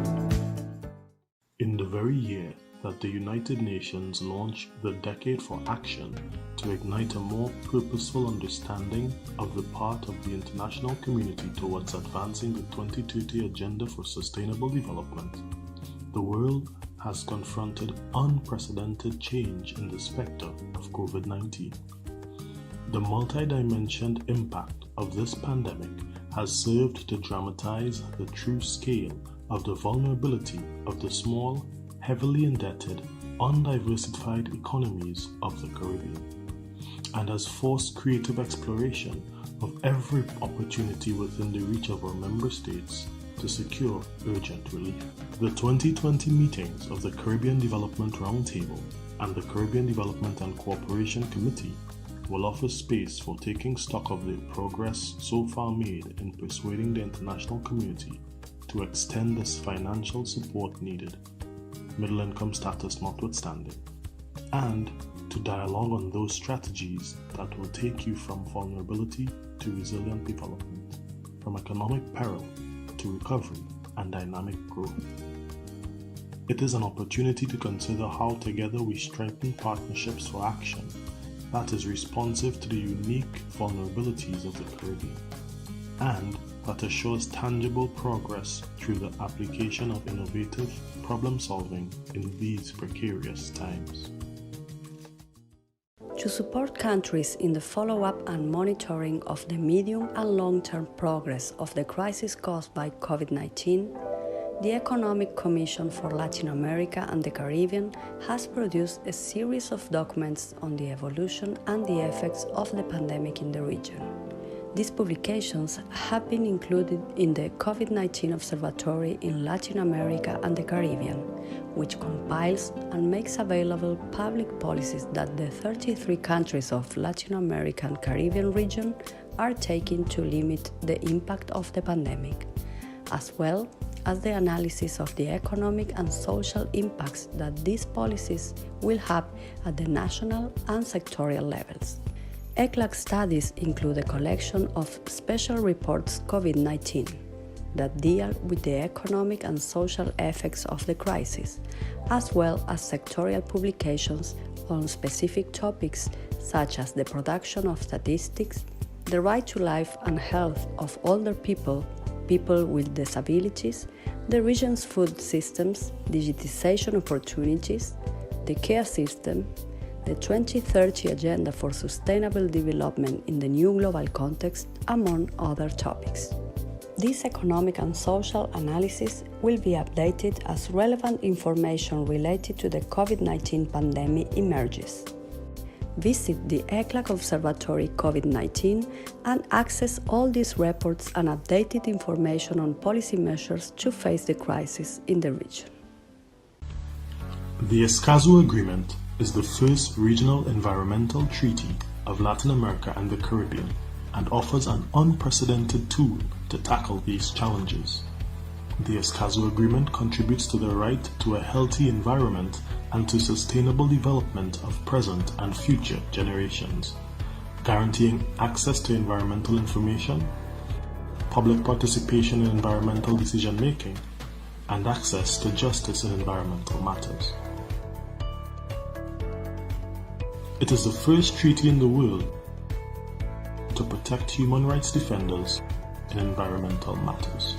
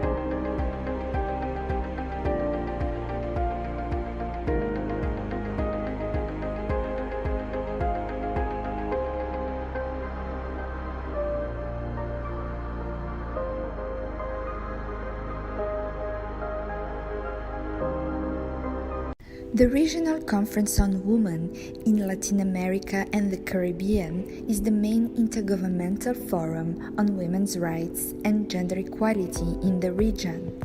The conference, which was established in 1977 as a subsidiary body of ECLAC, is convened on a regular basis to identify the situation of women's autonomy and rights at the regional and sub-regional levels, present public policy recommendations for gender equality, and undertake periodic assessments of the activities carried out in fulfillment of regional and international plans and agreements on the subject.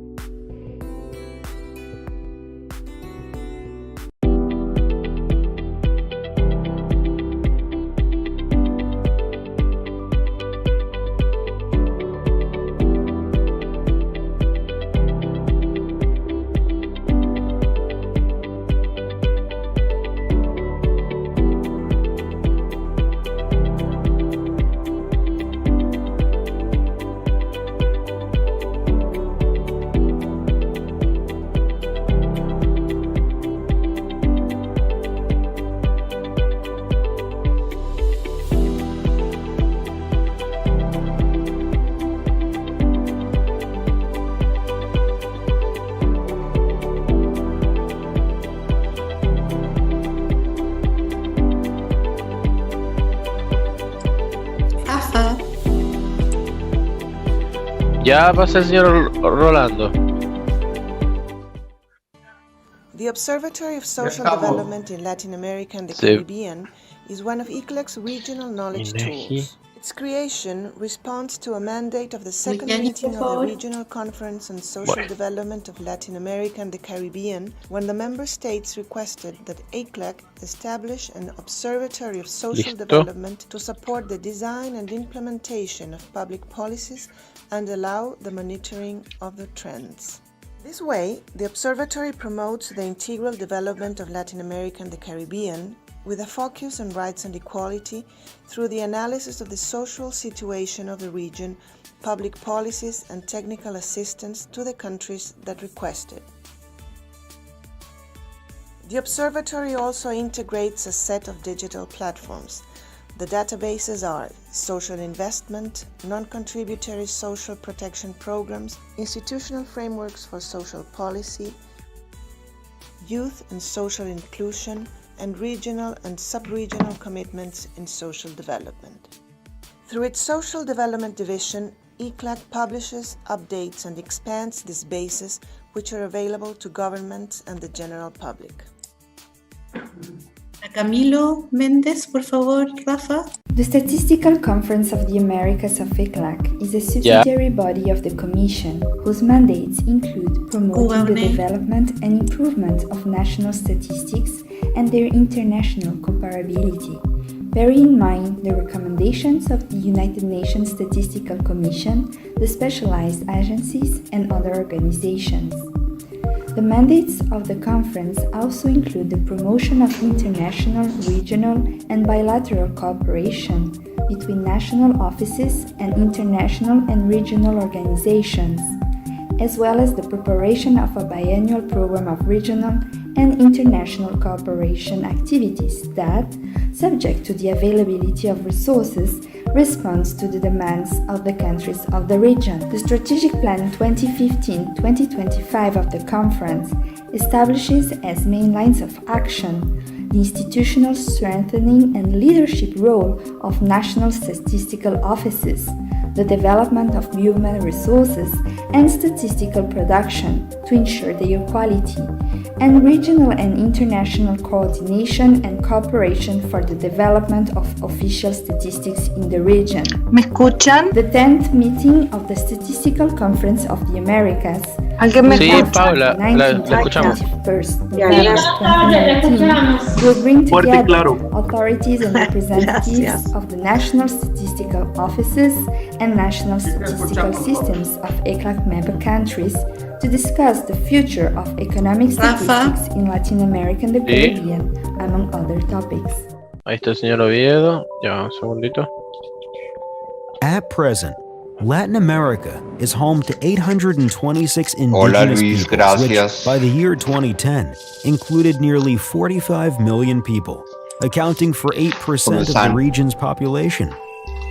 The countries with the Perfecto, todo bien. Todo bien, yo Ah, los estoy sí. escuchando bien. Horacio.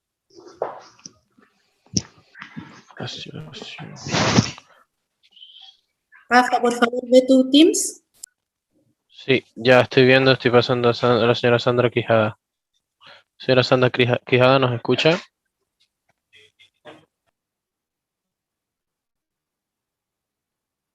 Ms. Sandra Quijada, can you hear us? This is the interpreter speaking. No, pero hay una hora, en la mañana me muero de frío. Acá Yes, it's lovely sun streaming in. It's always cold in the morning and very warm in the afternoon.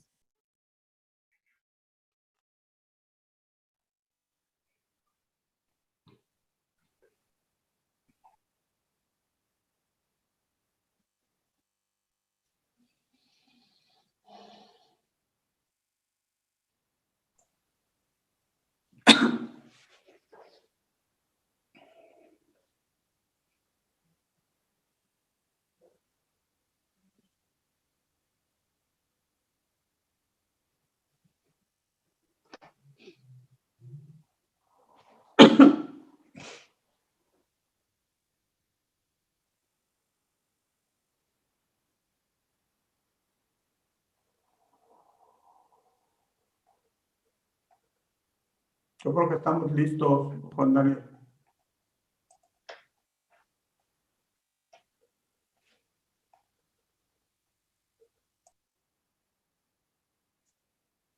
Bueno, vamos entonces a empezar. Let us begin the afternoon session of the second day of the 20th meeting of the Executive Committee of the Statistical Conference of the Americas. Thank you so much to all of you for your punctuality, and let us continue with the agenda as is. Now it is time to address the fourth meeting of the Forum of the Countries of Latin America and the Caribbean on Sustainable Development and the Regional Knowledge Platform on the 2030 Agenda in Latin America and the Caribbean, otherwise known as the SDG Gateway. The Secretariat will be giving this presentation. Therefore, I would like to invite Luis to take the floor. Thank you. Thank you to the chair. Good afternoon to all of you, ladies and gentlemen alike. The fourth meeting of the forum took place on March 15th to the 18th of this year, and this event marked, or rather confirmed, that we are moving from one MO within ECLAC towards a different MO. The 2030 agenda is a transformative agenda, and the tool to monitor progress has also evolved. Now, during the first few meetings under the chairmanship of Mexico, followed by Cuba, and all of these successes thus far have been related to the leadership. We know that leadership in the Statistical Conference is very important, and the same has applied to the forum, where it has also played a key role. And this year, we saw that as a result of this leadership, there were a variety of different opportunities. We mentioned that the mechanism has evolved over time in keeping with the evolution of the 2030 agenda. There are a few key aspects that I wanted to point out. One was that there was a very broad participation of civil society. Civil society has follow-up mechanisms for the 2030 agenda, and it was part of this meeting. And at this forum, the participation of civil society was overwhelming. First of all, they had a fabulous presentation, but in addition to that, there were also many individuals participating in the panels and side events and discussions with the chair to refer to the urgency of what is going on today in civil society regarding the pandemic and the 2030 agenda. And all of this was reflected within the forum. Now, there was something else that was quite innovative with regard to this fourth forum, and that was how the Caribbean First strategy has taken on even more importance. Now, prior to the actual forum, there was a meeting of the associate members, and these are referring to the independent bodies outside of ECLAC, primarily in the Caribbean, that have been facing quite unique challenges that they share with the Caribbean nations with regard to implementing the 2030 agenda. So the first time this opportunity occurred to address these issues, and now obviously there's a different governance with regard to the SCA, and these bodies play a different role in terms of their national contributions, but nonetheless there are some key features that were addressed and accepted within the forum. Also, another innovative aspect was how the forum, now I'm referring to the innovative aspects. I will talk about the traditional ones later, but in any event, we also referred to the UN reform, UN-wide reform. You know that under the auspices of the Secretary General, there has been developments and different ways to address the UN organization. And this reform idea emerged a few years ago. And now we have the Regional Cooperation Platform. And this is where all of the UN agencies, programs, and funds are part of this platform. And the ECLAC and the UNDP are the co-chairs, and they refer to thematic coalitions that are formed, developed, and evolve over time to assist the countries. And they are led by country teams, all in order to make progress with regard to the 2030 agenda. And this idea, this platform, was presented to the members at the forum, as well as key aspects that Rolando Campo will refer to later on, and as the chair specifically refers to as the SDG Gateway. This SDG Gateway is essentially where we have, it's a repository of everything related to statistics of the UN bodies. Now, these were the key innovative aspects that we saw during this forum. And we know that everything evolves over time and evolves in keeping with the emerging needs and requirements of the region. And traditionally as well, ECLAC presented its document called Towards a Better Future, Building Better.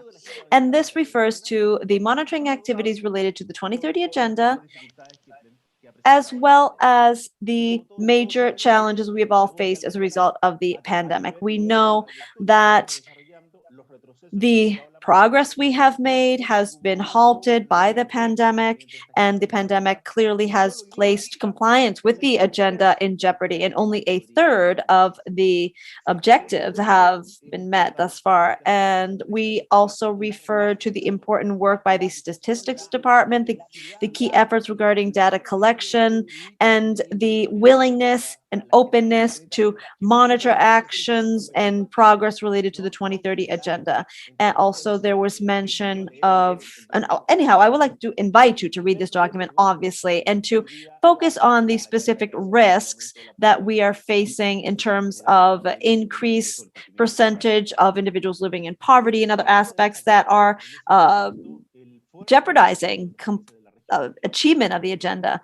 Now, almost all of the countries in the region have specific institutions related to follow up on the implementation of the SDGs, the 2030 agenda. We have ministries and individuals in charge, and obviously these individuals are constantly requesting data, figures, stats in order to monitor achievement of the agenda. Also, the national voluntary reports were submitted. 24 out of all of the countries have actually submitted their voluntary reports.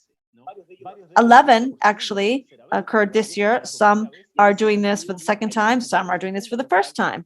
And so it's crucial to mention this because this illustrates the importance of the 2030 agenda in the region. Now, there were close to 31 parallel events, side events, one regarding the gateway. There was a very high level of participation on the main Zoom event, as well as participation on other virtual platforms.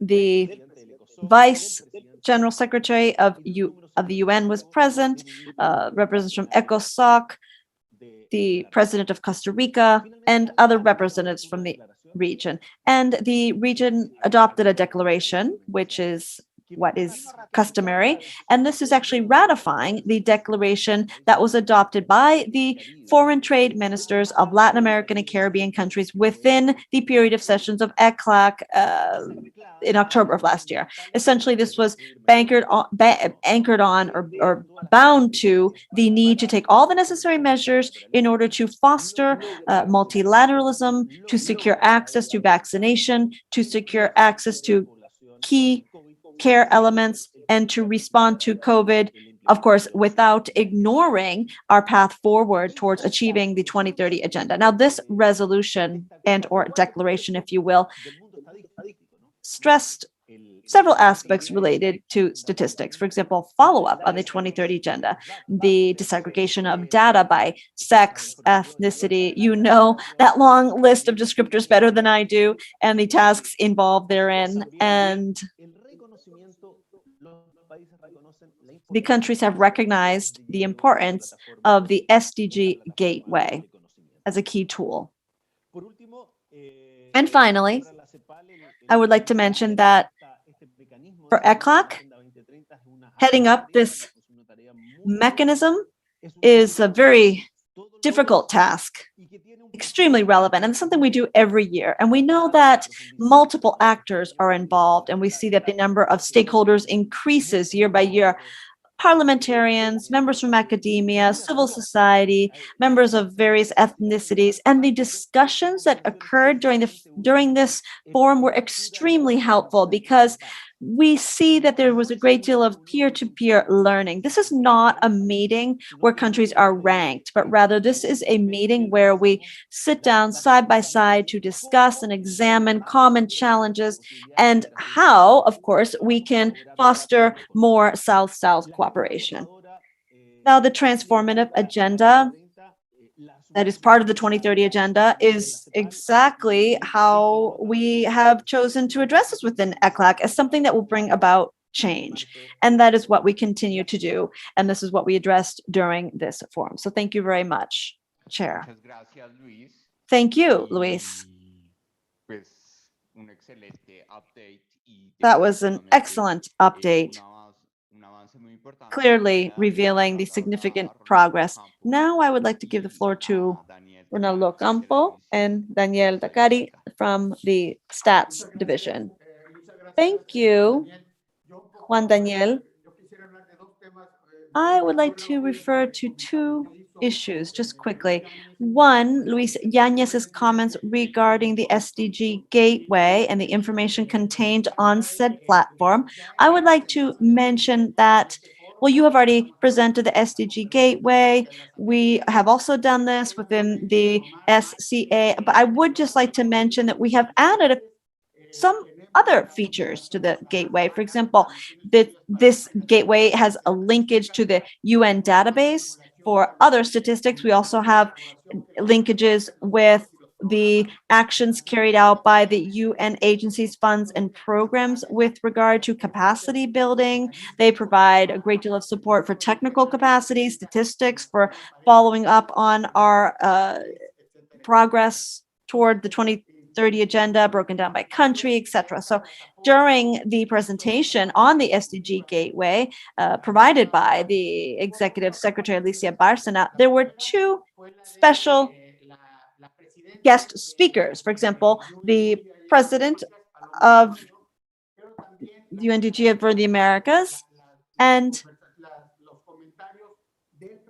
remarks by the chair of the SCA, Juan Daniel Oviedo, who referred to the two aspects, the geographic aspect and the statistics aspect. And obviously, he tasked us with how to add to that, and we're working on that. And now this leads me to refer to the additional process that I would like to present to you, specifically the reorganization or the re-engineering of our stats platform, CEPAL Stat. Let me share with you a presentation, and hopefully you can see my screen. Can you?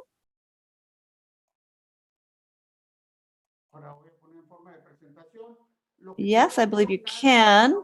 And here now, I would just like to quickly refer to this, take 3 minutes to do so, because then I'd like to give the floor to Daniel Tatari to take us through this new phase, the phase that we call this new interface of CEPAL Stat. You know that this is ECLAC's major database where we upload all of the information that we receive from all of you, from all the various statistics offices, and this includes all of the information produced from within ECLAC and our own databases. So it's one large database. And so the purpose is to, well, just let me mention that this was founded back in 2006, and CEPAL Stat includes a systemization or systematizes and updates and provides documents from official national organizations, international agencies, and different divisions of ECLAC, giving access to a large volume of statistical information of the countries in Latin America and the Caribbean now. It has a great deal, a wealth of information regarding international aspects, mainstream issues. Geographic coverage covers the 33 member states, in addition to the associate states of ECLAC in Latin America and the Caribbean. So the structure is as such that it provides demographic and social statistics, economic, environmental, and mainstream topics related to gender, climate change, and other areas that have been added herein. It's in English and Spanish too.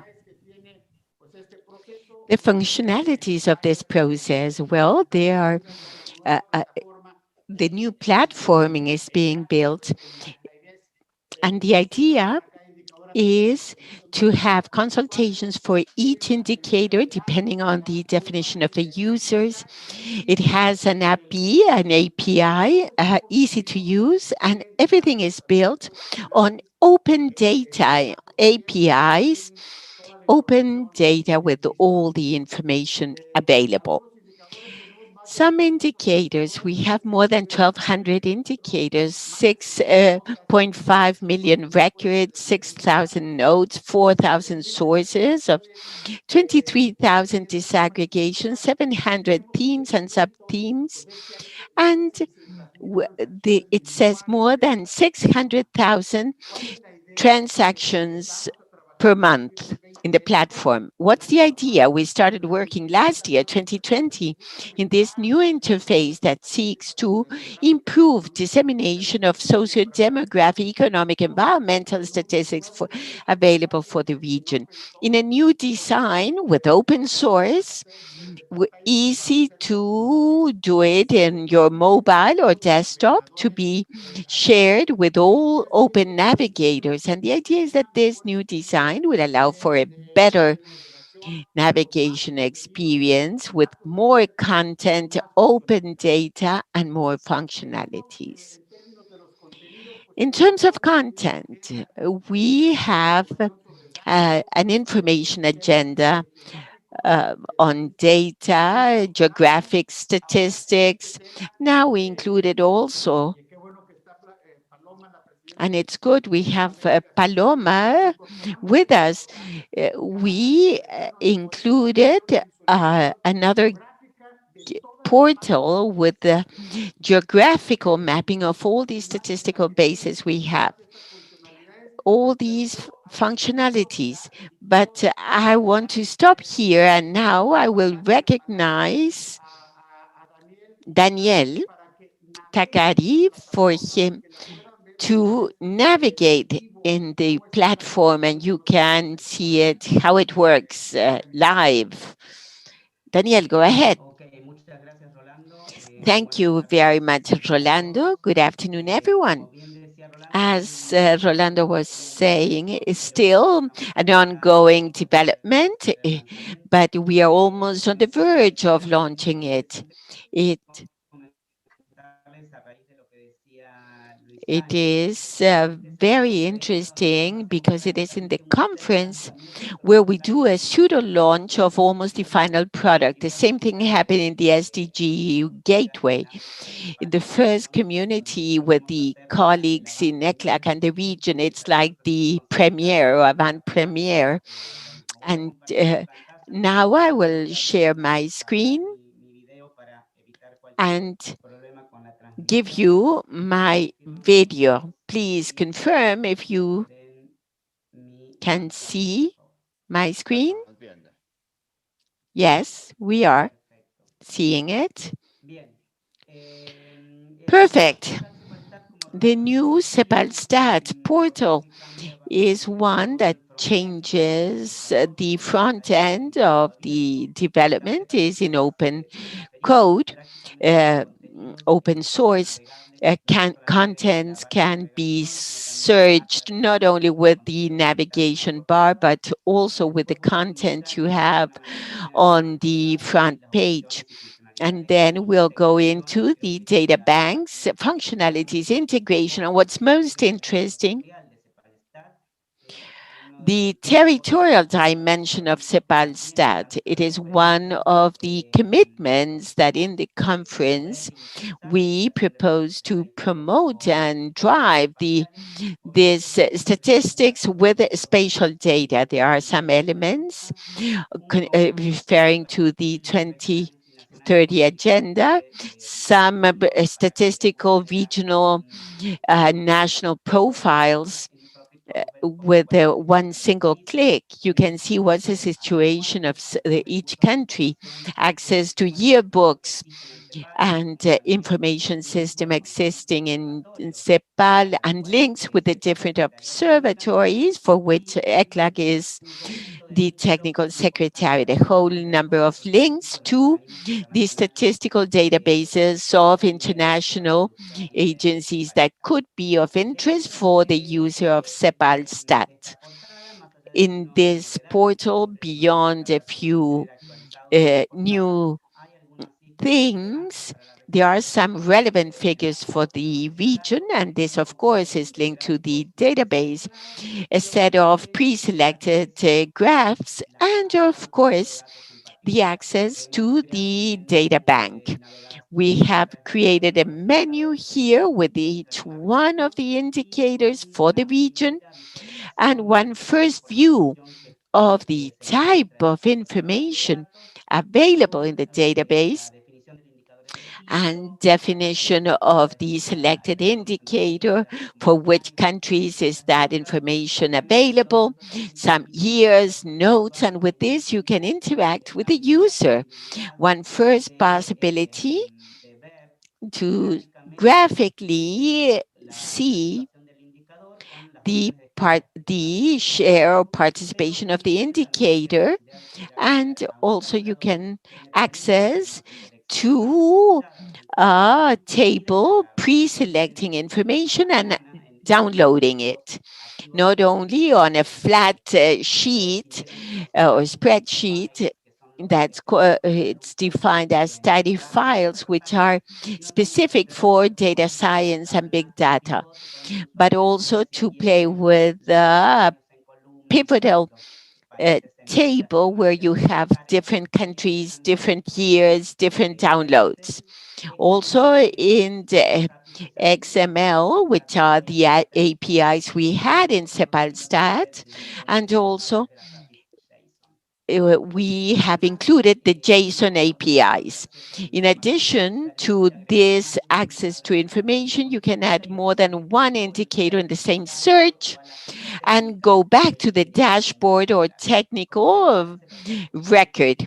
As you see, one of the main aspects is the metadata and the methodological file with each one of the indicators. As I was saying before, and Rolando also said it, the possibility of having integrated statistical information with a new geo portal of CEPALSTAT in order to visualize territorially the information with several functionalities.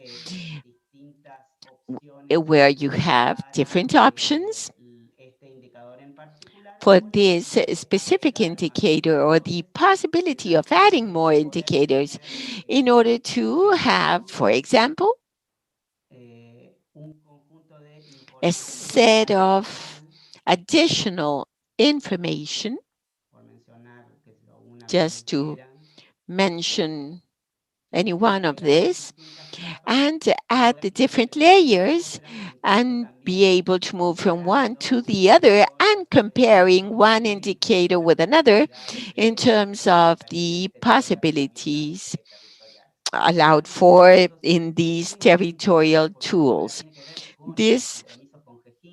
The external layers or additional layers is very important, especially geographic ones and not only statisticals, that allow us to include in the analysis different information, different additional information. Of course, all the exchanges we've had with these a team of CGIM America to see what is being handled in the mega project, and also some of the layers that we have discussed to include with the people of Geo South or Geo Sur, and thus migrate them and include or expand analysis along those lines.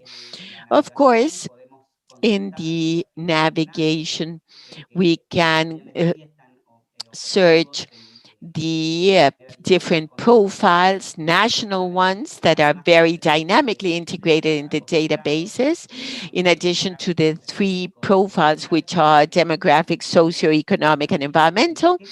We have included the energy profile jointly with our Division of Natural Resources, and also the possibility of seeing the national profiles using the data at national data available in the regional databases. Here, this can be downloaded in with different formats and graphs, and also you can go in directly to the Geo portal and therefore go through all the database from the set of indicators going in without having to go through the dashboard, just to mention anyone, and also the possibility of seeing in one single map all the available information once you've chosen a specific disaggregation.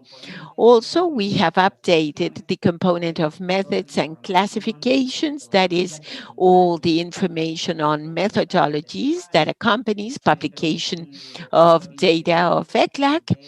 It is an important repository of methodology and statistical documents in English and Spanish, and it is a very important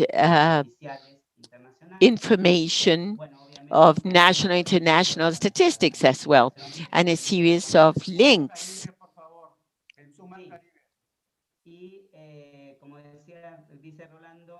And as Rolando was saying, it's also you can zoom in the Caribbean if you wanted to have a more direct zoom. And of course, you can play around with the map. It is perfectly possible. And we are documenting all the developments for the use of the JSON APIs in particular. And as I was saying, finally, the list of international bases of the UN system and other international agencies that through this list, of course, you can query all the databases in the international arena. Rolando, I don't know if I missed a specific component that you would like to highlight, as you were saying about the Caribbean, but I think with all of this, well, just to say on this part, in the graphs, the presentation of graphs, could you go up, please?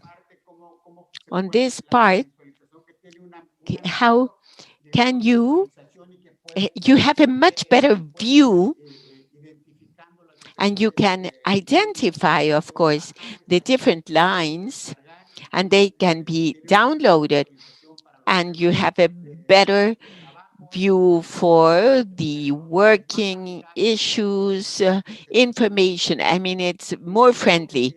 This is really user-friendly.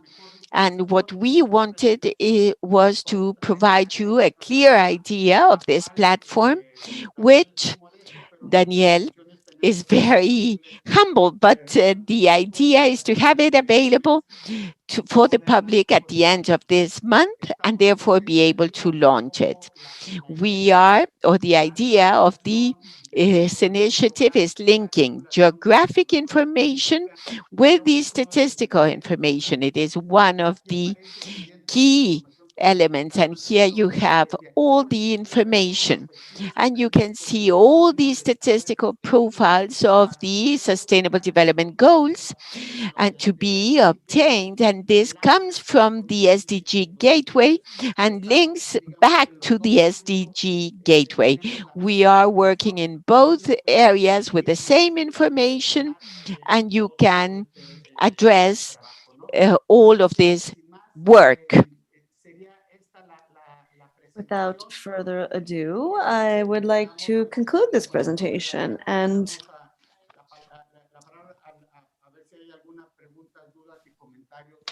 give the floor to the participants in the event that there are any comments or questions. So thank you so much, Danielle, for supporting us in this process. Just quickly, I wanted to comment on something that was mentioned before with regard to one of the successes of the forum. For example, the possibility of having this platform, a platform that is differentiated, is something that will allow us to quickly upload this feature. We know that because everything is operating basically within the same platform. So as soon as we officially launch CEPAL Stat, it will be easy for us to upload the geo components to the SDG Gateway.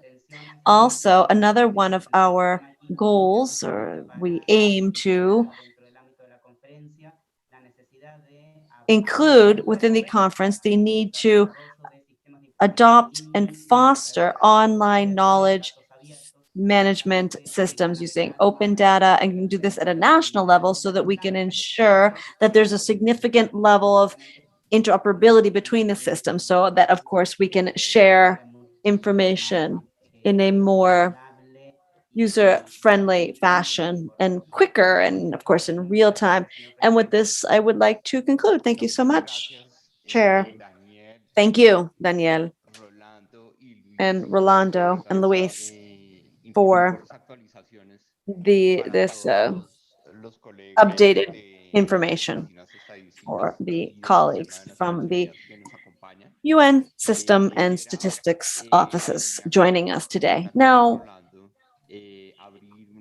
I would like to offer the opportunity to the participants to make their comments. You will have 10 minutes, and I would like to request that those individuals interested in taking the floor, please either use the chat to let us know or raise your virtual hand.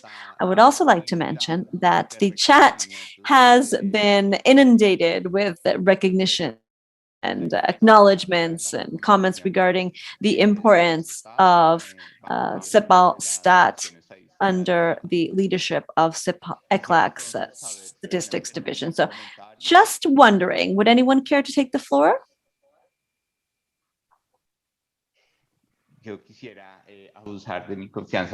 I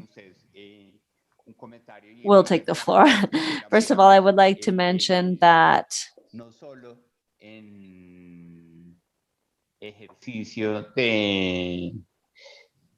we, during our chair of this conference and as the director of the Colombian NSO, I would like to thank Rolando for this update, and I would also like to mention our profound appreciation to ECLAC for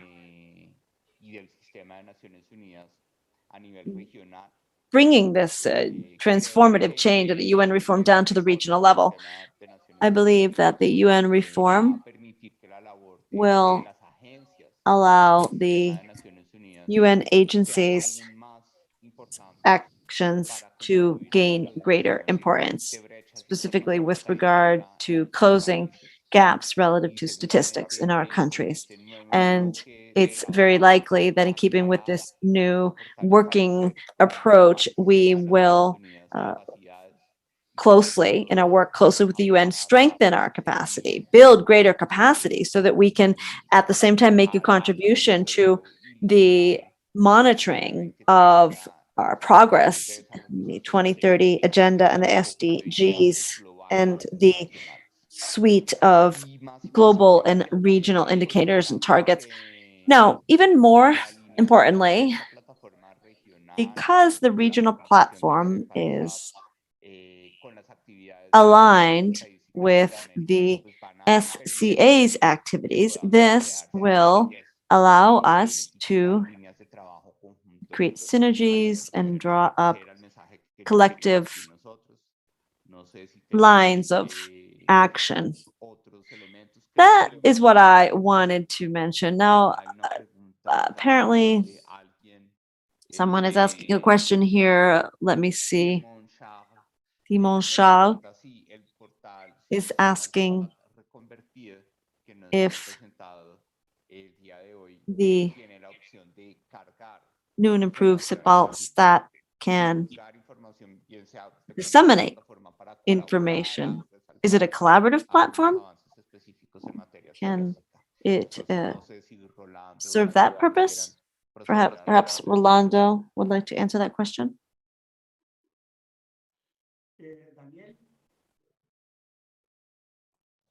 Daniel? Yes, thank you for that question, Juan Daniel and Rolando. Now, there's two questions therein related to the same concept, I believe. Let me point out that CEPAL stat, actually at the regional level, will be representing what is occurring within the Statistical Commission. And we take the information at the international level that is produced by the system, and we also produce our own information based on household surveys and other surveys. You know that ECLAC is a custodian of this database, but we do not send information directly to countries except for certain indicators. As you know, that this has been discussed broadly within the SCA. We know that national data is key as well. For example, the national poverty and multidimensional poverty data. So very, very few indicators that come directly from the countries. And this obviously abides by the directives of the SCA with regard to the flow of information. Now, this is an open database. So any user of CEPAL stat, member countries, can automatically use the data that is available. So yes, there is an exchange of data, and this opens up a new opportunity with regard to the flow of information. Perhaps I think this would warrant another workshop. I do not want to take up all the time.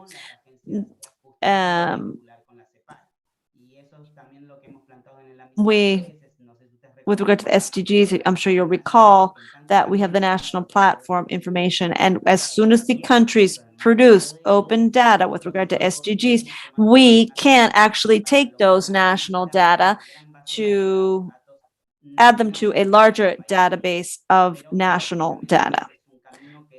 But in any event, that is something that we have tried to do. And perhaps now is the time to continue facilitating open access at the national level. Quisiera verbalmente. Very well, then, thank you. Prior to opening up the floor to others, I just wanted to mention that Jose Antonio from the IDB, the representative from the ILO, Nelson from El Salvador, Colombia, Diego from NSO in Uruguay, Daniel from Ecuador, Sandra Quija from Chile, representatives from Edinec from Ecuador, Paloma as well from that area, Floribel as well. También un All of these have provided messages under the chat. The Central Bank of Honduras and others. Excellent platform. Miosotis, Sotis, the Dominican Republic, commending the progress, Aruba. And now, allow me to recognize Lady Zavala from the Dominican Republic Statistics Office. Thank you for that. I would like to echo all of the congratulations. This is timely, and I recognize all of the effort behind this. At present, the Dominican Republic is working on a similar initiative. And in our efforts to secure the integration and interoperability of the systems, we believe that it's important to have a more user-friendly, dynamic approach so that the user can have access to the battery of options within the UN system. And we are actually fully immersed in this project. And as far as I understand, this experience, ECLAC's experience, is very helpful as an example because they've already done the work. So based on what I have been able to gather, it seems that most of the NSOs have this latent need. And so the experience, the efforts carried out by ECLAC, I think will be very helpful because they will allow us to move forward. So thank you so much for allowing us to learn more about that. And once again, kudos. Thank you for those acknowledgements by all, actually, all of the participants in the chat. This session of the 20th meeting of the Executive Committee of the Statistical Conference. Oh, I apologize, Danielle. Allow me to comment on this topic related to the process, just quickly. Now, one of our intentions, one of the purposes of this presentation, actually it's twofold. You know that the UN has a series of resources of funds, what have you, for capacity building through some specific development funds. And one of the areas where we are innovating is there, but also let me mention, of course, there's a two-pronged purpose. There are other European Union funds that we are encouraging, and we are encouraging that the NSOs foster this capacity. So we wanted to provide you with a presentation as to what is possible, what can be done, and with regard to what already exists and the various ways that we have to tie together the two areas. And as mentioned by our colleague from the Dominican Republic, so that we can actually use this process as an example, as a springboard for the countries to make these ties. Now, in that vein, allow me to let you know that in keeping with GeoSur from CAF and UN, Americas, and other bodies, we are pulling together a variety of different databases so that we can add these to CIPAL-Stat's platform, because this will allow us to have so many various geographic layers that GeoSur already had, and we will add these on so that we can continue to build upon the available information. So on the one hand, we wanted to understand what the countries require and need and desire so that we can move forward with this in the short term.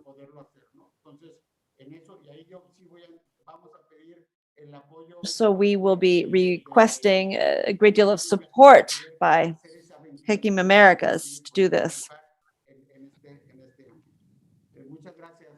Thank you, Mr. Chair. Thank you, Rolando.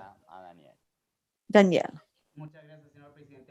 Thank you, Chair. Just briefly, regarding the first part of this session, I did not want to forget to mention that the group of friends has also drafted a report that is available within the list of documents of the SCA, and this group is primarily working on an update of the national capacity assessment for meeting the SDGs.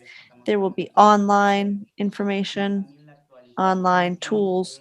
We are also updating the report on the activities of statistical actions within the UN system. I think these are the two key documents that will be updated this year, and they add to the wealth of publications available out there. So thank you very much, Chair.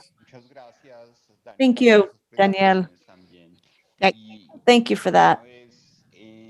Once again, thank you for these comments. We have wrapped up this part of the afternoon session, so let us now move forward with other issues according to the agenda that was adopted yesterday. In this regard, let me introduce to you Danielle Herson and Jolive, who are economists from the Development Data Group of the World Bank. They will be providing us with a very succinct presentation on the main outcomes on the World Development Report 2021, known as World Development Report Data for Better Lives. Data for Better Lives. Vamos a tener un espacio de 20 minutos y please, Daniel and Dean, feel comfortable and the floor is yours. So thank you very much for the introduction, and my apologies for being so clumsy that I'll have to speak in English here. But is it possible for Daniel to share the screen with the slides? Let's see if Daniel can get permission to do that. While he's doing that, why don't I go ahead and get started. So first, thanks very much for the invitation to present a part of the 2021 World Development Report Data for Better Lives. I'll start with an example to convey what we mean by data for better lives. So in 1999, a cyclone hit the state of Odisha in India, killing 10,000 people. In response to this tragedy, the government, realizing they could have done more to prevent this outcome, invested in the Odisha State Disaster Management Authority. The authority was tasked with creating better systems to collect, process, and analyze weather data, creating valuable information, and then disseminating that information quickly enough that it could affect outcomes. When a similar size cyclone hit Odisha in 2013, they were able to evacuate in a timely fashion at least or about 1 million people, saving countless thousands of lives. Daniel, maybe next slide if you have it. Thanks. So in the case of Odisha, it was the collection, processing, and analytics of data by government that led to better outcomes. But other actors can also use data to improve outcomes. When civil society, individual citizens, academia use data, they can be powerful forces to create greater transparency and accountability, both of the public and private sectors. As one examples of this, citizen-generated data has helped reduce corruption through such efforts as report a bribe policies. when private firms use data, they can improve decision-making, efficiency, better match supply and demand. In general, they can use data to improve economic productivity and economic growth. And so we talk in the report about the pathways, these three pathways in particular, by which data can improve lives. But we note really that the central attribute of data that makes it pretty unique is that it's non-rivalrous, it's completely reusable. And yet, frankly, data is frequently used just once and stored away or archived. And for this reason, we assert in the report that much of the value of data to improve lives is left untapped. An important message of the report is that we all need to work on finding ways to get more value out of data, find ways to reuse, repurpose data to provide insights to unexpected problems. This means greater access to data, greater sharing of data, and this is what we're aiming to convey in the middle of this diagram with the arrows running back and forth across the data users in society. Next slide. We also devote a lot of discussion in the report to the point that creating greater access to data for producing positive value also creates many unfortunate opportunities for data to be misused to harmful effects across all pathways. So how can we balance this need to use data more effectively, producing positive social economic benefits, while ensuring that it's not used in ways that can harm governments, firms, or people? Next slide. Realizing greater value, and so part of the answer to this is that realizing greater data value from data requires both that more people have access to data and that people share more, reuse more, and repurpose more to solve new problems. But why would people across all three of these pathways that we described do this? What would they stand to gain from sharing data, and how can they trust that they and their data will be protected against harmful misuse of data? Without trust, they will not participate. Without getting part of the value or in sharing in the value that's created, they will not participate. So we argue that the broad natures of these questions and concerns points to a need to get all of society to engage in a dialogue around developing a social contract for data. And by this, we just mean agreeing to the rules of how to use and share data in ways that foster trust, that people won't be harmed, and that value created will be shared equitably. It's useful to note that really social contracts have existed for centuries. They're reflected in legal systems across the world. We just need these contracts to adapt to this new world where data is deeply interwoven into our lives. Next slide. Well, social contracts provides rules and compliance mechanisms for how data can be safely shared, used, reused by all stakeholders. To realize data's potential, the framework must be built around a data system that not only ensures that safety, but really actively promotes access to data. So Odisha is one example where investing in data systems produce tremendous social value. There are countless others. It's useful to note that in the Odisha case, it wasn't just that they got more data. It's really that much of this weather data existed, but they figured out how they could use it, process it, analyze it, and disseminate the findings in a timely fashion that could affect policy. To this end, and following this is a model, the World Development Report offers an aspirational vision of an integrated national data system, or what we're calling an INDS, which can serve to enhance the data flows across different stakeholders, allowing all to benefit from data use, facilitating innovative and creative new uses of data to solve existing and emerging problems. While it's clear that for most of the countries that are a focus of our report, they're very far away from this aspiration. Nonetheless, we think it's important to provide a clear description of what countries should be aiming for as they take steps towards improving the use of their data. I'm going to hand it off to Daniel now, and you can skip the next slide, Daniel, to talk about more detail of what we mean by an INDS. Thank you. Thank you, Dean, and thank you for inviting us to present here. So as Dean said, I'm just going to try to drill down on one aspect of this report that we hope you'll find interesting, particularly this notion that we argue that countries should strive towards an integrated national data system. So what do we mean with an INDS? So when we're talking about an INDS, we're talking about an intentional whole of government, multi-stakeholder approach to data governance. So let me try to break down a little bit. So when we're saying it's intentional, what we mean is that government ideally should have some overarching strategy about what it wants to achieve with data and how it wants to safeguard against its misuse.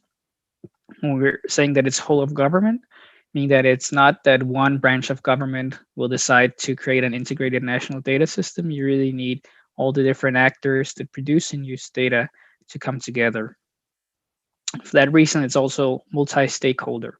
But really, it goes beyond government, and we're arguing for inclusion of the private sector, civil society, academia, and regional and international organizations that all have a role to play in a national data system. In fact, we argue the more people or the more components that are involved in sharing data safely, the greater are the potential benefits, because the more possible uses there will be of existing data. And we're saying that this is an approach to data governance. So by that, we mean that creating a national data system is not just about producing and using the right data, it's also the layer below that can ensure that the right data are produced in the first place. So it's about the infrastructure that is needed. It's about the laws and regulations that are needed, and the institutions such as NSOs to produce and use high quality data. This might be still sound a bit abstract, but we're arguing that an INDS is really all about people in the following senses. You need people to produce, process, and manage high quality data. You need people to populate institutions that safeguard data from misuse. You need people to draft and implement these strategies, data strategies, policies, and regulations. Ultimately, it's people that use the data in the public sector for policy design, and in the private sector for innovations. Also in civil society, people to use data to hold both the public and private sectors accountable. And at the end of the day, if you have a strong and safe integrated national data system, it's people that stand to benefit, as Dean made clear in this opening example. Now, I think many of you are probably more familiar, much more familiar with the National Statistical System, or an NSS. So we thought we'd just spend a minute explaining how we view an INDS is different from an NSS. Sort of the main message here is that we think of an NSS as a core part of the more expansive INDS in the following ways. So as you all know, an NSS is an ensemble of units that jointly collect, and process, and disseminate official statistics, where that also happens in an INDS, but it's not just official statistics, but also other kinds of data. And it involves participants that perhaps normally do not collect official statistics, like civil society and the private sector, but that are involved with other kinds of data. In addition, whereas the blueprint for building a national statistical system is a national statistical development strategy, we argue that the blueprint for building an INDS is a national data strategy, which is a broader concept, and as I mentioned, has more stakeholders involved. So let me just go 1 minute in explaining how we see sort of the vision of an INDS, noting that getting to this vision is challenging and an ongoing process. So in an ideal INDS, we see that high quality data are being produced and protected and flowing between the various participants and used and reused. Again, these participants we already mentioned, and I have them listed here, and note that they would all produce their own data and use, where relevant, each other's data. But beyond that, they have other roles. For example, academic institutions in an INDS will often take on the role of making sure that the other participants are data literate enough to use data. And international organizations might take the role, together with some government entities, to ensure that certain standards and harmonizations are met. But as I mentioned, we think of this as an approach to data governance, and then that's because in an ideal INDS, there are these pillars that are working towards this use of data. So appropriate infrastructure to make sure everyone has the ability to use and produce high quality data, laws and regulations that ensure that data are protected against misuse, economic policies such as antitrust policies relevant for data-driven businesses, and institutions such as NSO have to be in place, in order for all of this to work. Well, we argue in the report that there is a layer below this, because you could ask how do you make sure the right infrastructure policies are in place and that the right institutions are created and so forth. And we think there are broadly 5 sort of root causes or foundations of good national data systems. It's being human capital, so people have the right skills, again, being data literate, the trust that Dean talked about, that data are being used appropriately, funding for infrastructure policies and so forth, incentives, the people have incentives to share data and to use data, and that there is a high level of data demand, because without data demand, the right data will not be produced. So this was sort of a vision, and in the chapter and in the report we try to go into detail to explain concrete steps that countries might be able to take to get closer to this vision. And in particular, we're working with a maturity model, which we see as a framework to help countries decide their strengths and weaknesses and identify priorities to get closer to this vision.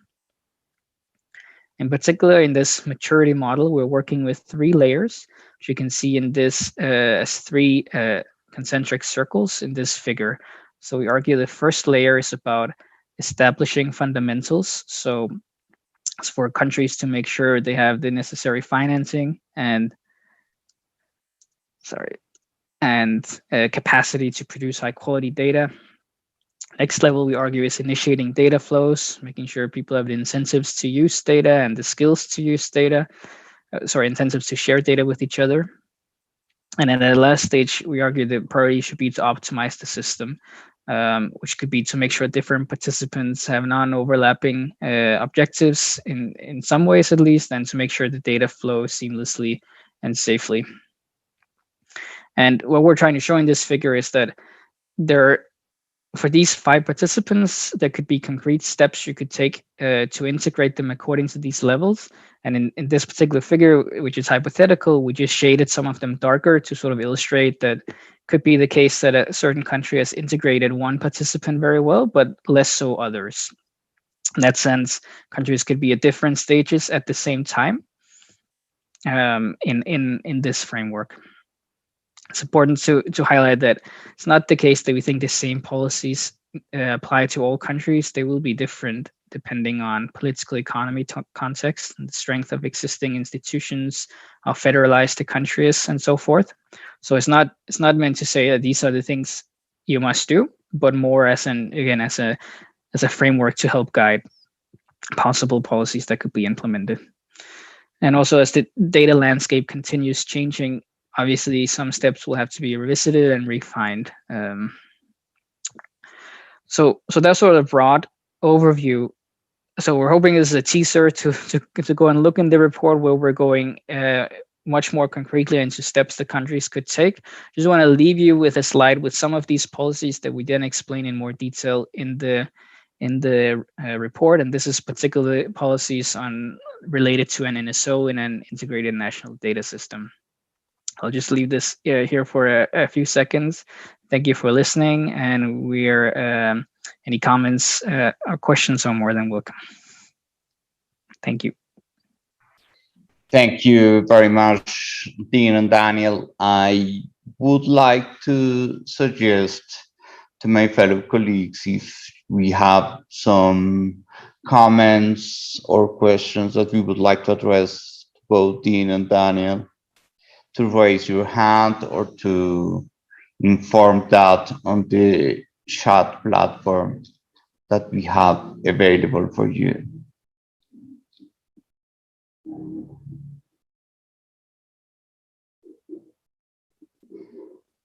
Hi, Malar. I didn't see you. I'm sorry. Malar, she's a data scientist from the World Bank that was supposed also to present today. If we have not obtained specific questions, I would like to insist on something that we were discussing. Unfortunately, you did not manage to join us these 2 days, but we were discussing about how we were going to achieve the the usefulness of the national statistics systems in our countries. And we believe that a strengthening national statistics system is not only an important role for, let's say, strengthening the core of the national data ecosystem, but also to build some resilience networks from the international statistical community, something that probably you know is very strong since the United Nations framework and the United Nations systems and the regional United Nations offices and organizations are very important, providing, let's say, a very strong international statistical capacity. But something that I value very much from the intentional national data systems is that probably it's going to become the place or the environment under which national statistical offices and national statistical systems we are going to exert the action of data stewardship. Yeah, because we statistical offices are thinking about the role or how are we going to play the role of data stewardship, understood as the way information and data systems could illustrate or orientate the development of public policies in our countries. Yeah, and in Latin American and Caribbean countries, we've been discussing since, we are going to say 2 years, but in our former meeting, we had a very thorough discussion about how we were going to find some pillars to develop the data stewardship function that we are called for as national statistical offices. And probably the intentional national data systems are the place or the environment under which we could connect national statistical systems or the role of national statistical offices in this amplified or a broader environment that you are providing to us. And this is something very illustrative because this could help a lot in order to make real and to make effective the role of data stewardship if we know which is the place under which we are going to exert this function. And finally, we believe that probably if we align national statistics offices and national statistics system to produce information which is multi-stakeholder oriented, we are going to complement and enrich these intentional national data systems that you are presenting to us. So congratulations, and I also want to invite my fellow colleagues to follow closely this report because it is tremendously encouraging about the role that National Statistics Office we are playing, and more importantly, the statistical performance index that is presented in this World Development Report is something that is completely aligned with the discussions that we had yesterday, under which we wanted to measure performance, not just to do a benchmark, but to find ways to improve, measuring for improving.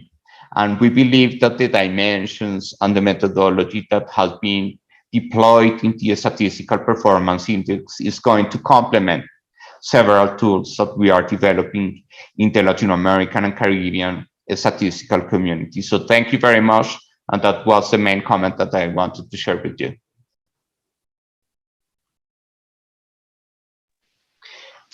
No sé si tenemos algún otro comentario de nuestros delegados o delegadas. Are there any comments from the delegates?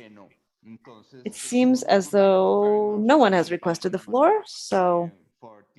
Very interesting and joyful presentation, and probably we could find ways to meeting each other further in order to deepen in these important discussions, and probably in order for you to know in a very thorough way all the developments that Latin American and Caribbean statistical offices at the House of the Statistical Conference of the America, ECLAC, we've been developing since, let's say, 5-6 years ago. Thank you very much. Thank you very much. Could I make just one quick comment, just to buttress what you've said? I couldn't agree more with your comments, and I did just kind of want to say that oftentimes we're asked, so what next with the report? What are the next steps? And I think it's important just to sort of take a breath and recognize that reports really can't change the world if people don't find the ideas compelling. And I think to hear this notion that you find this report overlaps very well with how you're talking about things is really encouraging to me, because when we start talking about sort of, if we had that 15-second elevator pitch, what is it that we're trying to do? And it really is to change mindsets about how people approach data and how they think about using data. And it's really kind of important to create the sort of change that you were talking about and that we're talking about in the report. It really needs champions of this message. It's going to need people who are willing to sort of fight this fight within each of our countries to try to create this change in a way that data is used to help people's lives more. And so it's to the extent that we're able to change mindsets and to align views on this point and to persuade people that that this is a battle worth fighting, to try to bring data and empirics front and center into decision making and to try to create greater opportunities for it to be used to improve lives, I think is really important. And so for those of us who are on board with this, I lobby us all to try to be champions of this message. So thank you very much. I appreciate the opportunity to speak here today. Thank you very much, Dean, Daniel, Malar. It has been wonderful to have this conversation. Y ahora quisiera proceder para... Now I would like to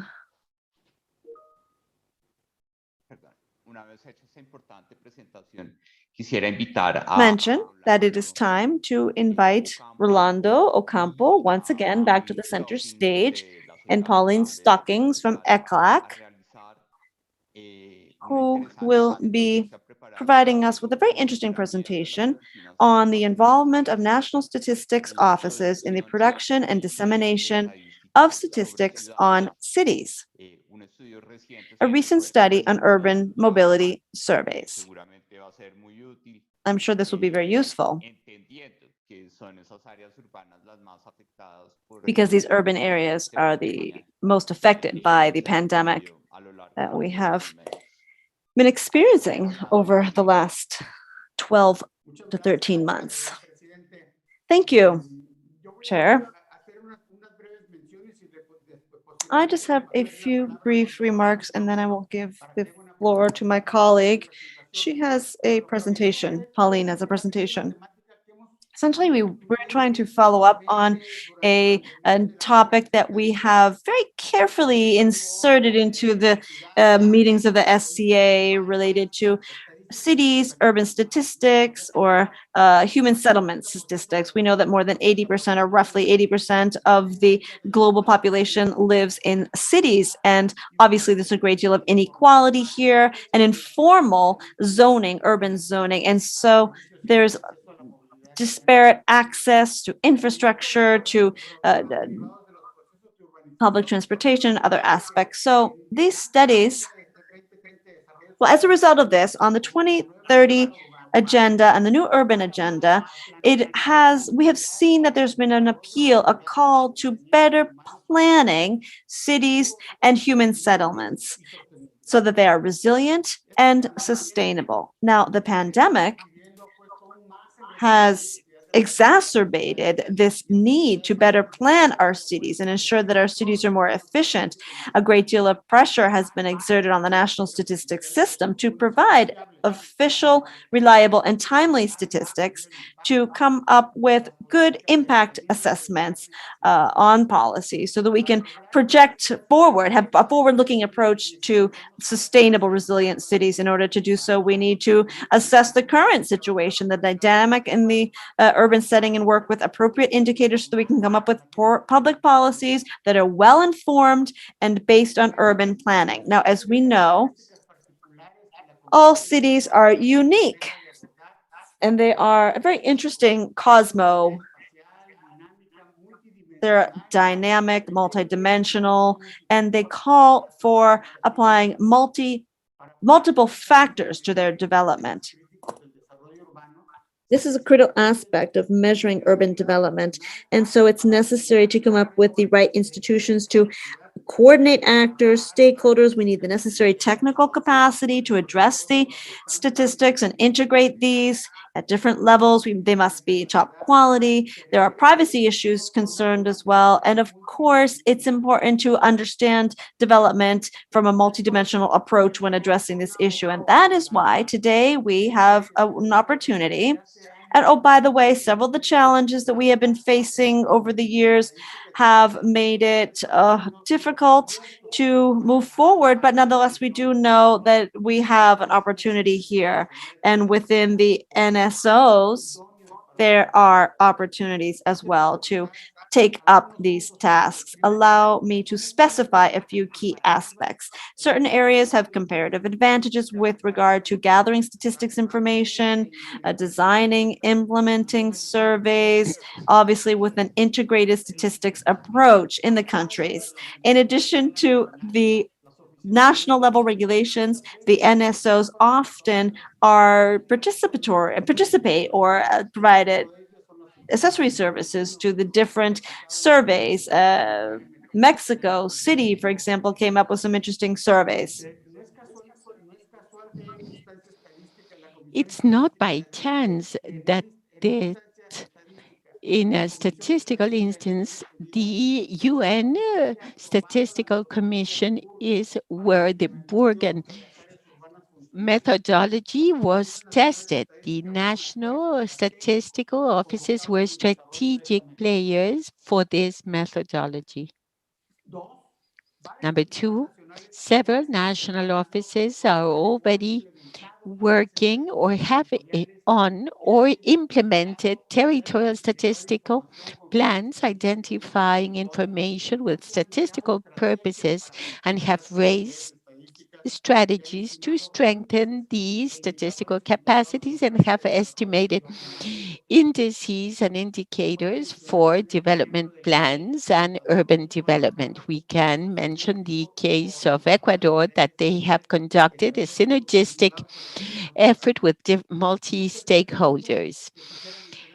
A third point is that during the last years, some national statistical offices of the region have moved forward in integration of statistical and geospatial information and in the processing of satellite images, not only for georeferencing statistical information and to increase granularity, but also to participate in the design of new indicators.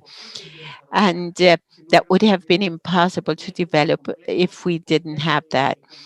An example is the early work of INEGI and DANE in the estimation or calculation of the rural population living at 2 kilometers from the highway.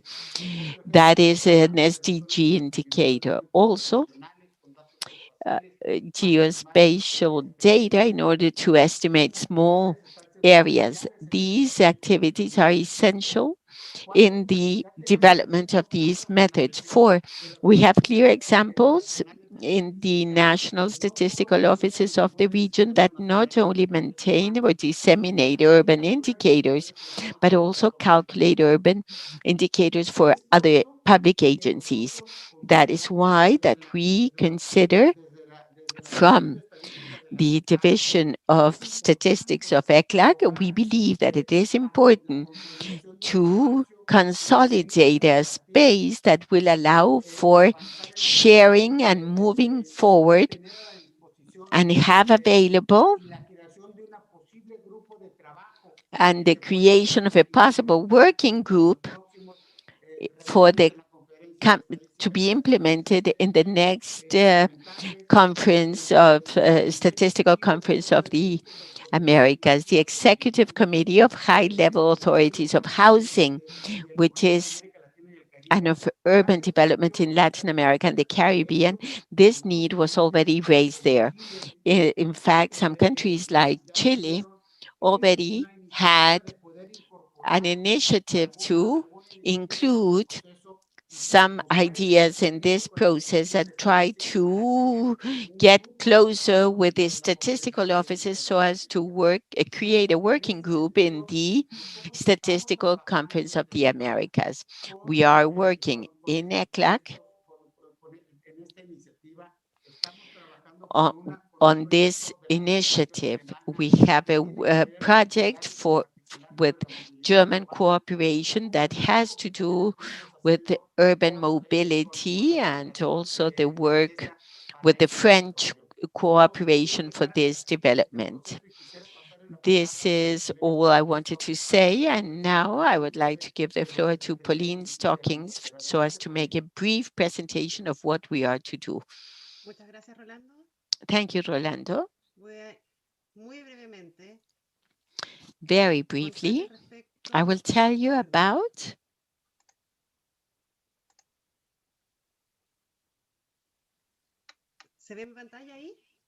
Can you see my screen there? Yes. Perfecto. Perfect. Very briefly, I would like to refer to this work that we've soy imprudente, sino que Luis me enseñó una opción, porque estamos viendo tu pantalla de orador. Si vas a Display Settings. Señora Pauline, si quiere vaya a la parte de Display Settings y dele Swap. Swap. Sí. Ahí vamos a ver la presentación y usted ve sus notas y la parte del presentador. Excelente. It is there. We have the presentation and you can keep your notes. We'll began this work more than a year ago in order to understand the origin destination surveys and see how comparable they were with other surveys in the region. The idea was to have common methodologies and tools that will allow us to have updated, comparable information about mobility patterns in the region in order to move to sustainable urban mobility. It's important to mention that mobility as an urban category is quite recent. Traditionally, the concern was mainly on transportation, in charge of the circulation of vehicles and infrastructure. However, mobility studies the displacements of persons, causes, and resolutions. And sustainable mobility goes beyond and seeks for these displacements to be at reasonable cost in a safe manner and caring for the environment. It proposes to put first pedestrians, then bicycles, and the last priority would be the private automotive transportation in order to improve the quality of life of citizens. As part of the study, different maps monitoring for the design and monitoring of mobility. Some are on mobility only and others focus on sustainable development of cities and countries. But sustainable mobility is a central pillar for urban development. Not all the frameworks are the same. They have different emphasis, and you can say that there are 4 dimensions, which are the ones there on the screen. Accessibility, equity, efficiency, quality of life and safety, and environmental sustainability, air emissions, and energy efficiency. When analyzing the sources of information there are indicators the origin destination or transportation survey are essential to form indicators of the three of these categories, confirming that the mobility surveys continue to be key in order to describe mobility of cities. These EODs refer to the behavior of trips within the city with the different reach, scope, and size, depending on different sizes. For example, it can include a metropolitan complete area, like in this study. Most of these surveys were designed in order to have some transportation models, but in time they have expanded the objective in order to capture in a better manner mobility and support mobility plans and studies. Here we can see the different cities and surveys that were chosen. At first, we had considered only 5 cities, but then it was Sao Paulo, Buenos Aires, and Santiago were added. We have 8 experiences, and in some cities, more than one survey was conducted. Here, there's great heterogeneity as to the players leading the implementation of these surveys: transportation agencies, city mobility offices, urban offices, and INEGI. Highly heterogeneous are the institutions convened to participate in the implementation of these surveys, and it strikes us as some wanting to have participatory processes with different players. In Sao Paulo, convened more than 170 public and private organizations to participate in the design of the survey. On the other hand, we see the participation of the national statistical offices in the case of Bogota and Montevideo. And we can also see the participation of academia in several of these surveys. But what is the output of this study? It shows a high heterogeneity of concepts, criteria, data, and procedures, sometimes low temporal comparability from one year to the next in one same city. Lack of certification, not always you have that, or if you see good practices, but it doesn't always have a certification. And based on that, there are some recommendations, and we can mention, firstly, the need to work in harmonizing categories and procedures, understanding that not everything can be comparable, and high degrees of homogeneity could not contribute to surveys or limit them in several aspects. Some categories are identified where we do believe it's key to move forward in harmonization.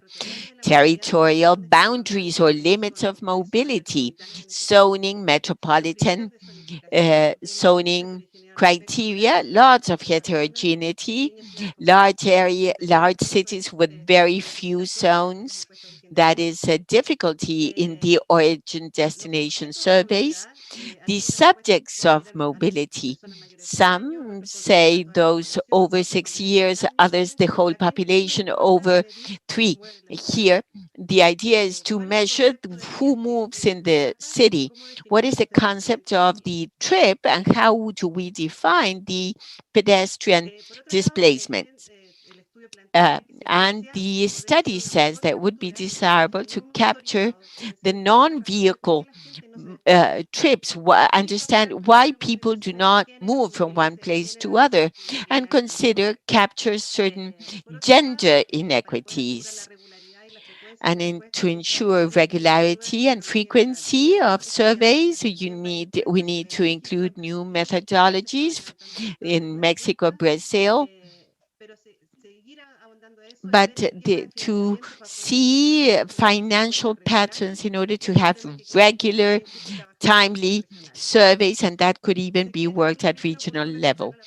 Also, it is timely to explore intermediate surveys. Some cities are doing it with shorter questionnaires, with less implementation, but can capture the dynamics of mobility, urban mobility. And then, as a last point, we believe it's key. It's key to promote interinstitutionality or multi-institutionality in the design and implementation of surveys and promote regional interchange so as to have lessons and learning. Several cities have developed yearly surveys and they have practical lessons that could be shared with the other cities that are considering implementing one. And to finish, I would like to say that the next step of this study, we'll have a technical workshop at the end of April with the main conclusions and recommendations of the study. The players that were involved here, we interviewed the players of each city. The idea is for them to participate with suggestions and contributions for the final document. Also to have an input for interregional or regional roadmap to continue working with different actors and views. And I end by saying that this work was done thanks to the French cooperation, and we had the technical cooperation of CEREMA, Public Agency of France, thanks to Oscar Figueroa, our consultant, Pauline Leonard, and the support of our director, Rolando Campo. Thank you very much, Mr. Chairman. Thank you, Pauline. And we are very pleased to hear about this topic because since the last meeting, we have been hearing about the Chilean initiative, and it's great to start analyzing that type of new sets of statistical information on mobility with an important impact in the rethinking of cities in the post-pandemic.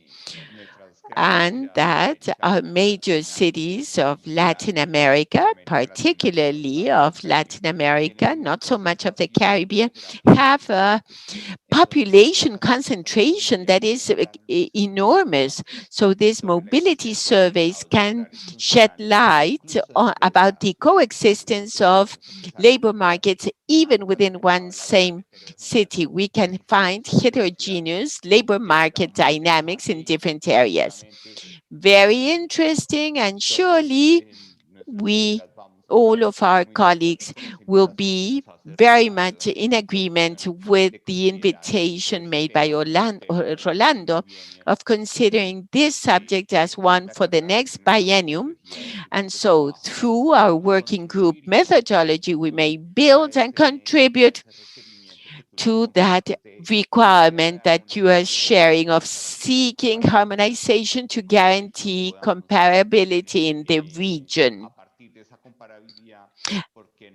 And based on that comparability, we could figure out how we could best improve the urban setting. Thank you for that. Now, allow me to open the floor for questions, Q&A. Paloma, I know you requested the floor. Thank you, Chairman. Thank you to Pauline and Rolando for the presentation. Now, the future is urban. Several data have shown this and have pointed out how the population is increasingly moving into cities. So I think it's essential to have an agenda that will assess not just the sources of information related to mobility, but other sources of information that could further reinforce the urban agenda and urban policies. So we are very much interested in the INEGI's, from within INEGI's department, we're very much interested in taking part in this effort because we think that we could add to this analysis with regard to addressing solid waste management, for example. We have Earth observation and how this allows us to come up with information to locate new potential human settlement areas. So there are different areas of work that we believe could contribute to your efforts. So once again, thank you so much for your openness, and we are very much interested in following up on this. So thank you so much for the presentation again.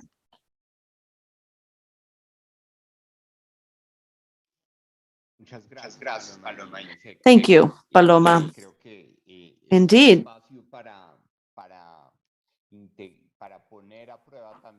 This is an opportunity to test that quote unquote marriage that Orlando has insisted upon. That is the marriage of spatial and statistics information. As NSOs, we have a wealth of information that would allow us to better understand the various dynamics occurring in our metropolis, large cities. So Marco Lavagna has also requested the floor. Thank you, Juan Daniel. Thank you, Paulina. Interesting project, very useful. Let me provide you with an interesting piece of data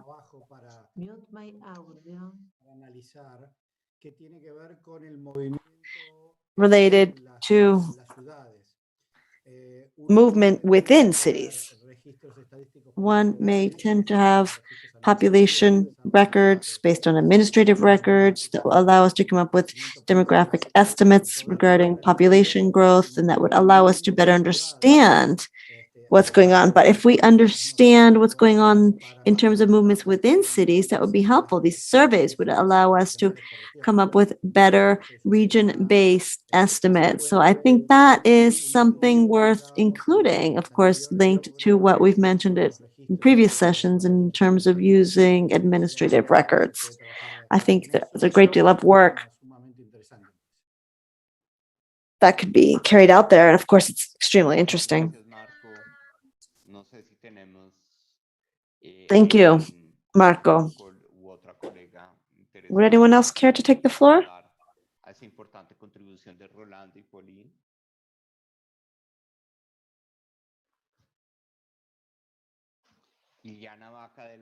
Iliana Vaca from Gender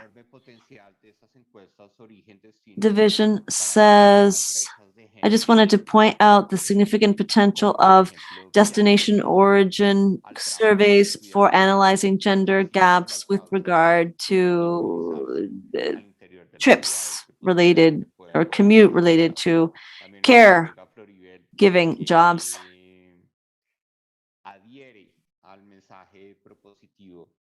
Now, several of our colleagues have echoed how this will be a very fruitful issue to address under the working groups for the next biennium. So thank you for that. Now, let me invite Pauline. Well, thank you, Pauline, for that. And now let me invite Rolando to provide us with yet another presentation entitled Inequality, Innovative Approaches to Examining Inequality Using Different Sources of Information by integrating different sources of information. Thank you. Here, what we would like to present is, one moment, I need to find the presentation.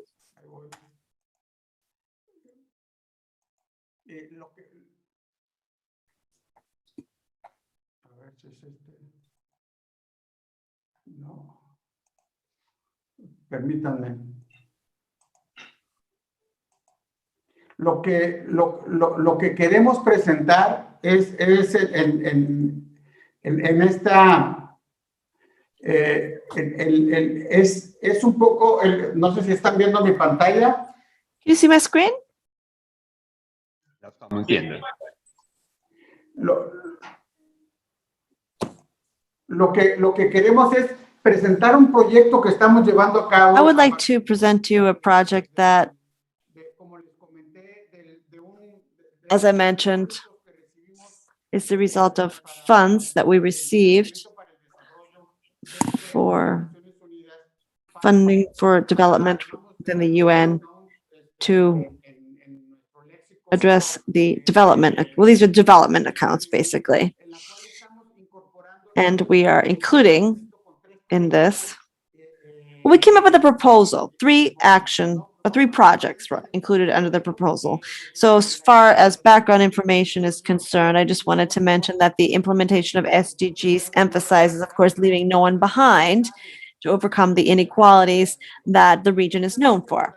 Now, these inequalities have worsened, as we all know, as a result of the impact of COVID-19. We've seen the reports that this impact has had, that this pandemic has on our economy and on other areas. In order to have knowledge on inequalities, well, we do have information available to us, but we know that this information is limited because, of course, household surveys underestimate inequality and income distribution since they do not appropriately capture the richest households. So there's a problem there. The higher levels of distribution. We also know that there's a limited ability to provide disaggregated information for specific population groups and specifically geographic areas. And there's insufficient use of satellite data and geographic information to quantify and make inequalities visible.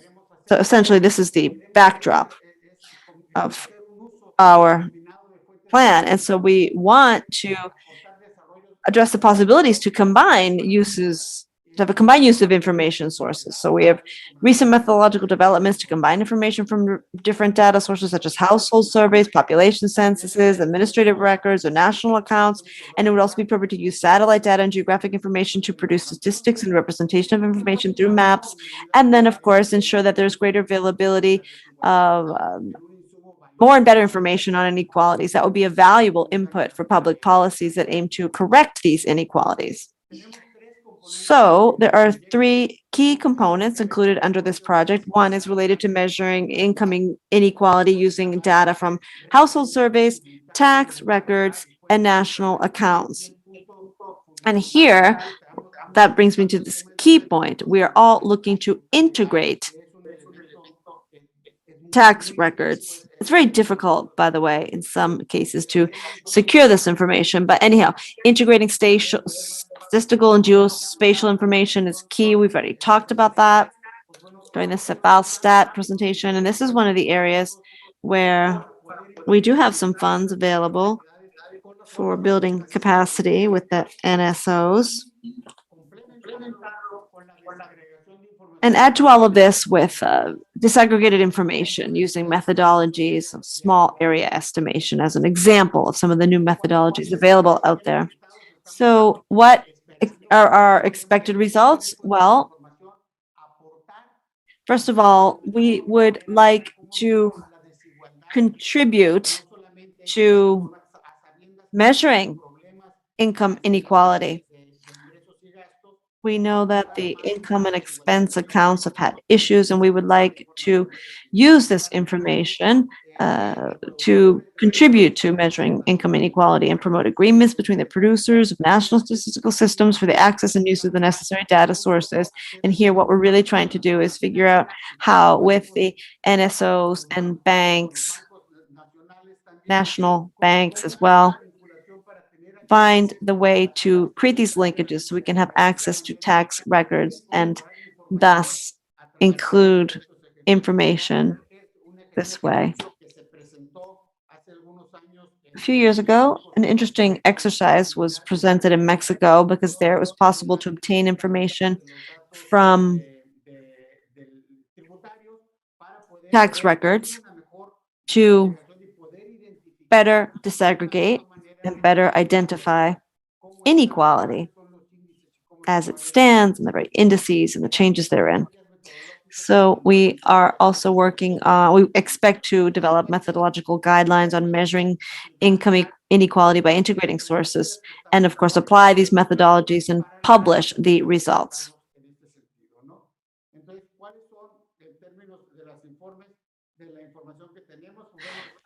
So, as I mentioned, integration of statistical geospatial information is yet another expected result, and it will be key to report on the adoption of various geocoding methodologies, We also aim to focus on national agreements between NSOs and national geospace agencies. We know that we have several disadvantages rather, as a result of COVID-19, but going back to the reports on the adoption of geocoding methodologies based on the use of fundamental geospatial information to geocode statistical units, that's another expected result. As I mentioned, roadmaps early on with regard to actions to integrate information following the 5 principles of the GSGF, and develop a geospatial platform with a pilot exercise aimed at disaggregating information on COVID-19 management and vulnerability analyses. As far as population data that we're interested in, it's important to carry out courses and trainings in SA methodologies, small area estimation methodologies, develop action plans for disaggregating SDG indicators by population subgroups. Now we are seeing that several countries have already launched their census recently. Some will be doing this in 2022. Someone will try to do this in 2021. But the idea is to have new information to which we can apply these methodologies and identify administrative records that would work well for applying this SAE methodology. So what are the activities we would like to carry out over the next 3 years? Technical assistance and training missions, expert meetings to discuss methodologies.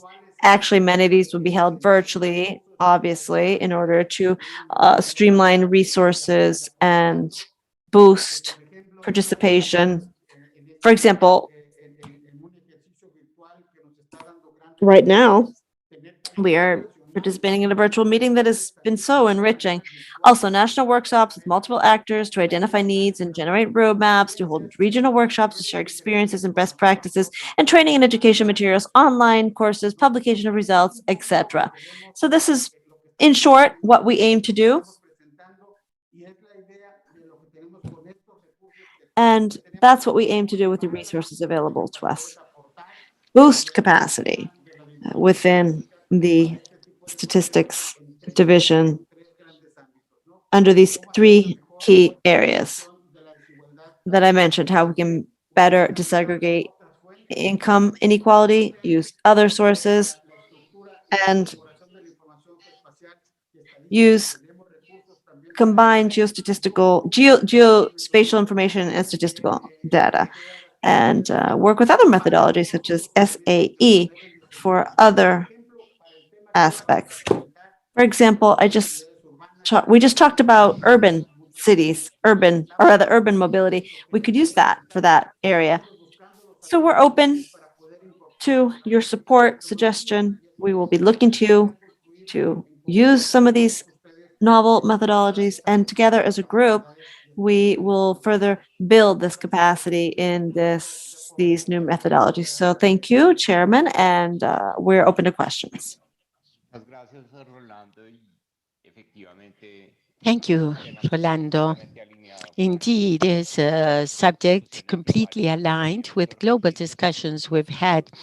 Administrative records that are designed to enrich household surveys, especially in the proposal of ECLAC, the universal basic income, and the component of cash transfers for measurement. Monetary poverty should be improved with those administrative records, and that interaction of household surveys with those records is going to be key.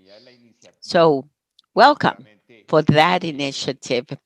And surely many of the statistical offices will be most interested in participating, not only learning, but also contributing with the progress we've had in small areas, or the use of satellite images and learning models in order to estimate, for example, multidimensional poverty at rural level.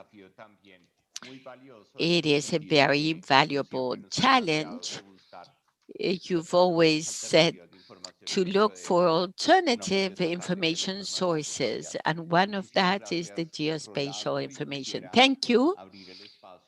And now, if there are questions, concerns,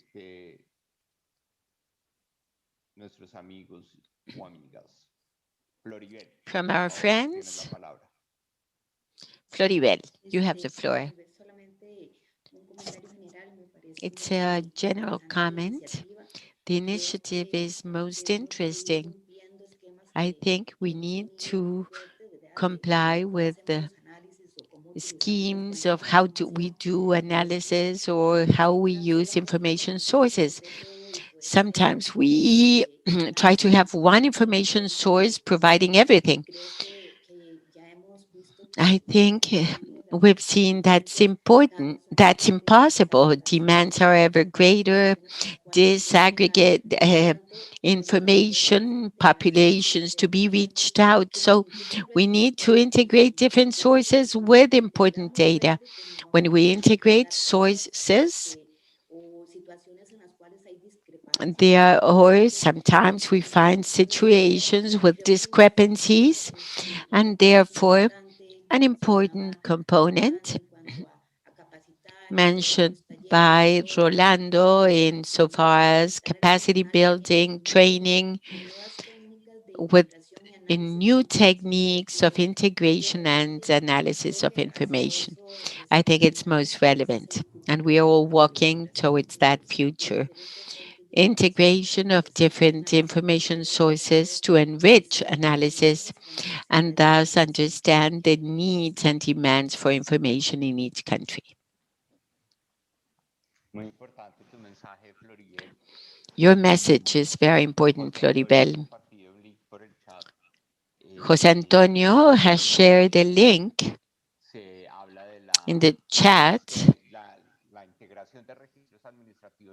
which says the integration of administrative records and invites us to an event next week where several colleagues will participate of the statistical offices here present.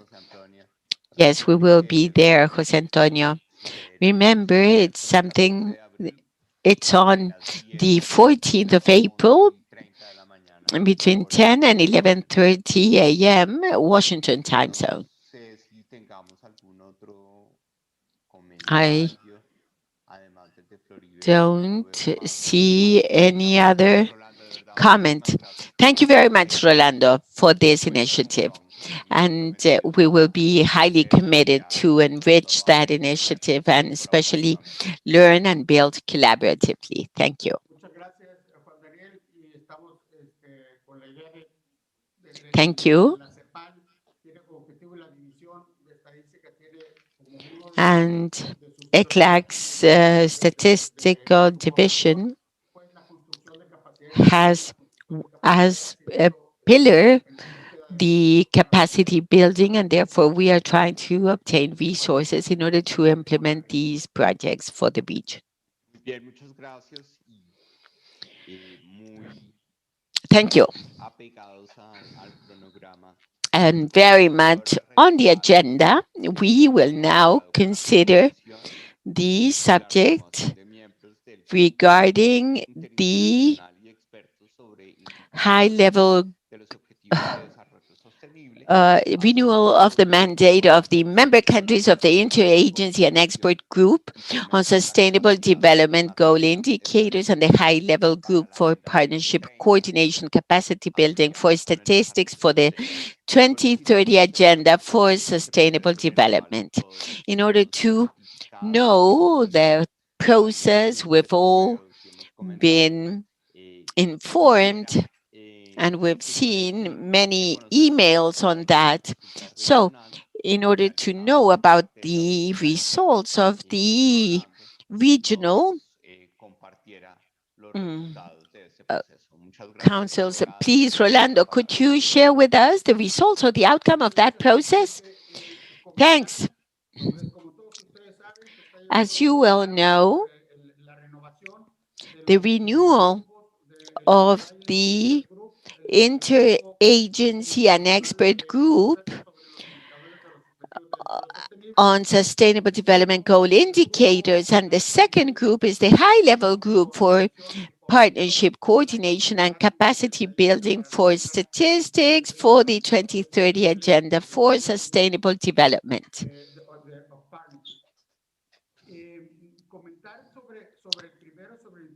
About the interagency and expert group, well, a consultation was carried out about countries that would be the representatives for the Latin America and Caribbean region. And the countries that are leading the list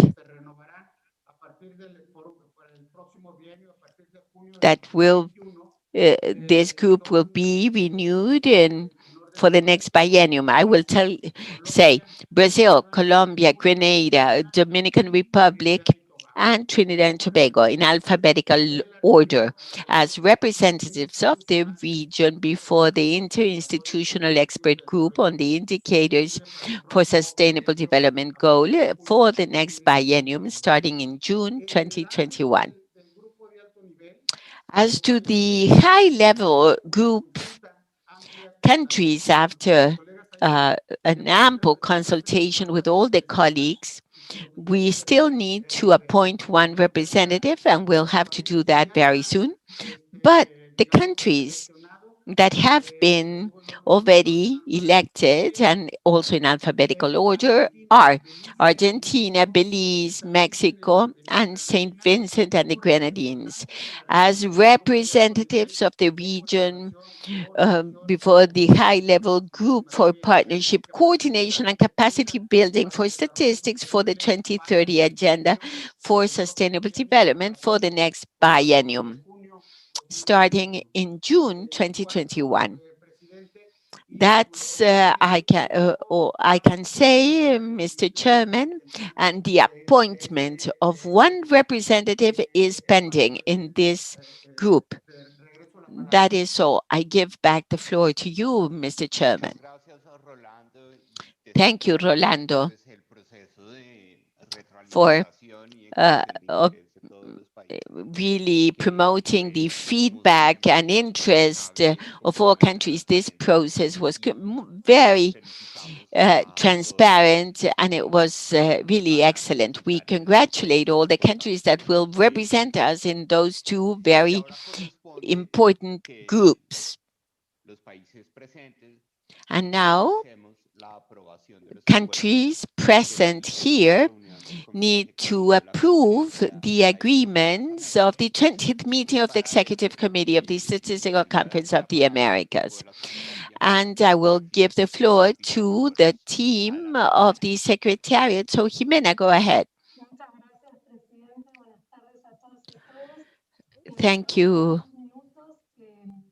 Mr. Chairman.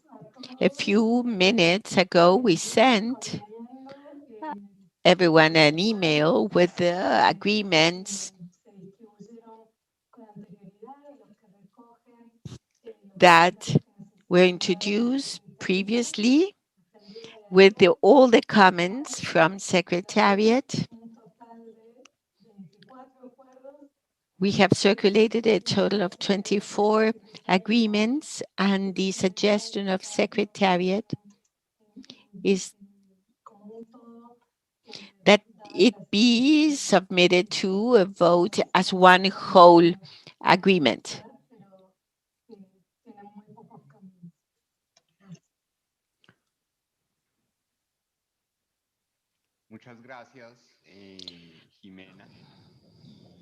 Thank you, Jimena. And so now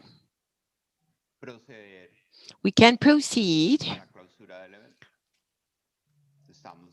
to the closing of this event, but we have covered all the topics and we have discussed them all, the issues with major input. Yes, Jimena. We need to confirm with the countries that they have indeed received the email from the Secretariat of the Commission,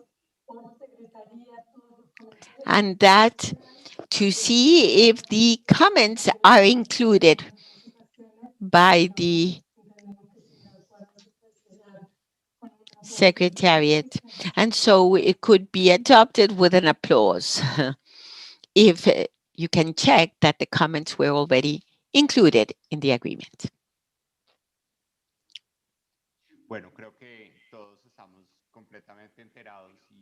We are all aware, and we have one joint vision, a very robust idea.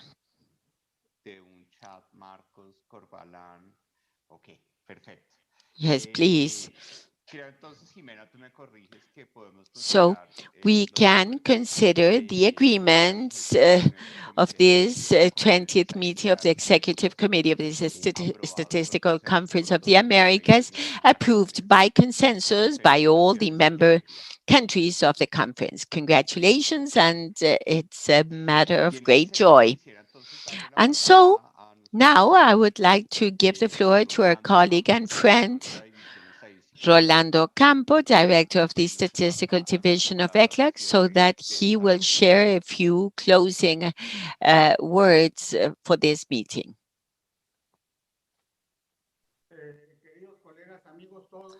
Dear colleagues, friends, these 2 days have been spectacular. We've had phenomenal meetings, a great deal of information.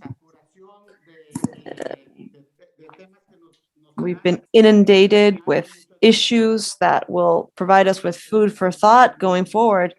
And yesterday, when we were adjourning the meeting, there was a quick summary of the 4 topics addressed, the 4 main events that we've worked on. And today, actually, we reviewed the work of the 11 working groups, the progress, because the idea was for them to arrive at the SCA at this 20th, or rather to reach the actual conference, the SCA, with progress. And so we talked about some proposals regarding working groups, and we heard very good presentations during the side events. One with regard to the road to Bern, the World Data Forum. This will be a hybrid event, both in person and virtual. There was a proposal for that. 2 events related to Earth observations for SDGs. One that was another side event was focused on the Caribbean Geospatial Development Initiative, and disability statistics as well, from a regional perspective. There was a discussion with regard to the Buenos Aires group. I think we've made a great deal of progress, and these past 2 days have been of a very high level and extremely positive. We have positioned the region quite well internationally. The projects are moving on quite well. We know that we need to further build capacity. There's a great deal of interest by all of you in what we've talked about, and the Executive Secretariat wanted to be here during these closing remarks, but unfortunately, her agenda did not permit for that. But on her behalf, her most sincere appreciation for your participation here. And I am very pleased with all of you, and extremely appreciative for the interest, the wealth of interest that you have shown thus far over the last 2 days. And although we are not face by face, networking, talking during the coffee breaks, it was still necessary for us to hold this event because we all benefit greatly from the wealth of information. As mentioned by Alicia Bárcena and Stefan Schweinfest, we have seen that all of our NSOs are a single entity as a region, and that is positive. And so we are here to support our governments in the decision-making process. So thank you so much. We will see you soon, and we will continue working on the various meetings through the Knowledge Network and continue moving forward with this process. So thank you to all of you once again. Thank you to the chair for moderating the event, and my appreciation to the interpreting team, to all of our colleagues behind the scenes, providing us with support over the last 2 days. Absolutely, we are very appreciative for everything you've done, to the STIX team at ECLAC, conference team as well, the technical secretariat. Jimena, please let everyone know how truly appreciative we are for all of your work. The conference team at STIX unit at ECLAC, and all of the rest of you for participating. I am very pleased. So, distinguished chairman, I will return the podium back to you for some final closing remarks. Thank you, Rolando. I just wanted to insist on how truly appreciative we are of all the work carried out by ECLAC within the Secretariat of the Commission under Luis's leadership, and Paula, and the ECLAC Statistics Division as well. Your leadership has been key. You have drawn up a fabulous thematic agenda, and the logistics, not to mention the logistics, they've been extremely effective. And Javier's work, your work, others, really, you have made the difference. Without your effort and your solid commitment, this would not have been possible. These 2 extremely productive days would not have been possible. Once again, I would like to reiterate that when we launched this event, when we began talking about this, I insisted on the fact of having 4 key principles. For example, dialogue, follow-up, accountability, and participation. Now, these principles have been met, and tacitly and explicitly, we have all wanted to view this as an opportunity to not just identify needs, but opportunities as well. The opportunities that we are able to seize during these very challenging times. Social, economic, environmental opportunities, and public health opportunities. I also would like to confess that I am feeling quite emotional, because I can feel that there's a consensus out there with regard to the recently mentioned role, the role of the data ecosystem, this broadened scenario of our national statistics systems. While many of these are being led by colleagues here today as heads of the NSOs, but development banks also take part here, UN bodies as well, and we are always under the auspices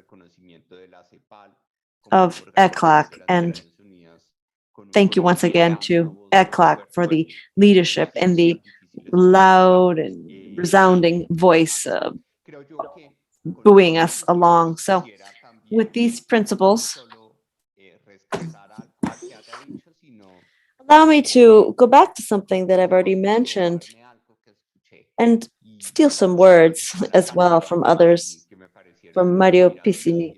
Thought they were very inspirational. I think our role over the upcoming years is to stop loving what we are measuring, but measuring what we love. And to do so, we need to really get out there in the streets and talk to people, talk to society, to further build capacity, reinforce us logistically and strategically. And this human capital, institutional infrastructure provided by ECLAC as a subsidiary body of the SCA is key. So once again, I'm very pleased with the outcome of this meeting, and I would also like to thank every single individual who has contributed to making this a success, people who have asked questions, provided their feedback, because all of this feedback and everything else will allow us to identify new ways to collaborate and to come up with regional public goods for Latin America and the Caribbean. And of course, as mentioned by Executive Secretary Alicia Barcena, to close the gaps between Latin America and the Caribbean, and so that we can work together toward a common goal. Prior to officially adjourning the 20th meeting of the Executive Committee of the Statistical Conference of the Americas, allow me to commend the interpreters who have supported us over the last 2 days, as well as officially recognizing my entire team of collaborators here at DANE. Your support has been crucial. The Ricardo Valencia, who has worked in environmental aspects with regard to quality, Juliet Solano, whose leadership has been essential in this context. Sustainable Development Agenda, Karen Chavez, many of you know her. She's played a key role in the group of experts. Camilo Mendez, who's been my better half in coordinating this event. Karen Garcia, who is also behind the scenes regarding gender statistics, and very especially Silvia Hernandez and Juan Carlos, who have been providing support logistically and working jointly with ECLAC for the success of this event. Thank you to all of you, each and every one of you, every one of you for joining us, for your company, your warm company, albeit virtually. So the results of this event are very much consolidated. So this is a great step forward towards the 21st SCA. And let us fine-tune all of our results and add them to this network of knowledge. Let us continue building our community and serving our countries and communities. So thank you very much, and I bid you a farewell. Gracias, adiós. Hasta luego. Muchas gracias. Felicidades. Gracias, hasta luego. Chao, Rolando. Gracias por todo. Muchas gracias. Pasen muy buenas. Saludos a todos. Gracias. Gracias.